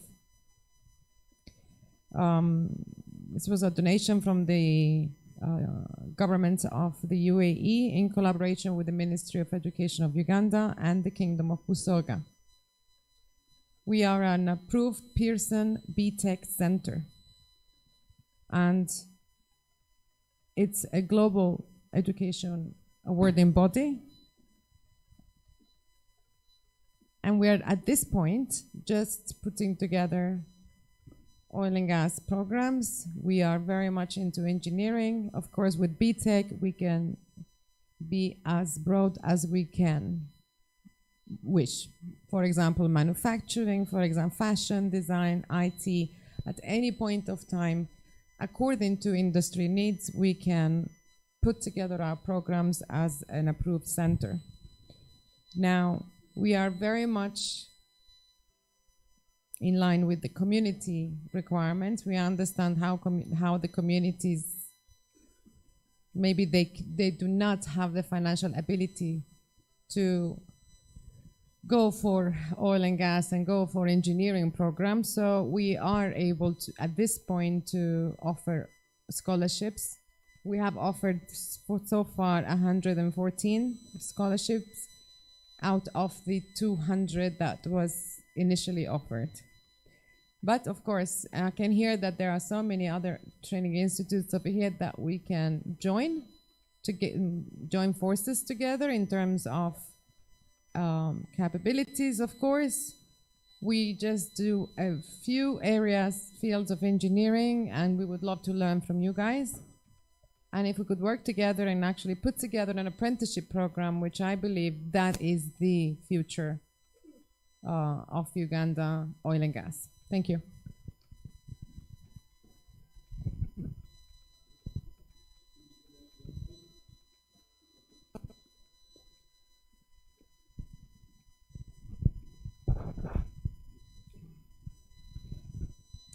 Thank you very much. My name is Susan Tumhaire from Safeway Right Way. For those of you who don't know Safeway Right Way, we are a road safety organization. But for the purposes of this meeting, OGTAU, we specialize in training drivers of trucks and buses. Just to give updates of what is going on at the moment is that we now have an international certification. It is from CILT, which is the Chartered Institute of Logistics and Transport, based in the UK. And then also to ensure that women also enjoy the opportunities that the oil and gas sector is providing. We have put in a lot of effort to get more women on board driving trucks. I think from the last meeting that we had, we only had 25 women that we had trained to drive trucks. But at the moment, we have 67 females, and we have also hired a gender expert that is going to help us to get even more women on board, because research has it that women are safer drivers than men. So we want to tap into that and get more women driving in the oil and gas industry. At the moment, we have trained altogether 1,016 drivers of trucks and buses since the institution started training. Also, an additional service that we're offering at the moment is on the mitigation side of the risks that the oil and gas opportunities are likely to bring. And this is still the issue of road safety. We all know that there is already a lot of activity going on in the Tilenga area, but there's going to be even more activity when everything resumes, when everything starts. So we have got funding from Total Energies and Michelin Foundation to implement a project called VIA, and it's purposely to make school-going children more safe on the roads. So we've already started with the schools. We've been to Bulisa, and we are supposed to be covering the whole of the Tilenga area, and we are looking at sensitizing over 30,000 students by the end of this year. We had a bit of a stop due to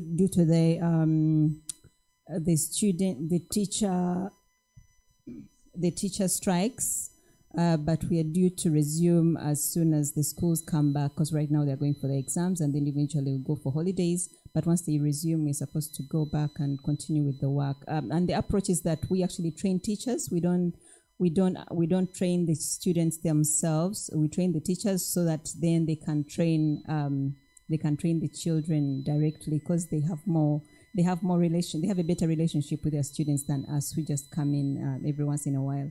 And so far the approach has been working well. Thank you very much. Good afternoon, everyone. I am Moses Tayebwa. I'm a master trainer, all classes of motor vehicles, and I'm from CR Energy Services. CR Energy Services, we offer short-term courses, but in addition to that, what is most important, the short courses are in HSC, firefighting, first aid, risk assessment, and defensive driving. This oil and gas issue, Total takes it seriously, and it is their golden rule number 2. So road safety is very, very important.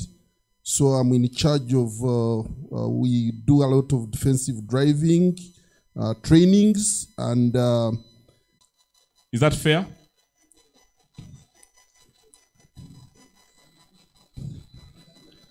Okay, I think that's also not very bad.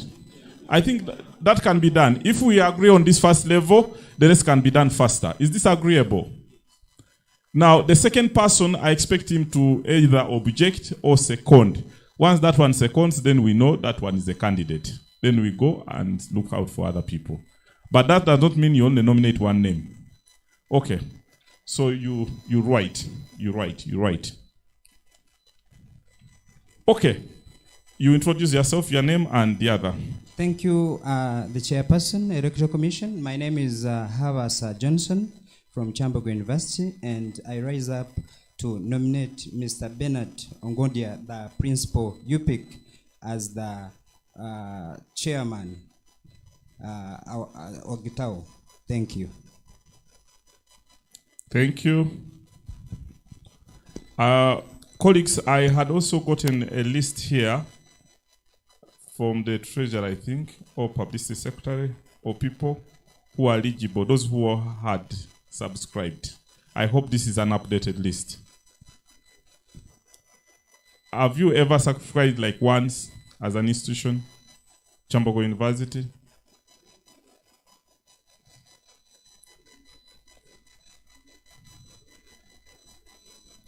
How about for like once?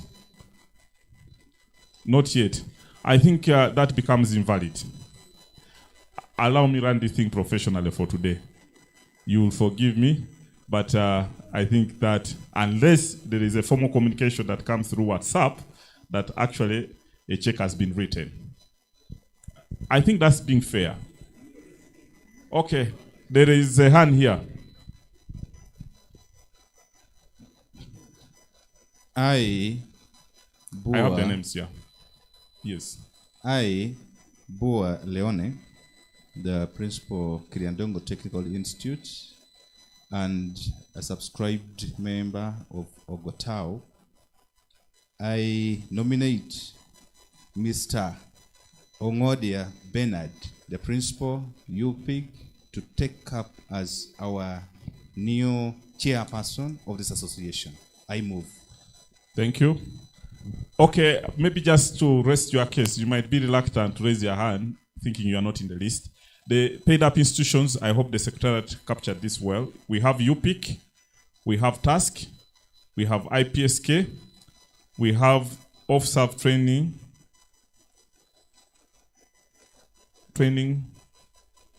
conferences, Safeway, Right Way, we have Sunmaker Energies, we have Chiriandongo Technical Institute, UTC Kichwamba, COL, Kibasi, Energy Technical Institute, Iganga Technical Institute, Buhimba Technical Institute, Farm Technical Institute. So I think if you have been ever registered as a member, we could maybe capture you here. If you have ever been registered as a member, I think that might be fairer. if you have ever been. Even if you have delayed to pay, I think we could pick that. Sorry? Sorry? Tan Energy is the last years. If you have ever registered, what is...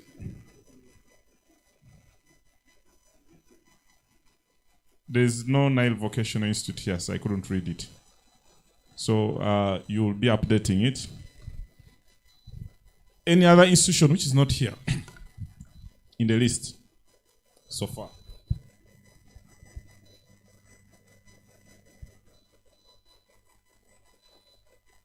Okay. But if you have your check, you can pay right now, and then you'll be part of the process. Yes. Yes.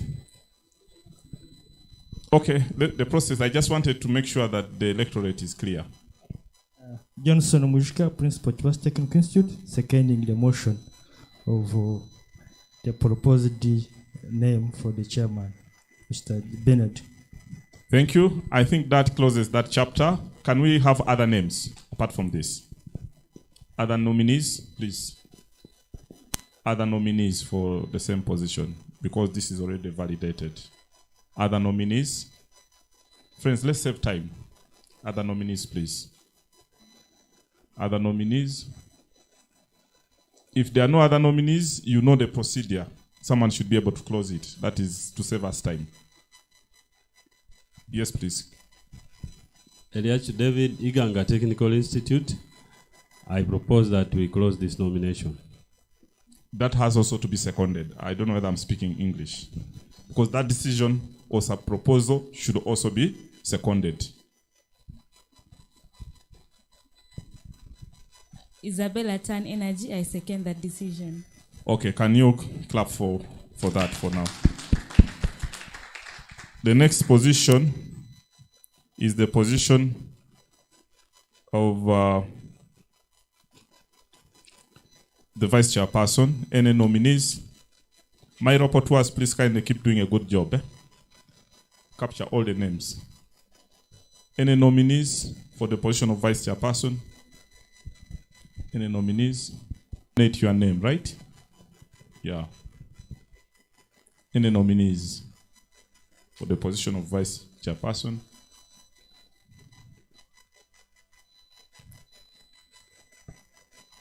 Any nominees? No one has interest? Yes. There are two people here. Start with the lady.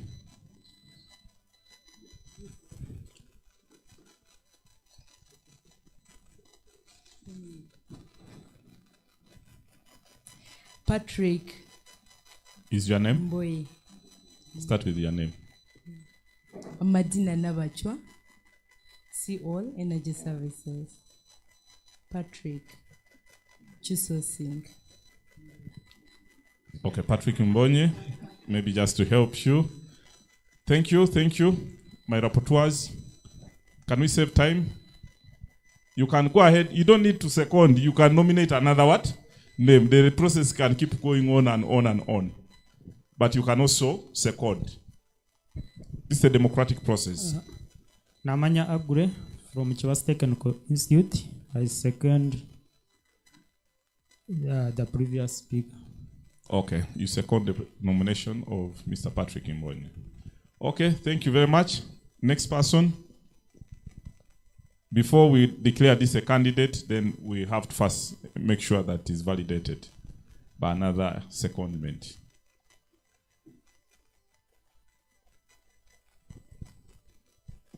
Take the microphone there. Isabella Tan Energy, I second Patrick Mbonye for the position of vice chairman. Clap for him. Congratulations for being a candidate.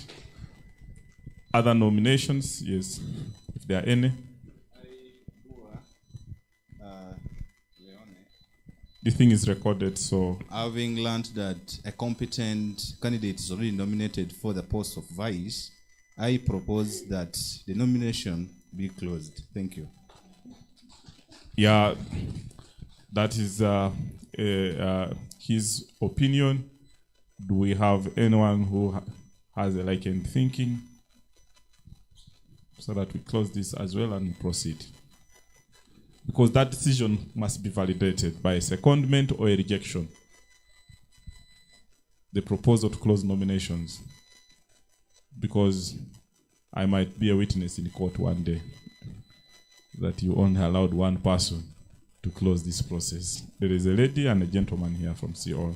Juliet from UPIC, I propose we close nomination for that position.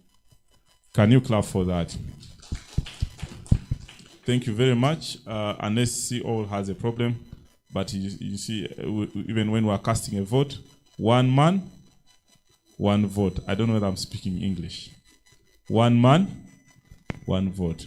If we are 5 people from UPIC, when we are voting, it has to be one man, one vote. Otherwise, UPIC might bring a whole bus here to cast votes, and that may invalidate our process. Thank you very much. Congratulations again. Can we clap for that decision? The next position here is Secretary General. Can we have proposals? There's someone right behind you.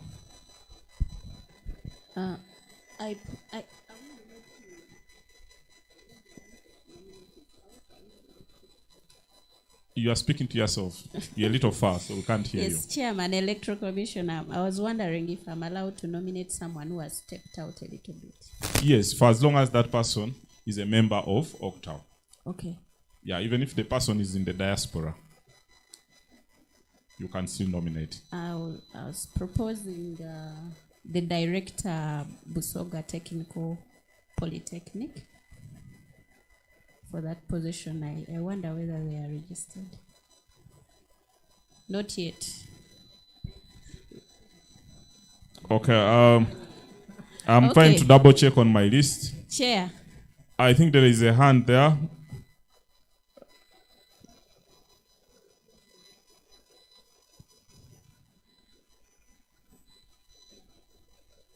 But is our money here? Treasurer. So the money is here, I think. Can you deliver the money to the Secretariat and we validate the process?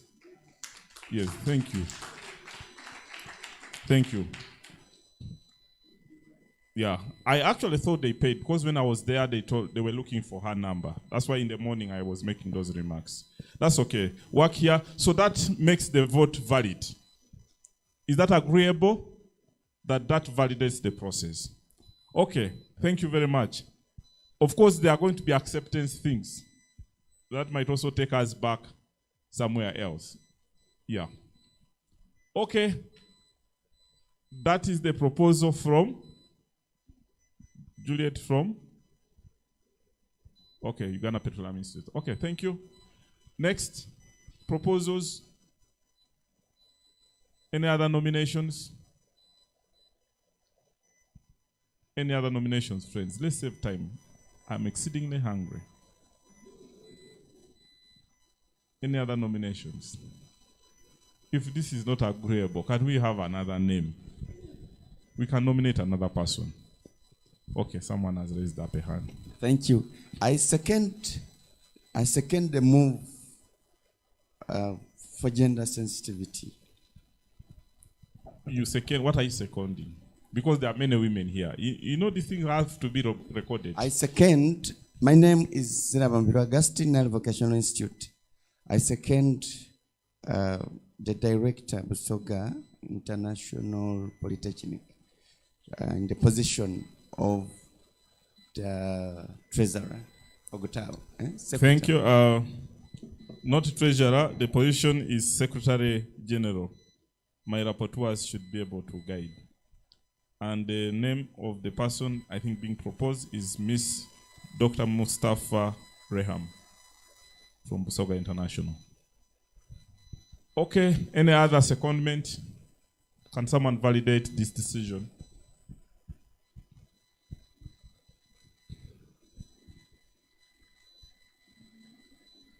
There is a hand here. Were you raising up your hand? Let's save time, please.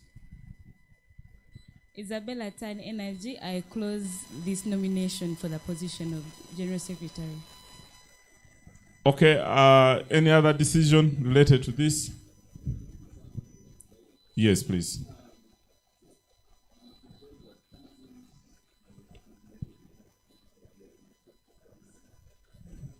Yeah, I think I said this already.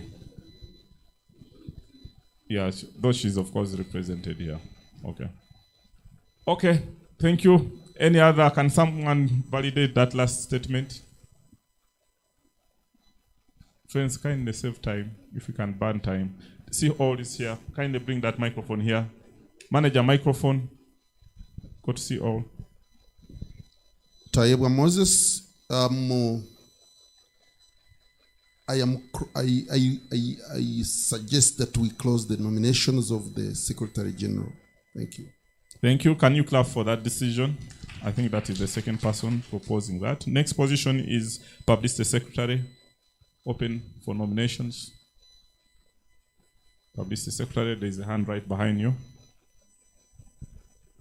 Once again, Juliet Adubo is my name. For Publicity Secretary, I am nominating Isabella Tan Energies. Isabella Tan Energies. Where is this? Oh, Tan Energies are subscribed. Okay. Isabella Tan Energies. Any other nominations?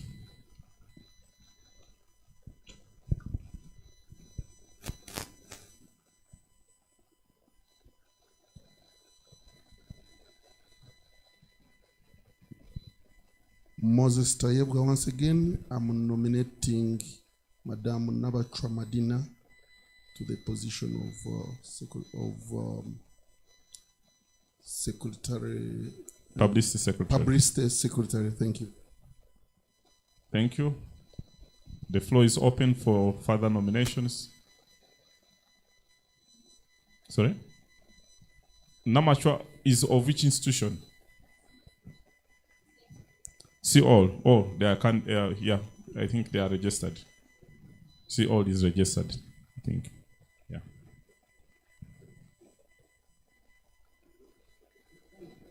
Sorry?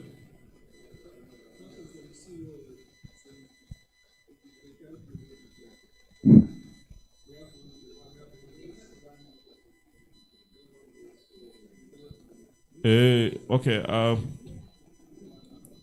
Okay. No, she can't nominate herself. She can't nominate. She can nominate herself.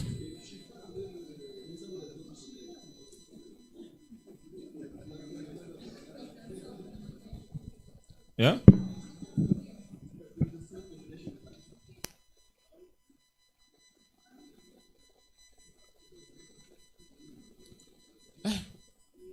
Someone should be reading for me this very fast.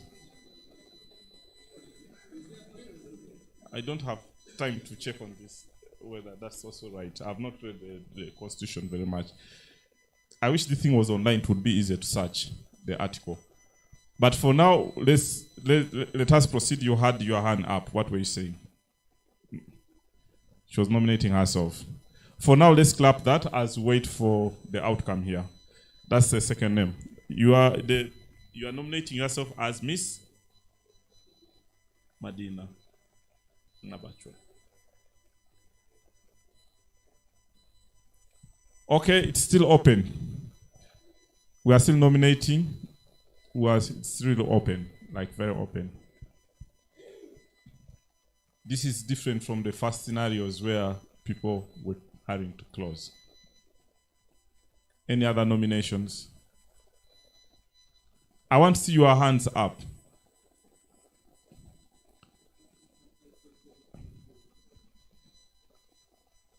Can you bring the microphone here?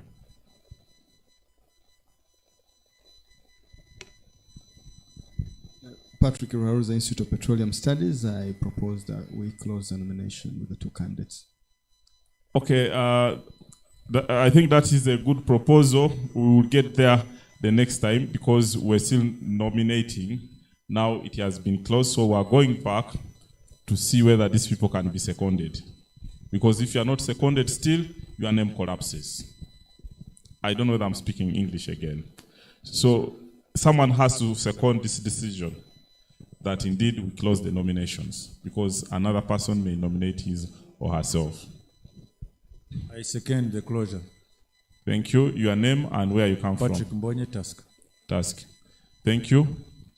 I think that decision has been arrived at, that we only have 2 names.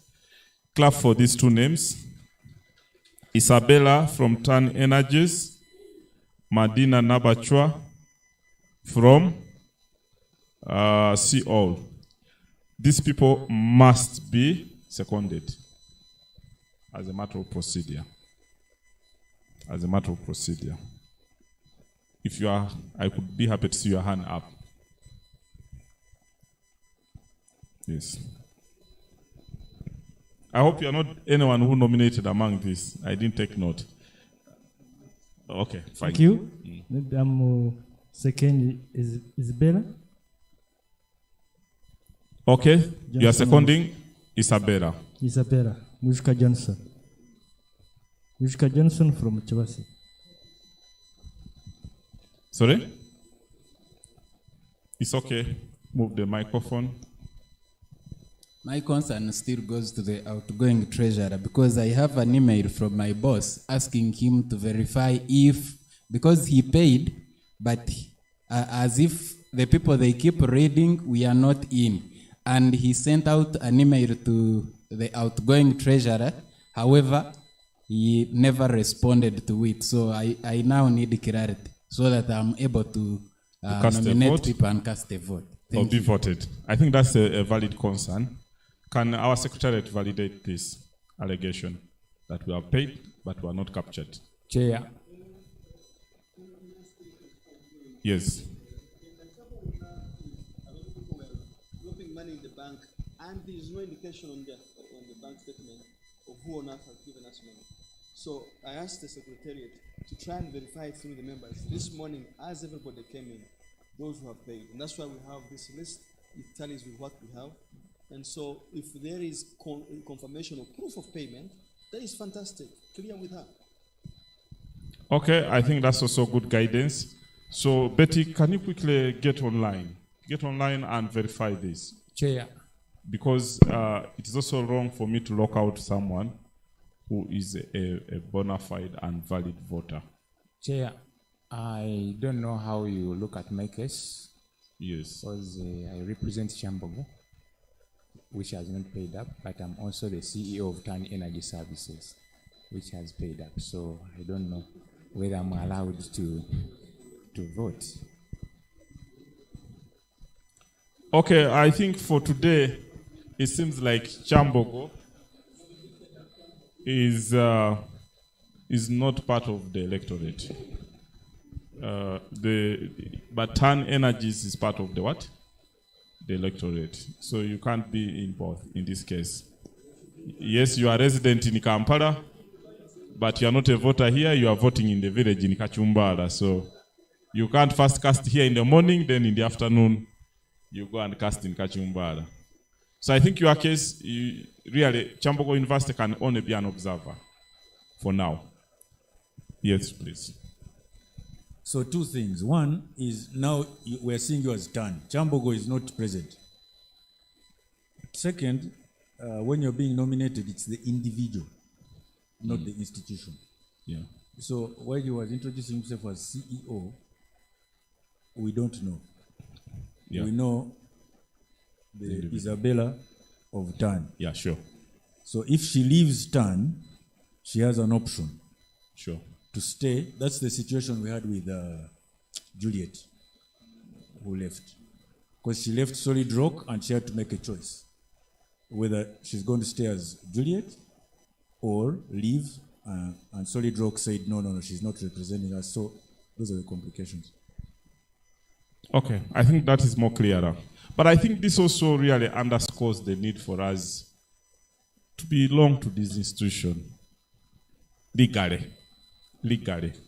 You cannot claim I'm your father when you don't have really valid birth certificate. At least that's all you can go to court with. Not so. You don't say I look like you, daddy. It becomes hard. So, okay, I think that has been resolved. Any other hands? We need a second person to second Isabella and the first and second person to second Madina. Can I have our hands up? We're almost done. There's a hand there. Manager, microphone, you need to also move faster.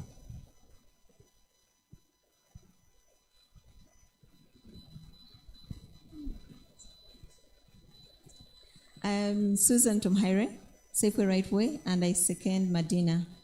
Second Madina. Thank you. I need now 2 people to second each of them, and then we proceed.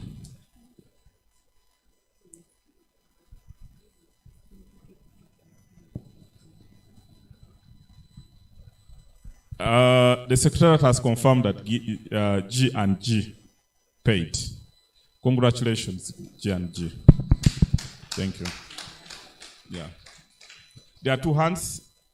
Give G and G, and then give BIP. Thank you so much. Chairperson, I would like to second Isabella for the position of Publicity Secretary. Congratulations, Isabella. We are now looking for the second Publicity Secretary. We're still in publicity. We now just need 1 person to validate the other. Yes, please. Thank you.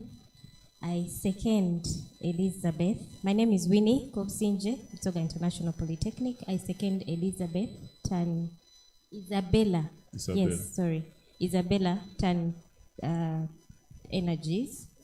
Okay, those are 3. I was looking for the second, then we go and vote.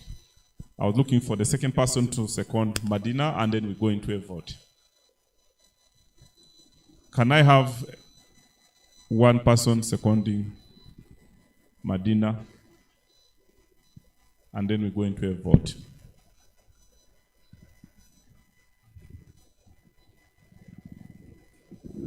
Sorry?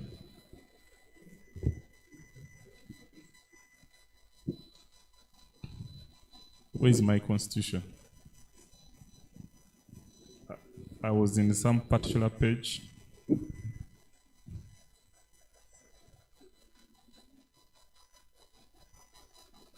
We're in the 4th position, which should be in 15 point something. Yeah, Publicity Secretary. The position is Publicity Secretary still. Sorry? The 4th position, yes. Publicity Secretary. Can I have another person making a comment on Madina, and we proceed? Okay, I think the 1 nomination can support this process. Can we get into a vote? Sorry? Yes.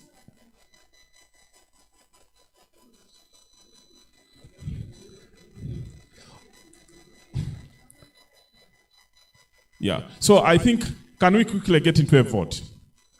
I think let's quickly get into a vote. Let's save time.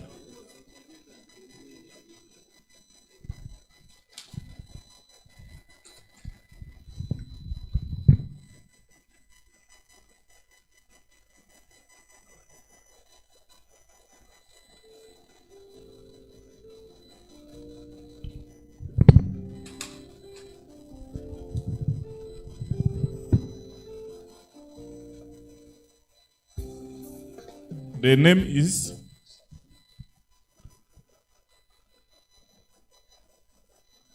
Isabella who?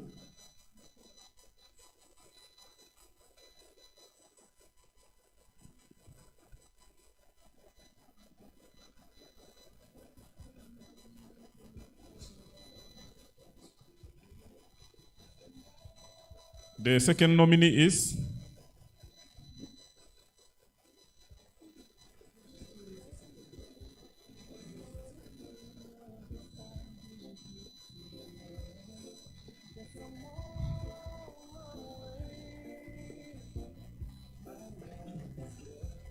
okay.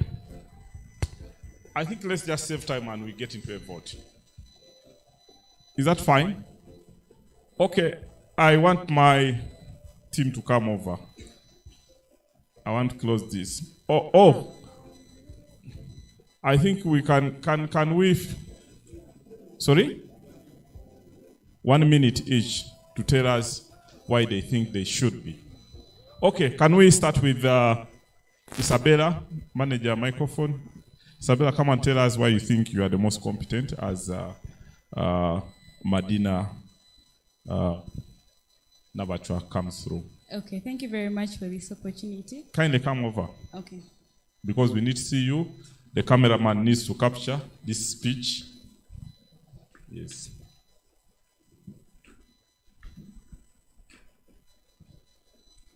Yeah, just proceed. Okay. But you can also come here.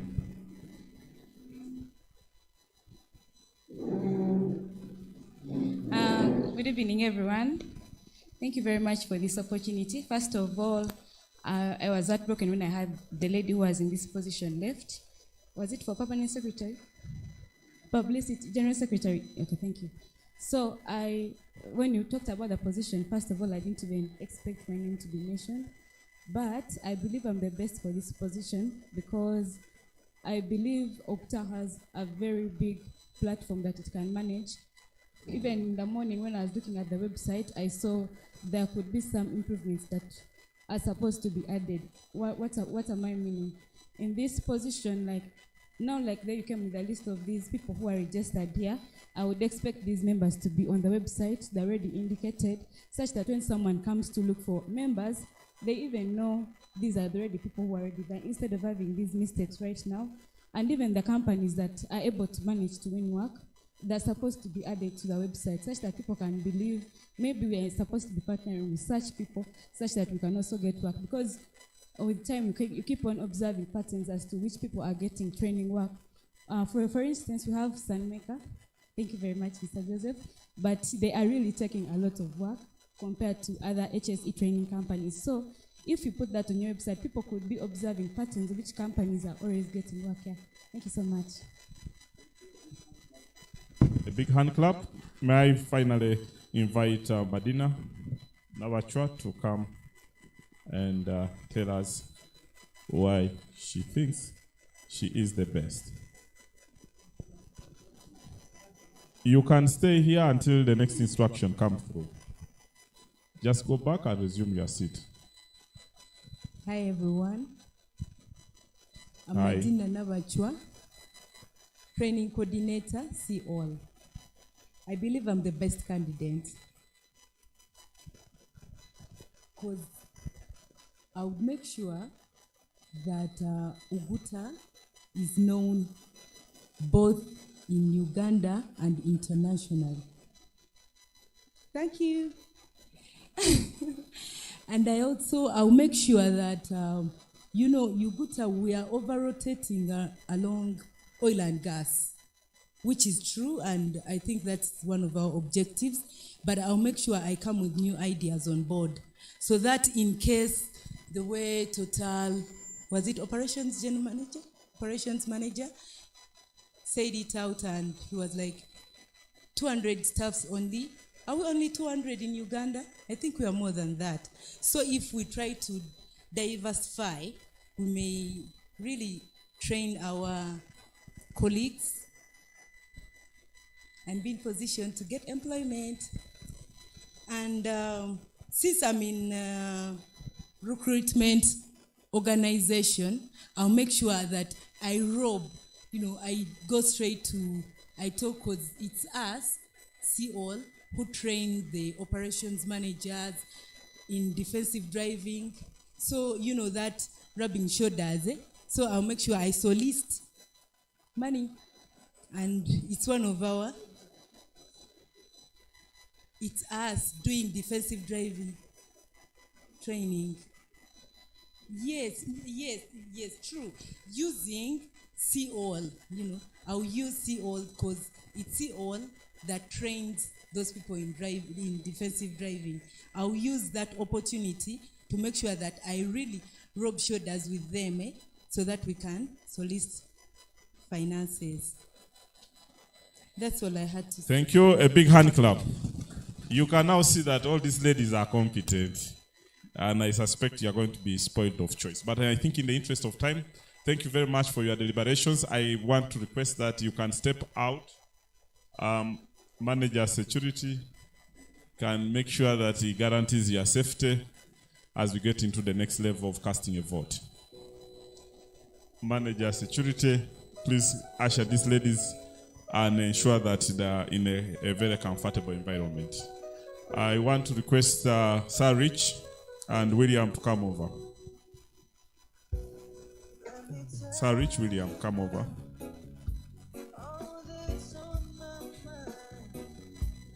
Okay, friends, I think let's save time.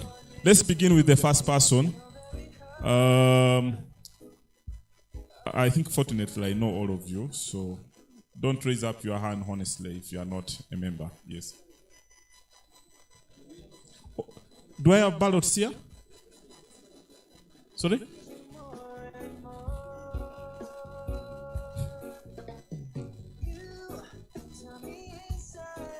We do a ballot.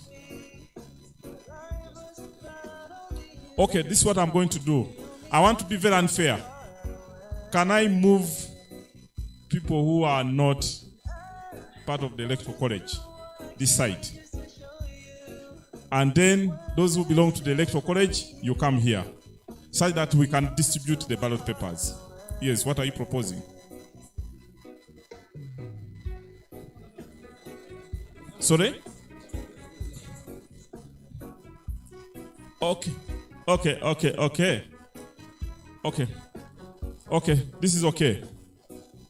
I think you Xerox the names from here. Okay, thank you. I think this makes life easy. You cast directly here. Okay, can we start with the UPIC? UPIC. Come and vote from here. They will just vote from here. Give her one ballot paper. One.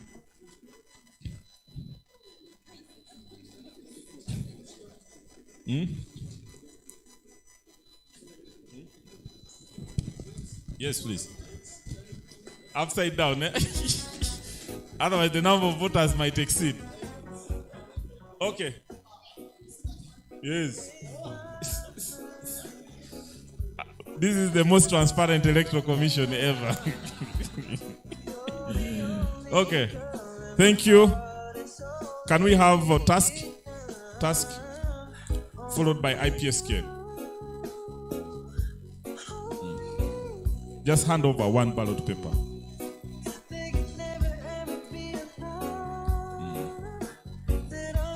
Yeah, sure. This is a very democratic institution, which is one of the tenets of growth, right? IPSK.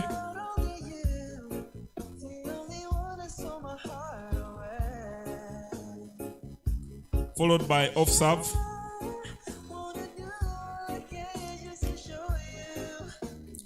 Off-serve is absent by proxy.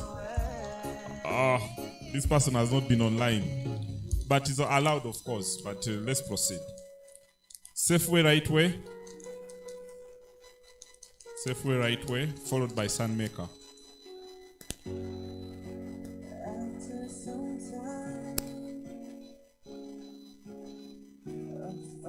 Sunmaker, you keep here. Yes. It is always a distance of almost 5 meters. Yes. They are not cubicles, yes.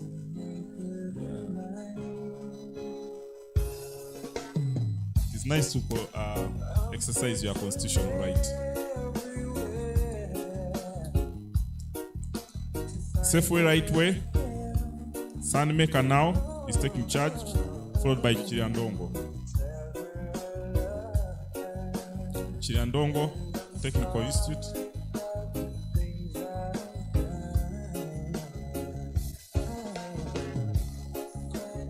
This will be followed by UTC Kitwamba.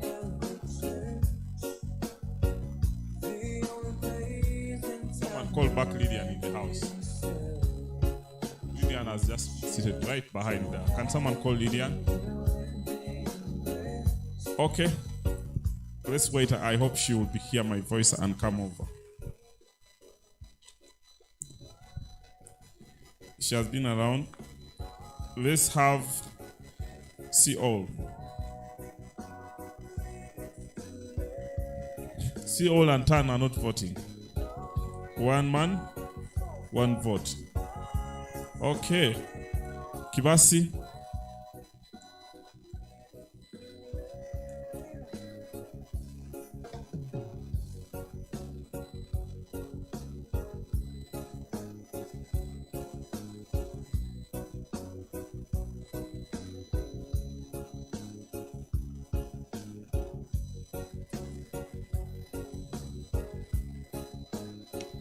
Kibasa has casted.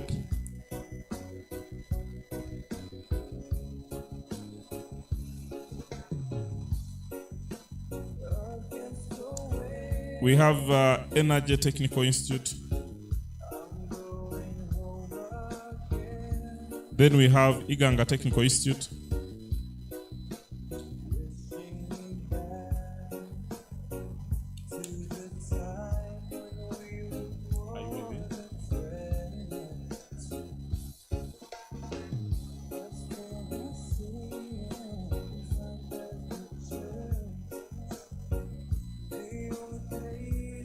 Kichwamba has just set off. You know, Kichwamba is a bit far and has transport challenges, so they have set off, so they will not be voting. Iganga Technical has casted, right? Bohimba. Is Bohimba here? Tan Energy. You said he's not casting, right? Nile Vocational.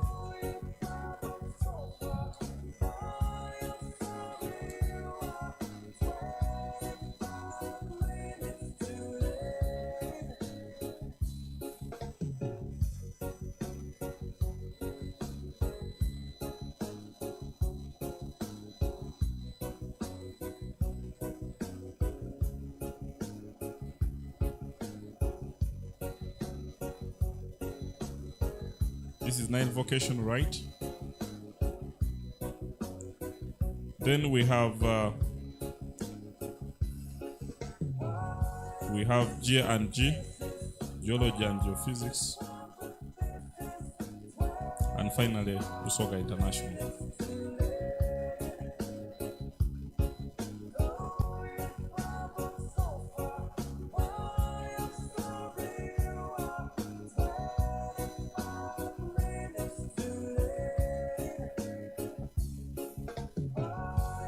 Finally, Usoga International.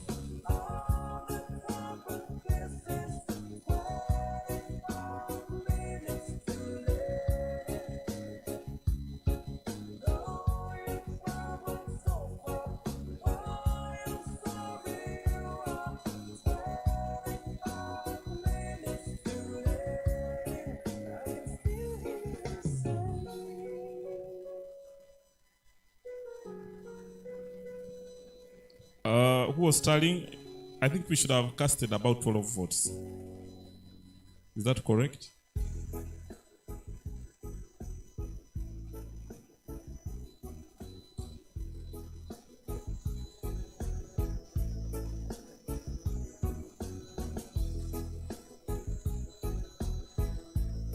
Sorry? 11, eh? I think they're 11.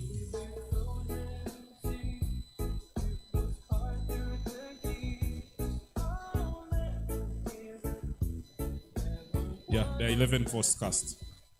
Okay, thank you. That was UPIC, Task, IPSK, Safeway Right Way, Sunmaker, Chiriandongo, Chibasi, Iganga, Tan Energy, Nile Vocational, G&G, and Usoga International. So kindly just start reading. Start reading the names as we tally.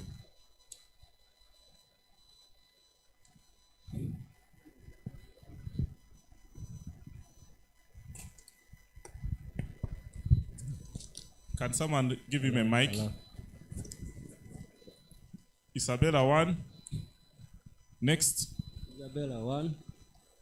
Is that the first or the second? The first. Okay. Isabella 2. Oh, I need to say. Don't say Isabella 2. Just keep going. Ankunda Isabella number 3. Isabella number 4. Isabella number 5. Nakachwa Madina 1. Isabella Ankunda 6. Nakachwa Madina 2. Isabella Ankunda 7. Ankunda Isabella 8. Isabella Ankunda 9. Okay. Okay.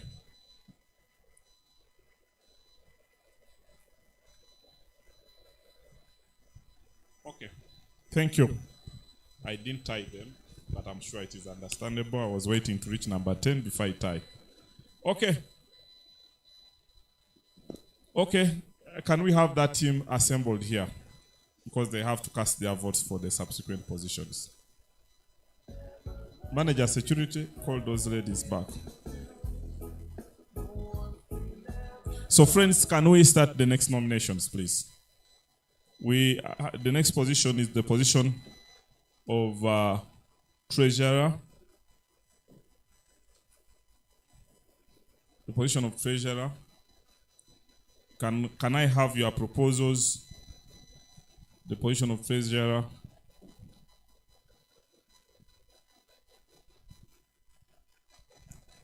My name is Susan Tumhaire, Safeway Right Way, and I nominate Patrick Ruharuza.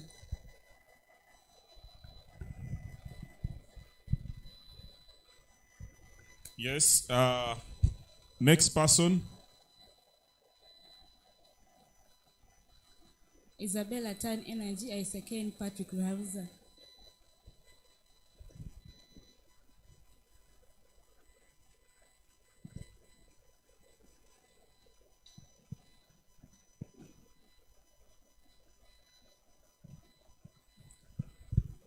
Any other nominations? Any other nominations, friends?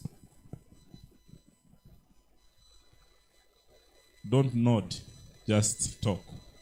I see for either nodding, and you know, nodding gives a different interpretation. Thank you, depending Chair. on your... Yes, please. I propose we close the nominations. My name is Siraba Augustine.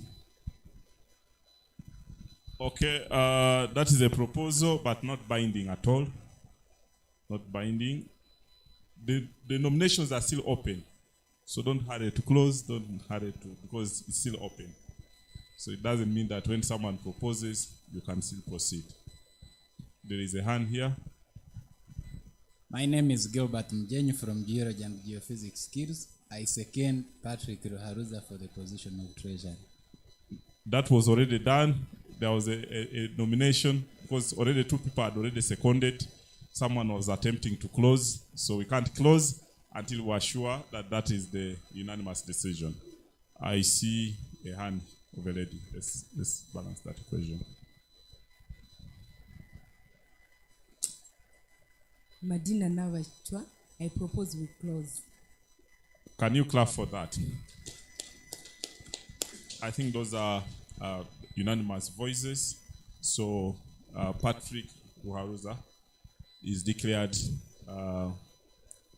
duly elected for this position. Kindly clap for that. And with the powers and authority entrusted to me, I also want to take this opportunity to declare Miss Isabella Ankunda our publicity secretary. Congratulations, Isabella, and also congratulations to my sweet sister in the training struggle for oil and gas, Miss Madina Nabachwa, for expressing interest to lend a hand.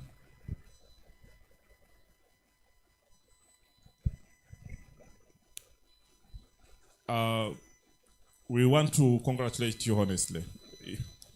Normally it requires more than courage to put yourself there in the arena to showcase your potential. And I am sure if I had given you 5 minutes, you should have been able to fully unleash your potential. And I want you to keep with that momentum. I think we have noted your presence, your interest, and availability with that more seriousness. And I think when we move to the next level of co-opting people, because I read about co-option of some people to reinforce this team, I hope that the team appreciates your interest as a patriot. So I want to thank you, and you were not denied the opportunity to serve in that capacity. You were only delayed. But I'm sure in our subsequent elections, you should be able to lead in whichever capacity. And when we call you for reinforcing these teams with committees, I think we'll be happy. Friends, in the interest of time, I needed further guidance on whether we can proceed to do committees today or we do it in the next meeting. My thoughts were that we could suspend the creation of committees for the next KIS dialogue. And I propose that my rapporteurs capture it, the Secretariat captures it as one of the activities. I need to familiarize with the Constitution on the procedure. I don't know whether it's the chair to nominate people or the sector EXCO to do that decision. But I think I've been guided by those who are more familiar to the Constitution, that I think that is the role of EXCO. And I really hope that you capture Nabachua's interest in serving this country in your submission in the next meeting. Lastly, I want to save time. It is a constitutional requirement that people take an oath. Kindly, I don't think we have a Muslim, but kindly put your names here very fast for those who've been successful. Sorry? One more comment from you. Sorry, I didn't hear you. One problem. Oh, one Muslim. Oh, yeah, sorry. Can someone give me a Quran? A Quran? Can someone download a Quran? Because we can recite a Quran online. Not so. Because our computers have a Quran. Yes, so you'll just use it. Because it's about you and your God, right? It's about you and Allah. So, have we distributed 5 pieces of paper?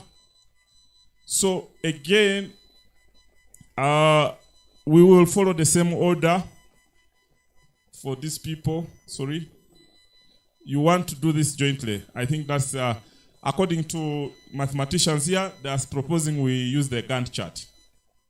We use the critical path that requires that we all come here, and then we read this. I am going to assume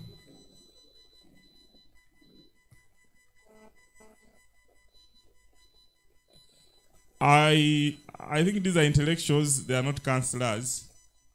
If they were counselors, I would read for them. I am going to just put them in the mood and set them at once. I am going to count 3 to 1. Let us stand here. All of us, may we come in front here after you have signed the document. Can we come here? Just right in front here. So for all of us, I'm going to count in a descending order. I will start from 3, 2, and then finally 1. And then finally 1. So when I say 1, then you commence reading. Yes, you comment reading, pronounce your name as you hold the Bible or a Quran. Actually, who has a Bible? If we can have one, then the rest of you raise up your hand. Patrick, yes, you just raise up your hands. Then as he raises the Bible. So, yes, so you need to raise up the Quran on one hand. Actually, use one hand. Just raise your phone where the Quran is. Just open it. Yes. Yes, you raise the phone because that's a Quran. Yeah. With the globalization, the challenge of digital divide has been broken. Okay. Can we keep maximum silence? We are going to administer the oath of office. We are starting from 3 to 1. 3, 2, 1. We go.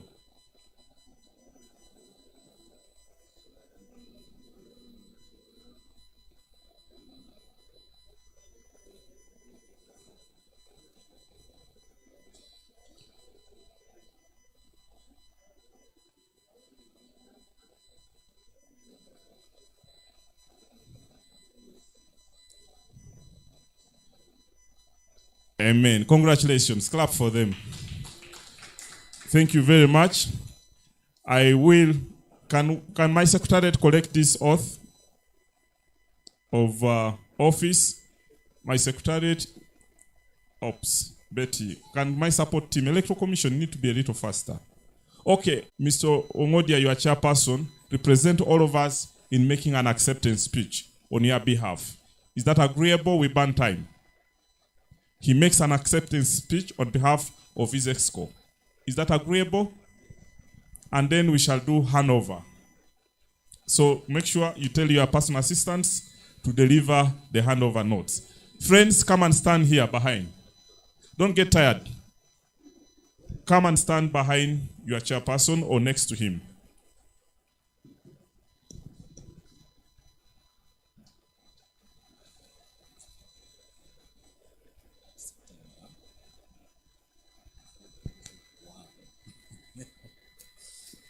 Good evening, colleagues. First, I'll start by saying there is no loser and there is no winner. All of us are winners. And I repeat what the presiding officer said. Those who attempted and had challenges will definitely ensure that they are part and parcel of the management of OGTAU. On behalf of this team, I would like to thank members of OGTAU for giving us a vote of confidence. I came here in the morning and I was wondering whether I should give another Kisanja or not. And somehow my intuition said probably you give another term. And it has come from you, not from me. So I don't take it for granted. And I'm sure even my colleagues here don't take it for granted that you have voted them to serve in the second office of OGTAU. But I would also want to thank the outgoing or the team that served in the executive previously, which I headed again, for the work done, well done. I don't underestimate the effort my colleague Joseph put in ensuring that things moved, the effort Dr. Chegu put in ensuring that association strives. Now the mantle has been turned to the new executive that you need now to move mountains. If we had challenges before, it's no longer time of challenges. You know, most Ugandans like to talking a lot of challenges. We should now look at these challenges that we faced previously as opportunity to move this association to another level. There are a lot of expectations, and more so from the founding body, that's the Petroleum Authority, from us as executive of OGTAU. Expectations in ensuring that we move beyond the likes of the Nigerian Trainers Association. It's the known one here in Africa, but we can do better than them. But they have been able to do better because they're organized. When it's issues of money, people collect and make sure that the money is paid to a session. But I think also what's helping them is enabling legislation. The legislation says whoever does any aspect of training in oil and gas must register. So you can't get business in Nigeria unless you have registered in the association.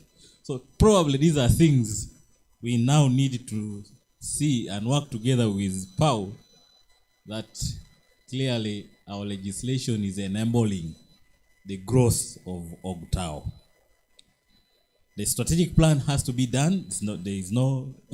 There are no stories about it anymore. We cannot say it's something that has to be done by PAU. It is our obligation. We have today listened to the oil companies on the need for a dialogue so that the supply side understand what's on the demand side. So these are things we must move very fast. We have listened from them saying we want to join you. We therefore need to reach them very fast. The funding has been a story. We need to look at options for funding in aspects of grants. I know there are grants out there, but we have not really done our part. The IOCs, we need to reach out and ensure that they fully participate and contribute to the development of the association. I've already talked about the benchmarking. We have had members talking about regionalization of training. Somebody is from Uganda, he has been paying dues, but he's not yet seeing the tangible benefits. If the tangible benefits are not there, then the induced benefits must seemingly reach out to everybody. So we pledge during our to reach out, at the same time ensure that the objectives under which the association was established are met.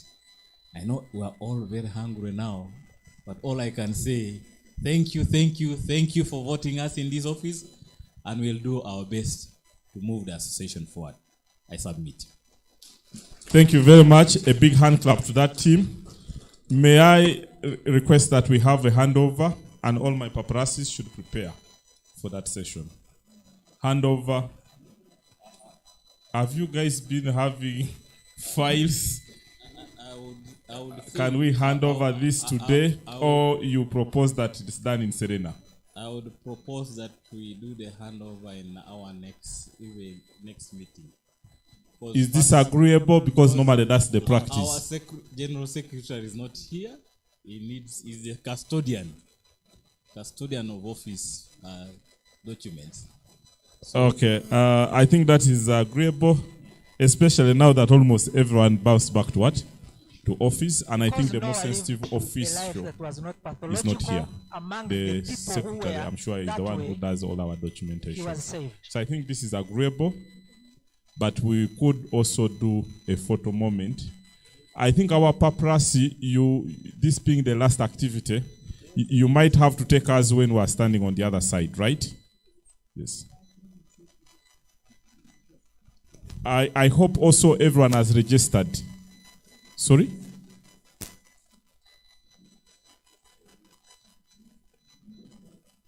Okay, we are going to, because handover was the next, way forward. Today we had very good rapporteurs. I'm sure they extracted the way forward, which will be shared in the next meeting. But I think one of those that we need to really agree on is when we are going to have the next meeting, and who is happy to host us. Remember, hosting is the most enjoyable thing because it comes with a little pain, not so? Yes, because for those of you who are aware, a president has been said that when you are hosting, you do everything the way MUST has efficiently what? Delivered. I hope you understand this. It should not be partial. Then you tell us there is no water or there is no breakfast. It should be a complete package. The only package that has not been coming through is accommodation. If you can also factor that in, we will be honored. Not so. Yes, but I want to request that members raise up their hands. We will be most likely be forced to vote. Should there be more than one? proposal.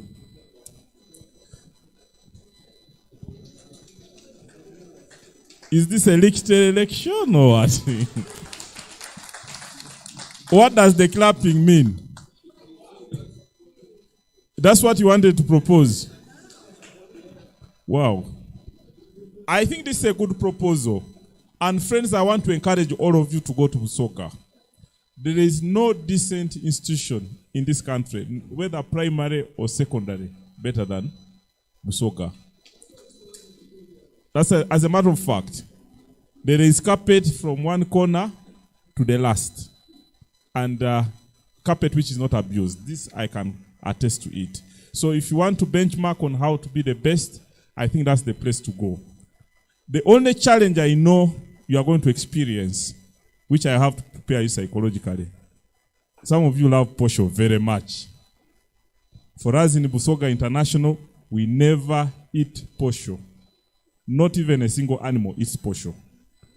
It's not in the menu and will never be until the school closes. Why we don't do that, you'll find out when you arrive in Busoga. But that's the only thing. So if you really love posho very much, you might be forced to carry a little bit of it as you come. But the rest of the other foods will definitely be available. I hope I'm not misleading friends. That's the most genuine truth. The only institution in this country where posho is prohibited. Yes, it is banned, like, as 100%. That's why I'm saying you need to be there and learn. Come with your notebook. You will be amazed. You will be mesmerized. I want to thank you for setting the standard, and I really hope you are going to come as a new pace setter. I know you have a chair who is also here in the Center of Excellence, but I'm sure you will have a lot to learn. I want to congratulate all of you, and I want to thank you for accepting to host us. We will be exchanging emails. The next last level is when are we there? These are quarterly skills dialogues. Remember, this was supposed to have closed the other financial year, correct? Yes, and you know we are being appraised in these things. So when do we do? Because there is need to form committees to enable these friends to efficiently deliver. When are we having the next skills dialogue? Is there anyone who has a calendar here? Can we propose this? Okay, I'm not seeing hands behind.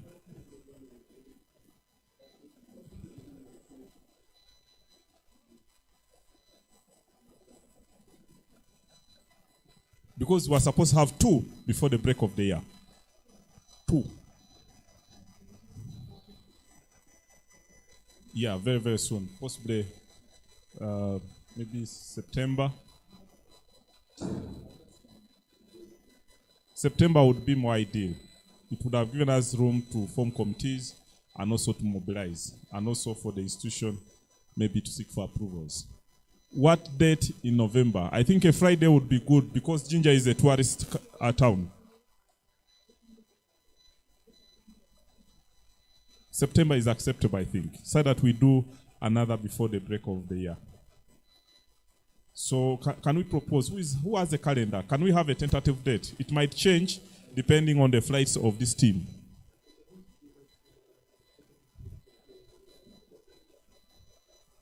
Okay, but we can still support the host.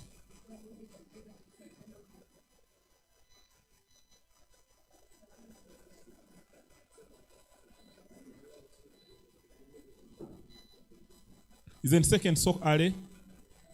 Second is so early, most likely. Yeah? 9th would be more ideal. To allow you to do a lot of things as well, so that we have some deliverables. Okay. Tentatively, 9th. Is that okay? Is that a Friday? Sorry? 2nd? We do 2nd. Okay, I think 2nd seems to be unanimous. Are we all happy with 2nd? In case of any change, we shall let you know. Sorry? 6 weeks is okay. Okay, thank you very much. Yeah, friends, I also want to extend our sincere apologies for having run a marathon program. Our lunch was ready in time. I don't have to blame them. We had lunch here at midday. I think all our support team has eaten. I think all drivers have eaten. All our security personnel have eaten because they had little activity here. So I want to take this opportunity also to request Joseph to come and make closing remarks. Joseph Nyakairu on behalf of the government of Uganda. After you close, then I will request either Patrick or Fortunate to make any other administrative announcements. Thank you very much. Joseph. Friends, can we sit? Can we sit? Let's take up these seats. Let's take up these seats.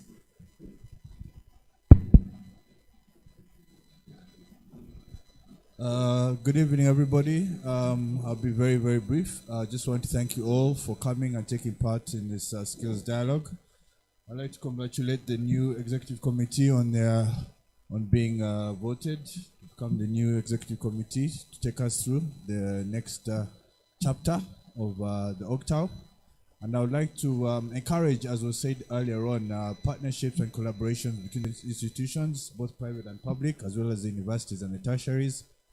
And to encourage continuous networking between ourselves to see how we can work together through synergies and build each other's capacities to see that we churn out the relevant skills and individuals that need to be employed and absorbed within the sector, but also on the other sectors that contribute to the sector and the country at large. So thank you all once again, and wish you all a safe journey back to respective destinations, and looking forward to the next OGTAU Skills Dialogue.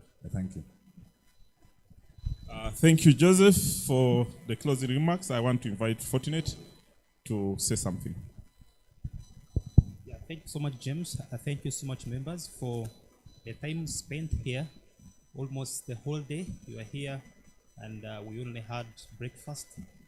We have just been forcefully made to not skip lunch, but miss the real time for lunch, right?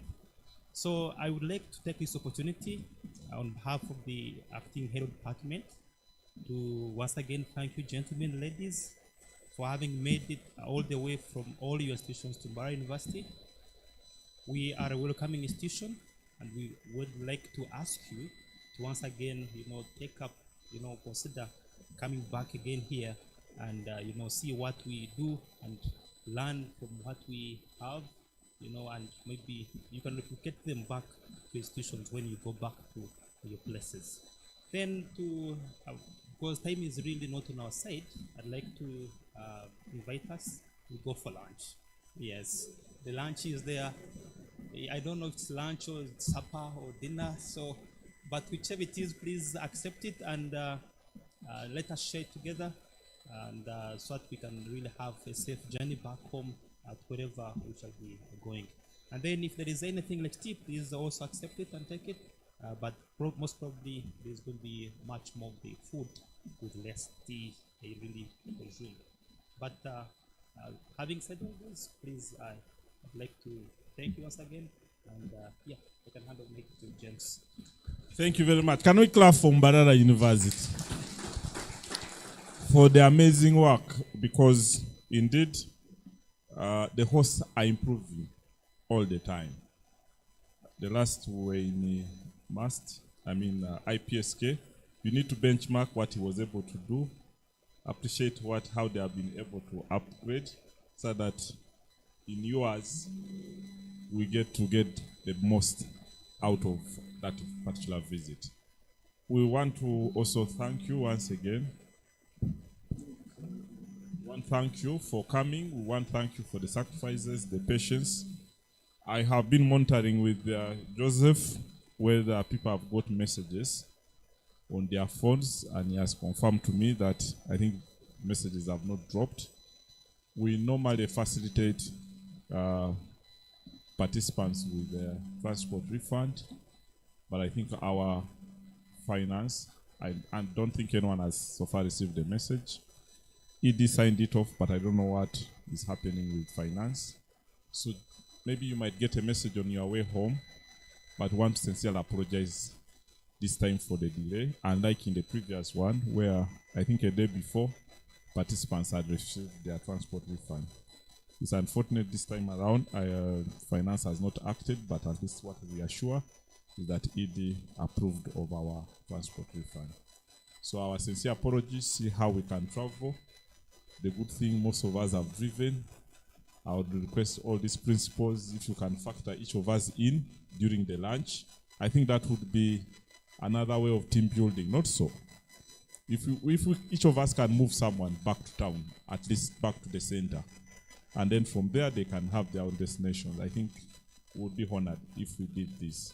Otherwise, once sincerely, thank you and wish you journey mercies. May God bless you all. Thank you. So I want to request that gentleman to come down now that your work up is done. Let's have a group photo here. I think this can make a good picture.